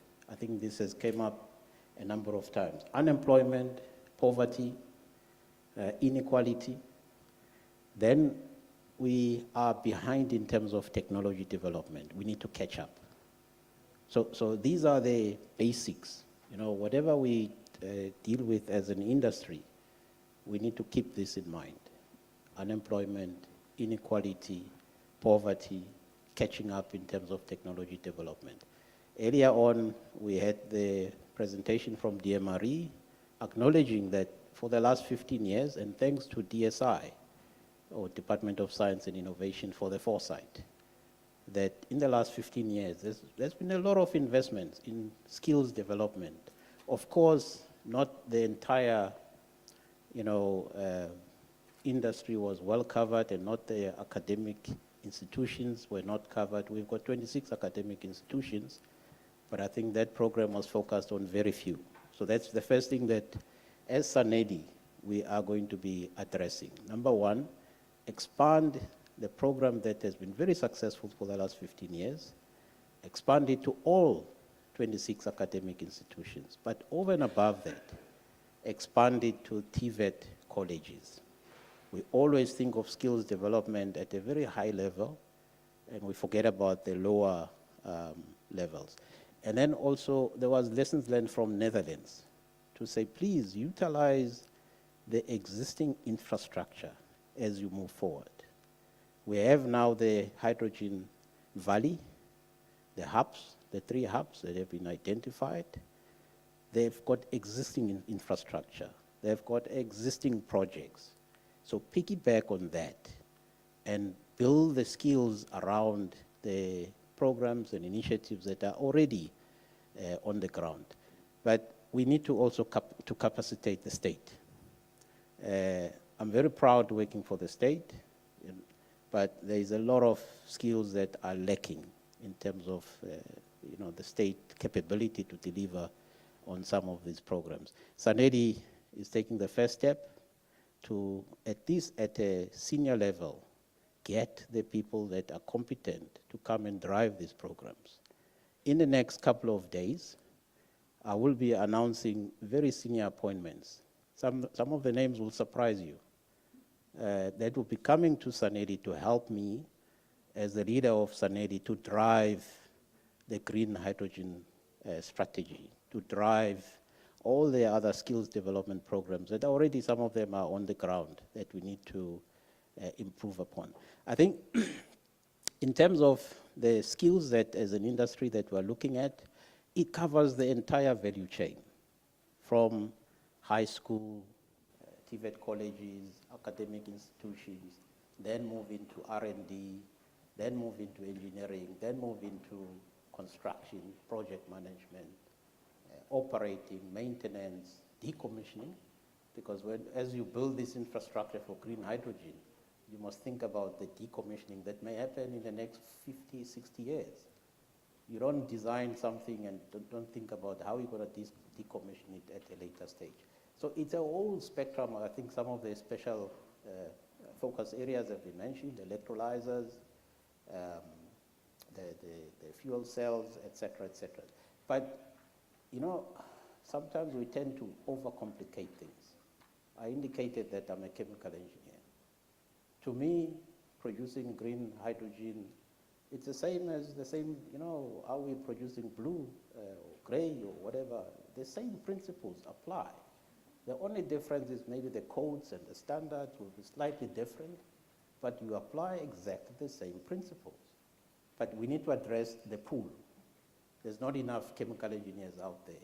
There's not enough computer engineers out there. There's not enough electromechanical engineers out there. But the skills, the first principles of producing hydrogen, it's exactly the same. We just need to increase the capacity. So I think, Mr. Facilitator, I'm going to stop there. I can talk very passionate about this. I can talk the whole day, but please don't. Maybe as a parting shot, you know, let's make sure that we don't have a situation like I'm seeing today, where men are standing in front, all 100% men, and talking about the demand from the industry. So hopefully in future we'll have women at the forefront. We have listened this morning and also yesterday, brilliant, innovative ideas that are coming from women. And I think they should also be at the forefront to determine what the industry requires going forward. Thank you. Thanks very much.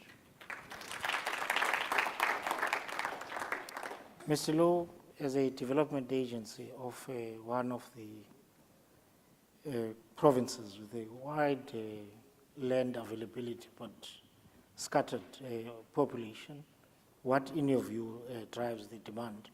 Especially, you are most spoken about from port development, which side do you go, Pohubai, you know, where do you go? What informs those kinds of decisions? Thank you, Program Director. Firstly, addressing just quickly why I'm sitting here, and it might be by the development agency being out here, is as a development agency in the Northern Cape, we form part of the JETP process in South Africa.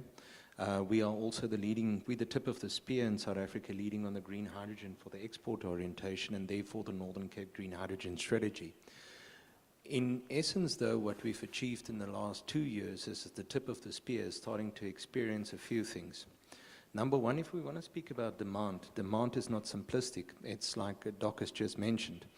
The demand road in South Africa is a JETP road. Minister Gwede Mantashe will tell you that he's got 130,000 fossil souls captured in the fossil fraternity industry, and then Andre de Ruyter will tell you that he's got 240,000 souls captured in that.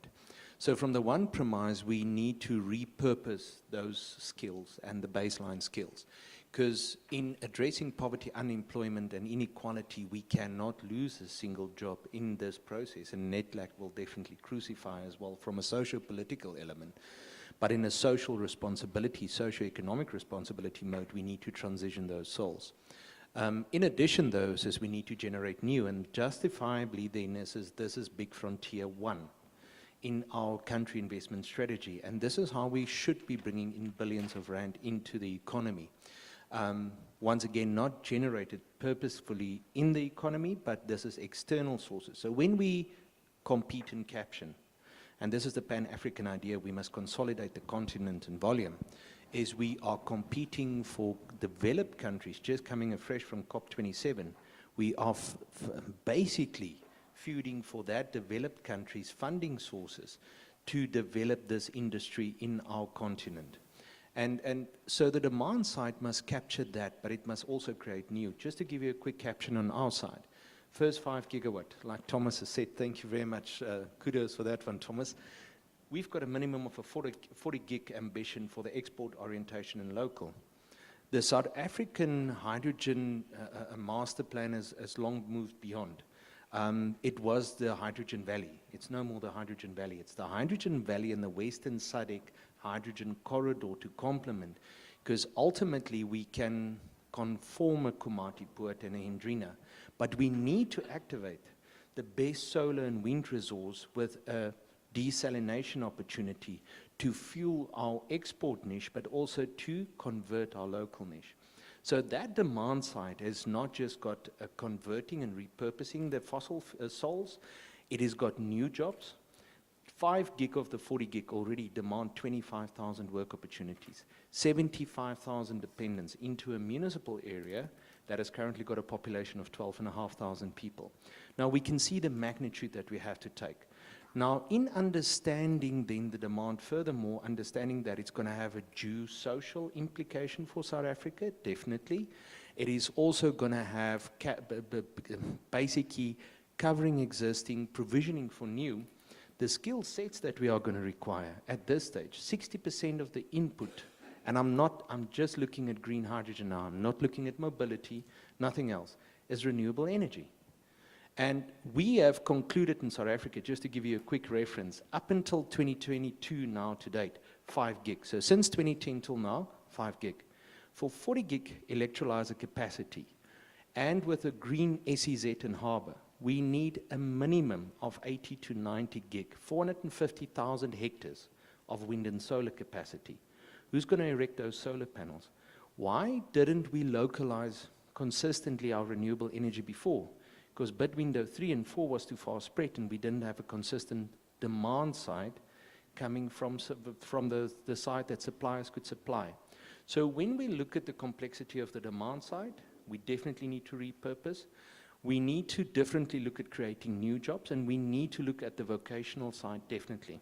Renewable energy, desalination, electrification, those are the basic skills. Welding and systems, construction, those are our needs. So we need to ramp up on that capacity. And in addition, what we need to emphasize for the regional integration is we need to consolidate volume of industry, volume of human capital requirements. And this is the only side that we will be able to basically comply to the demand side of things. Thank you. Thanks very much. Professor McGregor? It may be surprised to have a professor here talking about the demand side.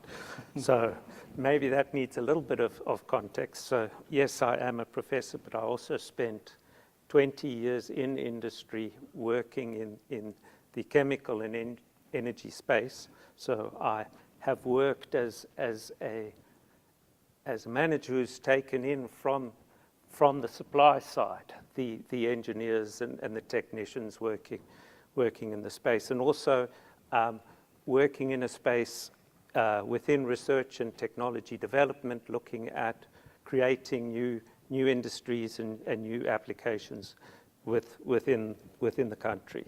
So I wanted to really start with just the comment that it's employers and projects that create demand.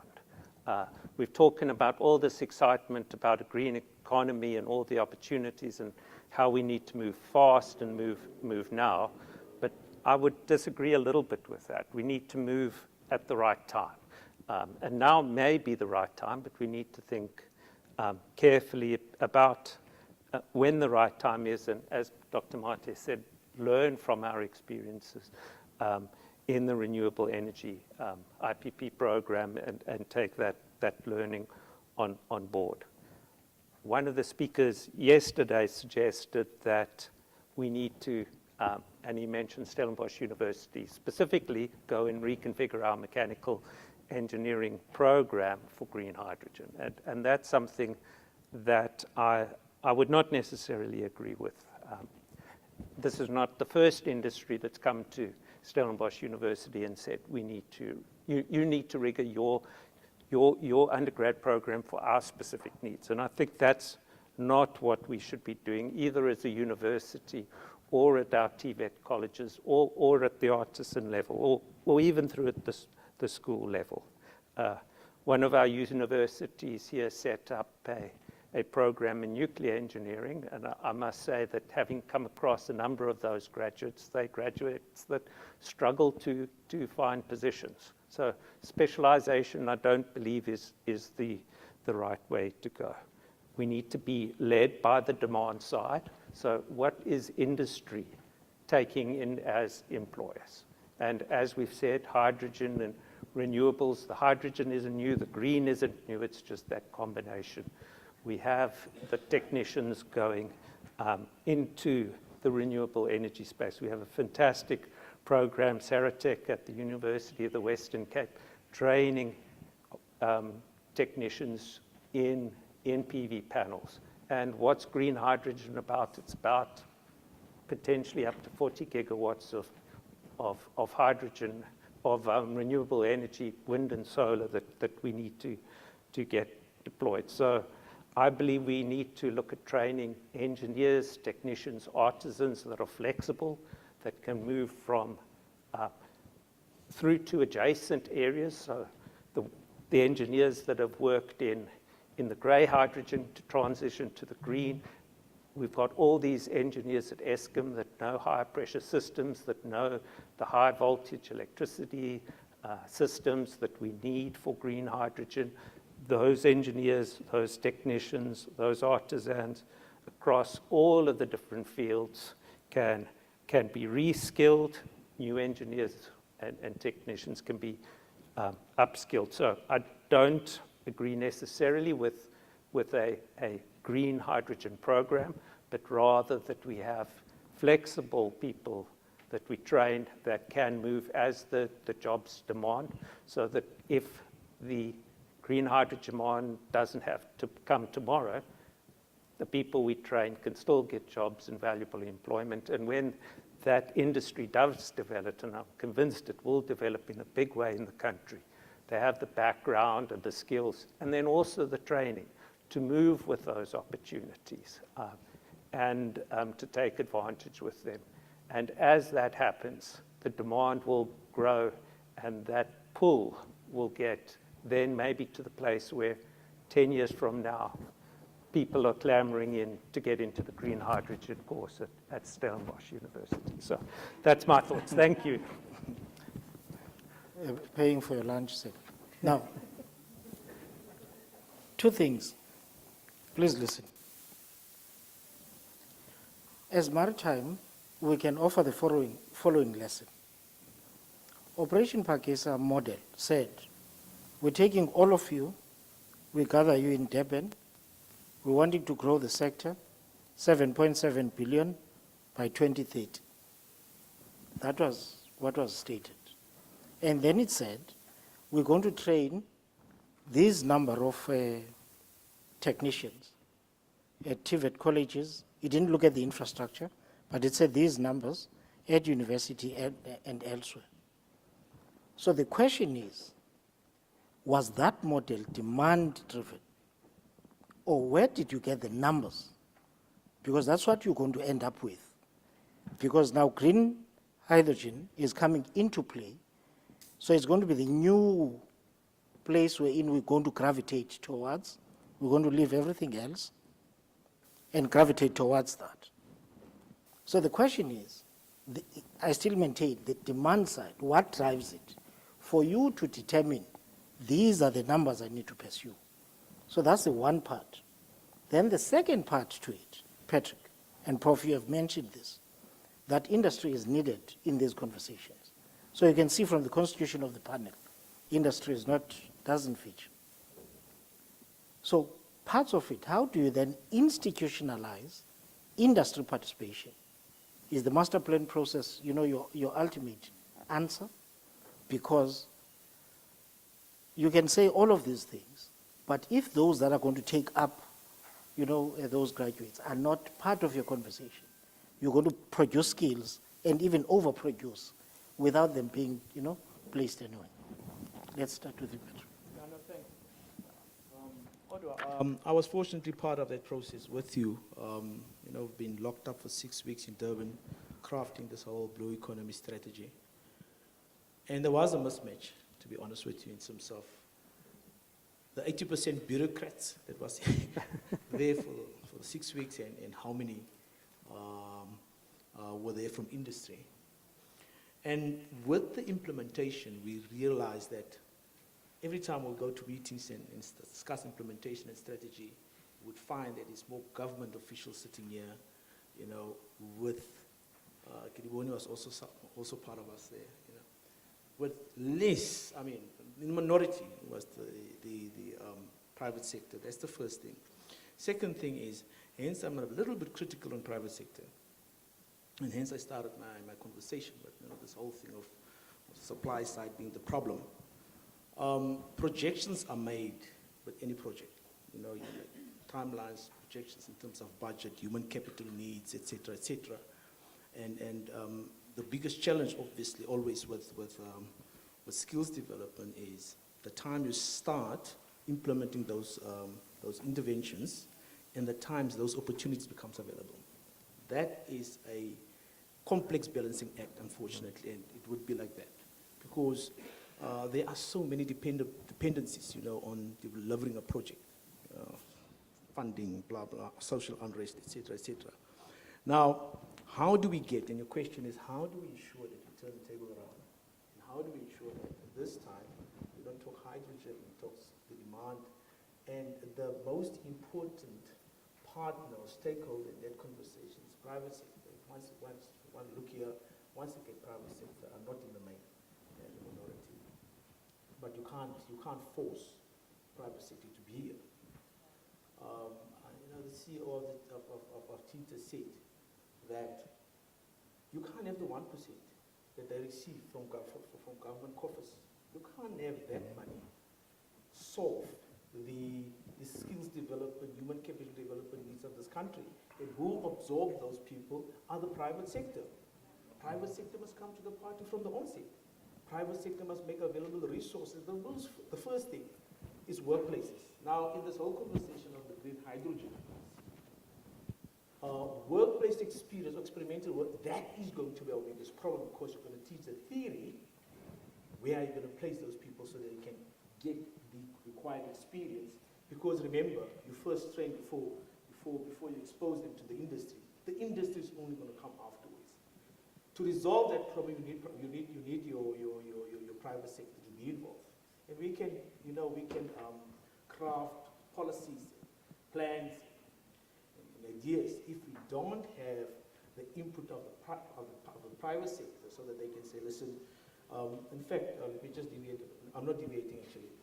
My strategy was built on 3 pillars at the Salmanabe IDC. The one was people, right? And we said, someone needs to take up those opportunities. Where are we going to get those people in that particular community or geographical area? Because you know, people are competing. So get by, you're 30 jobs in PE, people are not happy with it. So that's the first thing. And also when you talk about people, it's people that meet the entry requirements to this new. And also when you upskill and redirect those skills, are these people going to match what private sectors want? The second one was institutions and programs. Because you need relevant institutions, accredited, that has the necessary infrastructure. Now with that comes technology, innovation, and everything else that you need in order to get someone in that institution. And also the programs. And then the last one was resources. We know that access to resources is the funding part. You know? And also there's the other thing, there are the life skills. We tend, now I'm gonna hit the supply side. We tend to focus on the particular program. Welding, you only focus on welding. We are not building life skills. We are not giving extra assistance to those learners that come from those impoverished areas. So in order for us to create those skills and it be absorbed from the demand side, we need to look at all those things. But the most important thing is that how do we get all these guys from the private sector to come and talk? What we did is, I say, those that said, listen, I want to be involved here because it's a business opportunity, we held them accountable.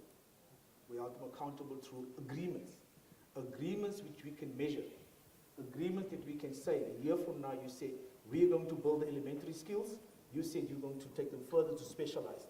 Specialized, where are they? We place them in practical space and also absorb them at the end of the day. And I think that is the one thing that we really need to do. And also talk to industry associations. Businesses are more organized than us. They have industry associations, they have these business forums. Let's engage with those business forums. What we did is people wanted all the construction jobs in South Africa.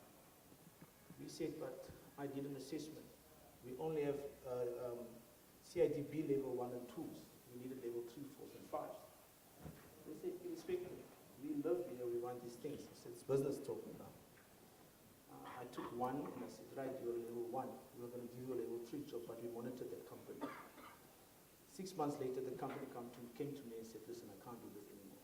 You know, so just take responsibility also for your side. And I think if you start to give them also the responsibility to implement, then I think we can get into the table.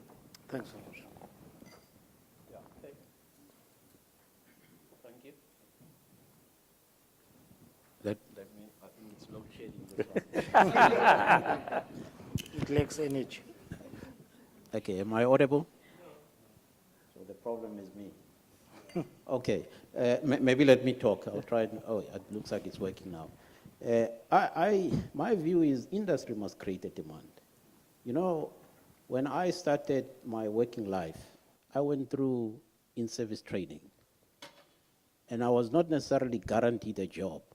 But I went through a number, I think 3 companies that I went through, but the program was standardized. Whether it's at Sasol or it's in another refinery or mining sector and whatever. So I could move from one company. I started in Wheatbank. I worked there for a year doing in-service training. Then I went to a pulp and paper company, but the same program. And then from there I went to a power utility, etc. Eventually, after 5 years, they allowed me to register as a professional engineer. But it made it so easy because industry was organized. Now, all of a sudden, these internship programs have been stopped by industry. There is funding to pay for people to go through internship, either through the CETAs or directly from government or even international donors. But industry is not opening up their workspaces so that people can be trained, can be exposed. And also the professional bodies are not standardizing.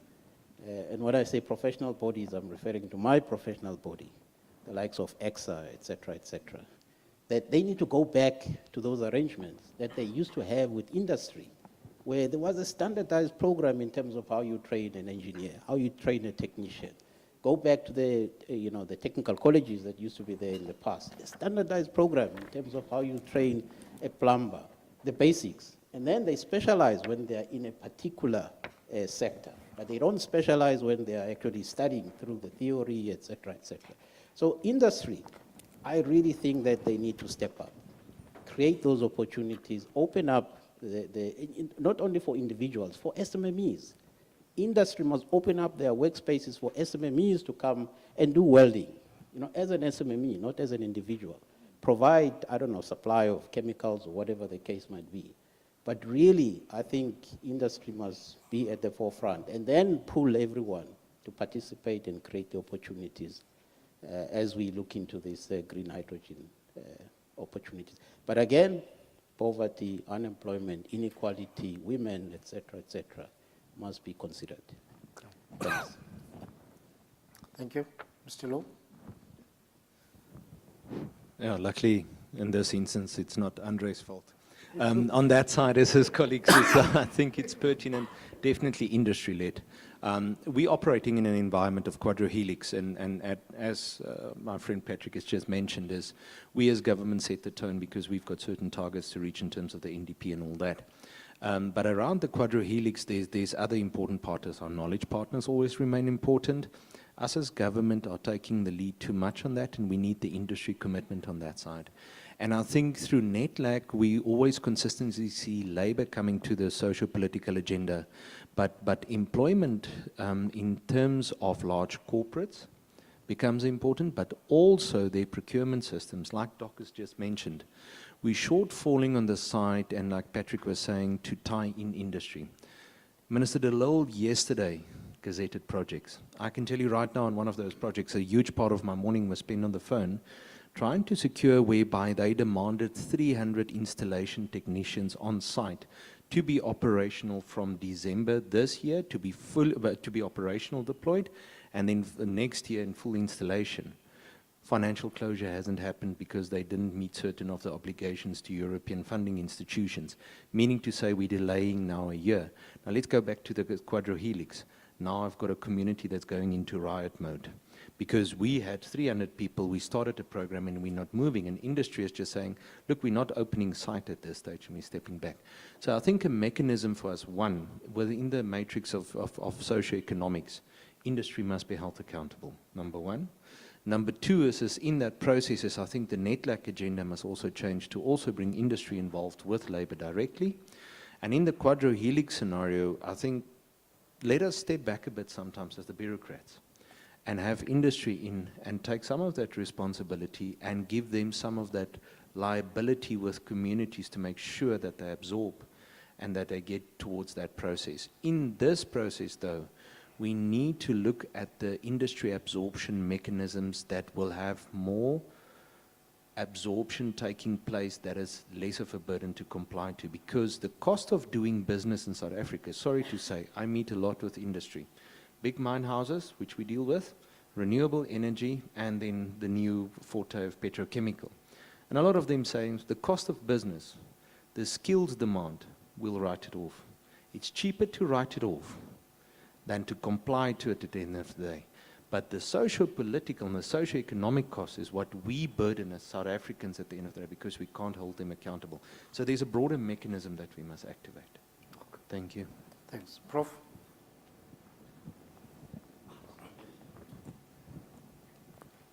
So some very interesting thoughts, and I think we must ask ourselves why are those industry programs that were very successful, that Dr. Mata, I also went through those same programs. Why?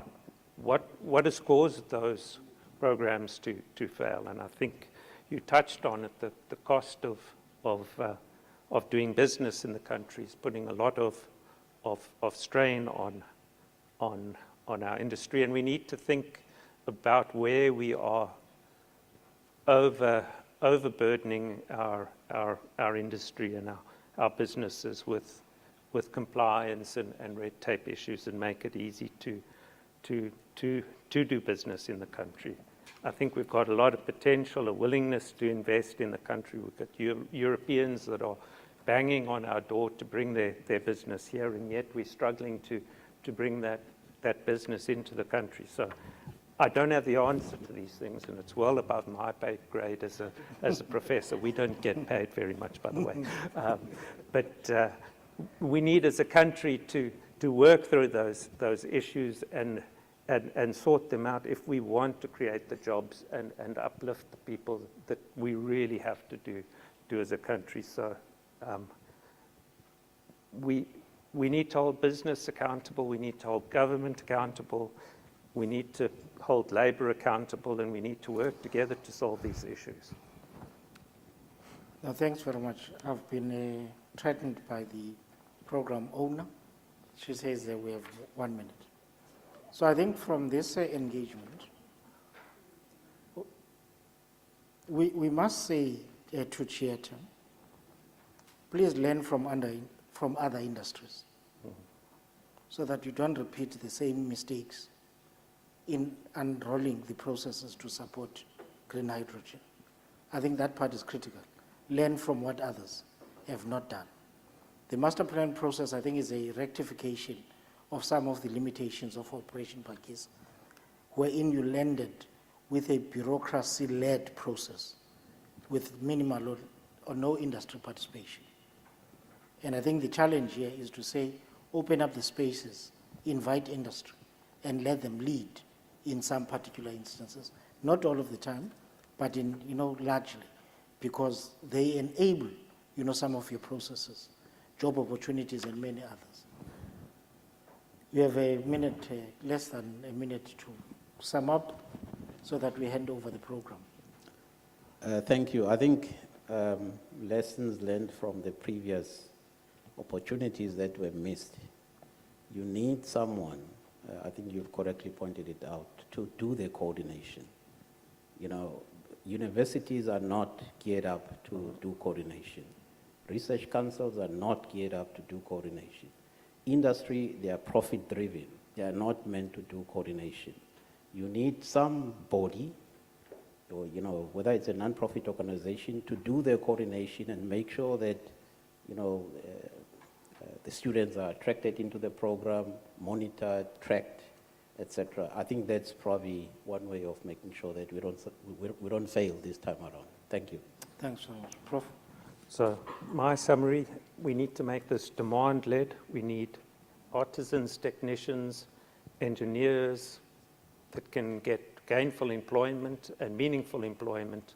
So we need to make sure that there is demand for these careers, and we do this at the right time instead of clamoring it to be the first. Thank you very much, Program Director. Firstly, very important is, I want to go back to that, this is pillar one. This is the salvation of our economy to a large extent. The implication of that is we are collapsing at one stage under the JETP program transport sector, the minerals and energy sector, the logistics sector in terms of ports, harbour, the renewable energy component that we're roping in, the commonalities in terms of human capital, the commonalities of entrepreneurial development, etc., is at this point now whereby we cannot be in silos anymore.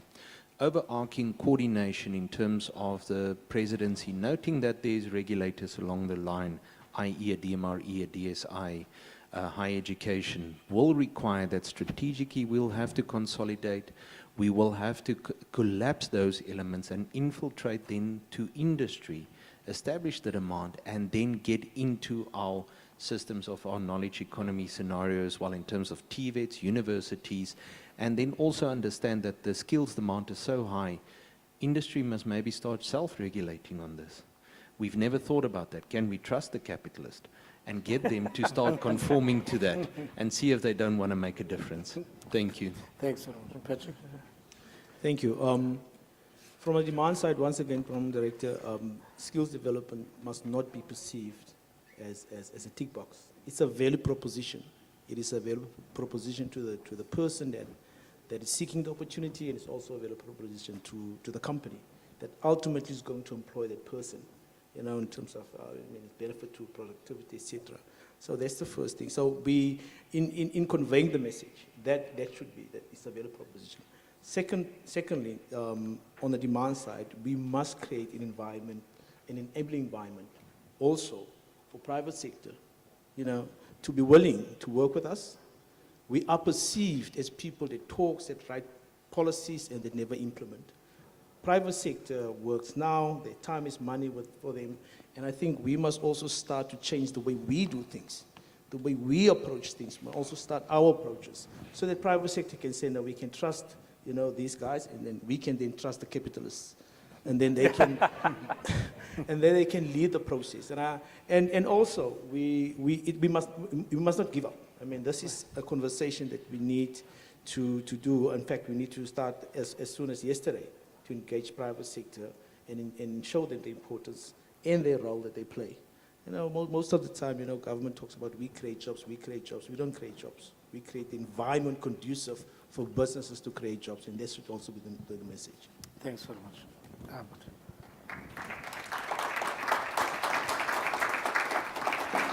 Thank you very much, panelists.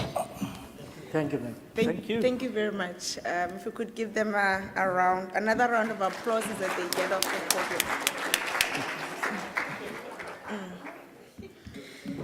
Ladies and gentlemen, that does bring us to the end of our session today. It has been a very fruitful 3 days in terms of the discussions that have ensued. On our end, as the CEO has indicated, we will be putting together a conference report, which would also, I think, be very action-orientated. So please look out for that. We will be putting that out very soon. The presentations, I know there's been a lot of interest in terms of the presentations over the 3 days. We do have a website, so we will be putting all the presentation on the website, but a link will be shared to all conference delegates in terms of how to access those presentations. I do need to make a note that we will be sharing a presentation with the permission of the presenters, so those ones that can be publicly shared will be the ones that we are put on the website. On my side, I'd like to thank you all for being a very wonderful audience and great participation over the 3 days. And with that being said, then I'd like to call Mr. Gerard Klute to officially close for us and thank you on behalf of the Theatre Board.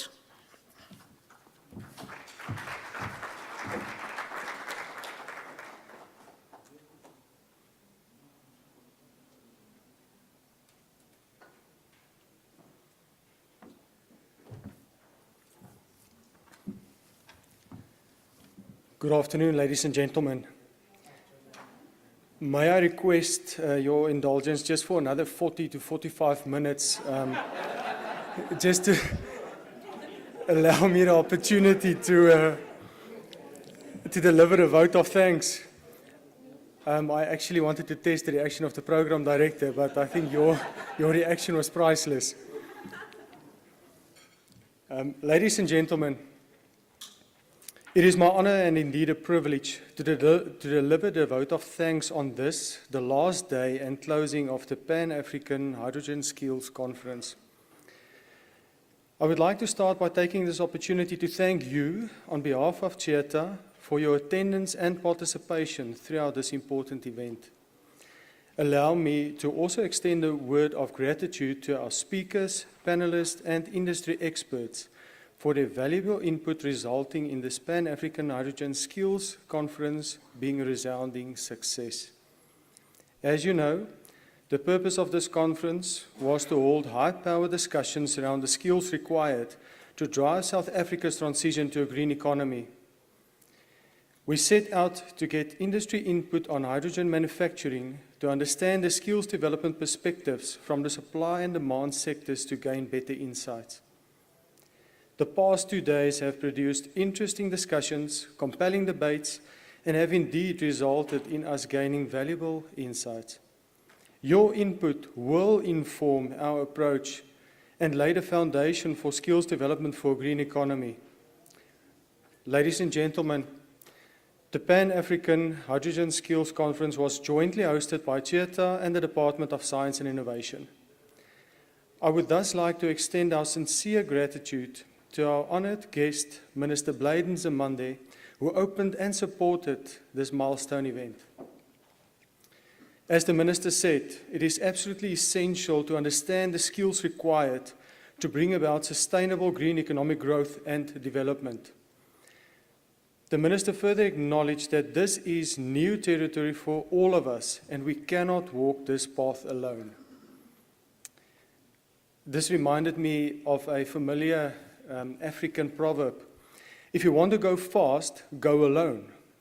But if you want to go far, go with others. The CHETA CEO improved this proverb by saying that if you want to go far and fast, you pick the fast ones and you go with them. Thus the CHETA chairperson referring to him as catch me if you can. Ladies and gentlemen, as CHETA we have repositioned ourselves to innovate for impact, and we want to continue to provide leadership on skills development for the hydrogen economy to the sector across South Africa. To achieve this, CHETA has partnered with the Department of Science and Innovation, Impact Hydrogen, the South African National Energy Institute, the Centre for Renewable and Sustainable Energy Studies at Stellenbosch University, the National Business Institute, and most recently, the Durban University of Technology to unpack the opportunities of the hydrogen economy. As has been underscored by the discussions at this conference, investing in research and successful workplace planning for hydrogen-ready South Africa is imperative.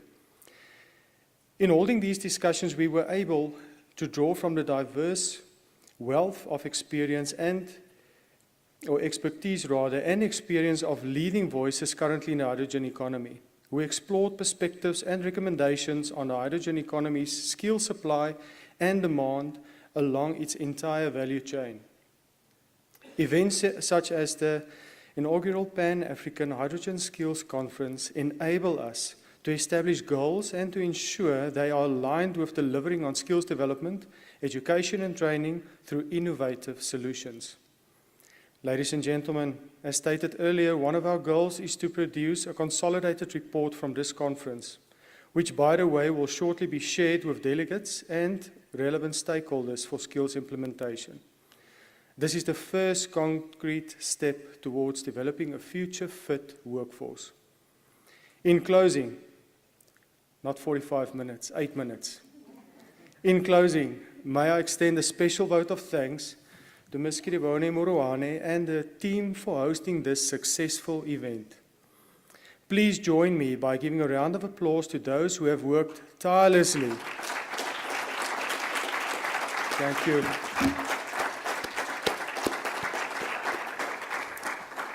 those who have worked tirelessly behind the scenes to ensure the success of this momentous occasion. May you all travel safely and enjoy the upcoming holidays. God bless. Thank you.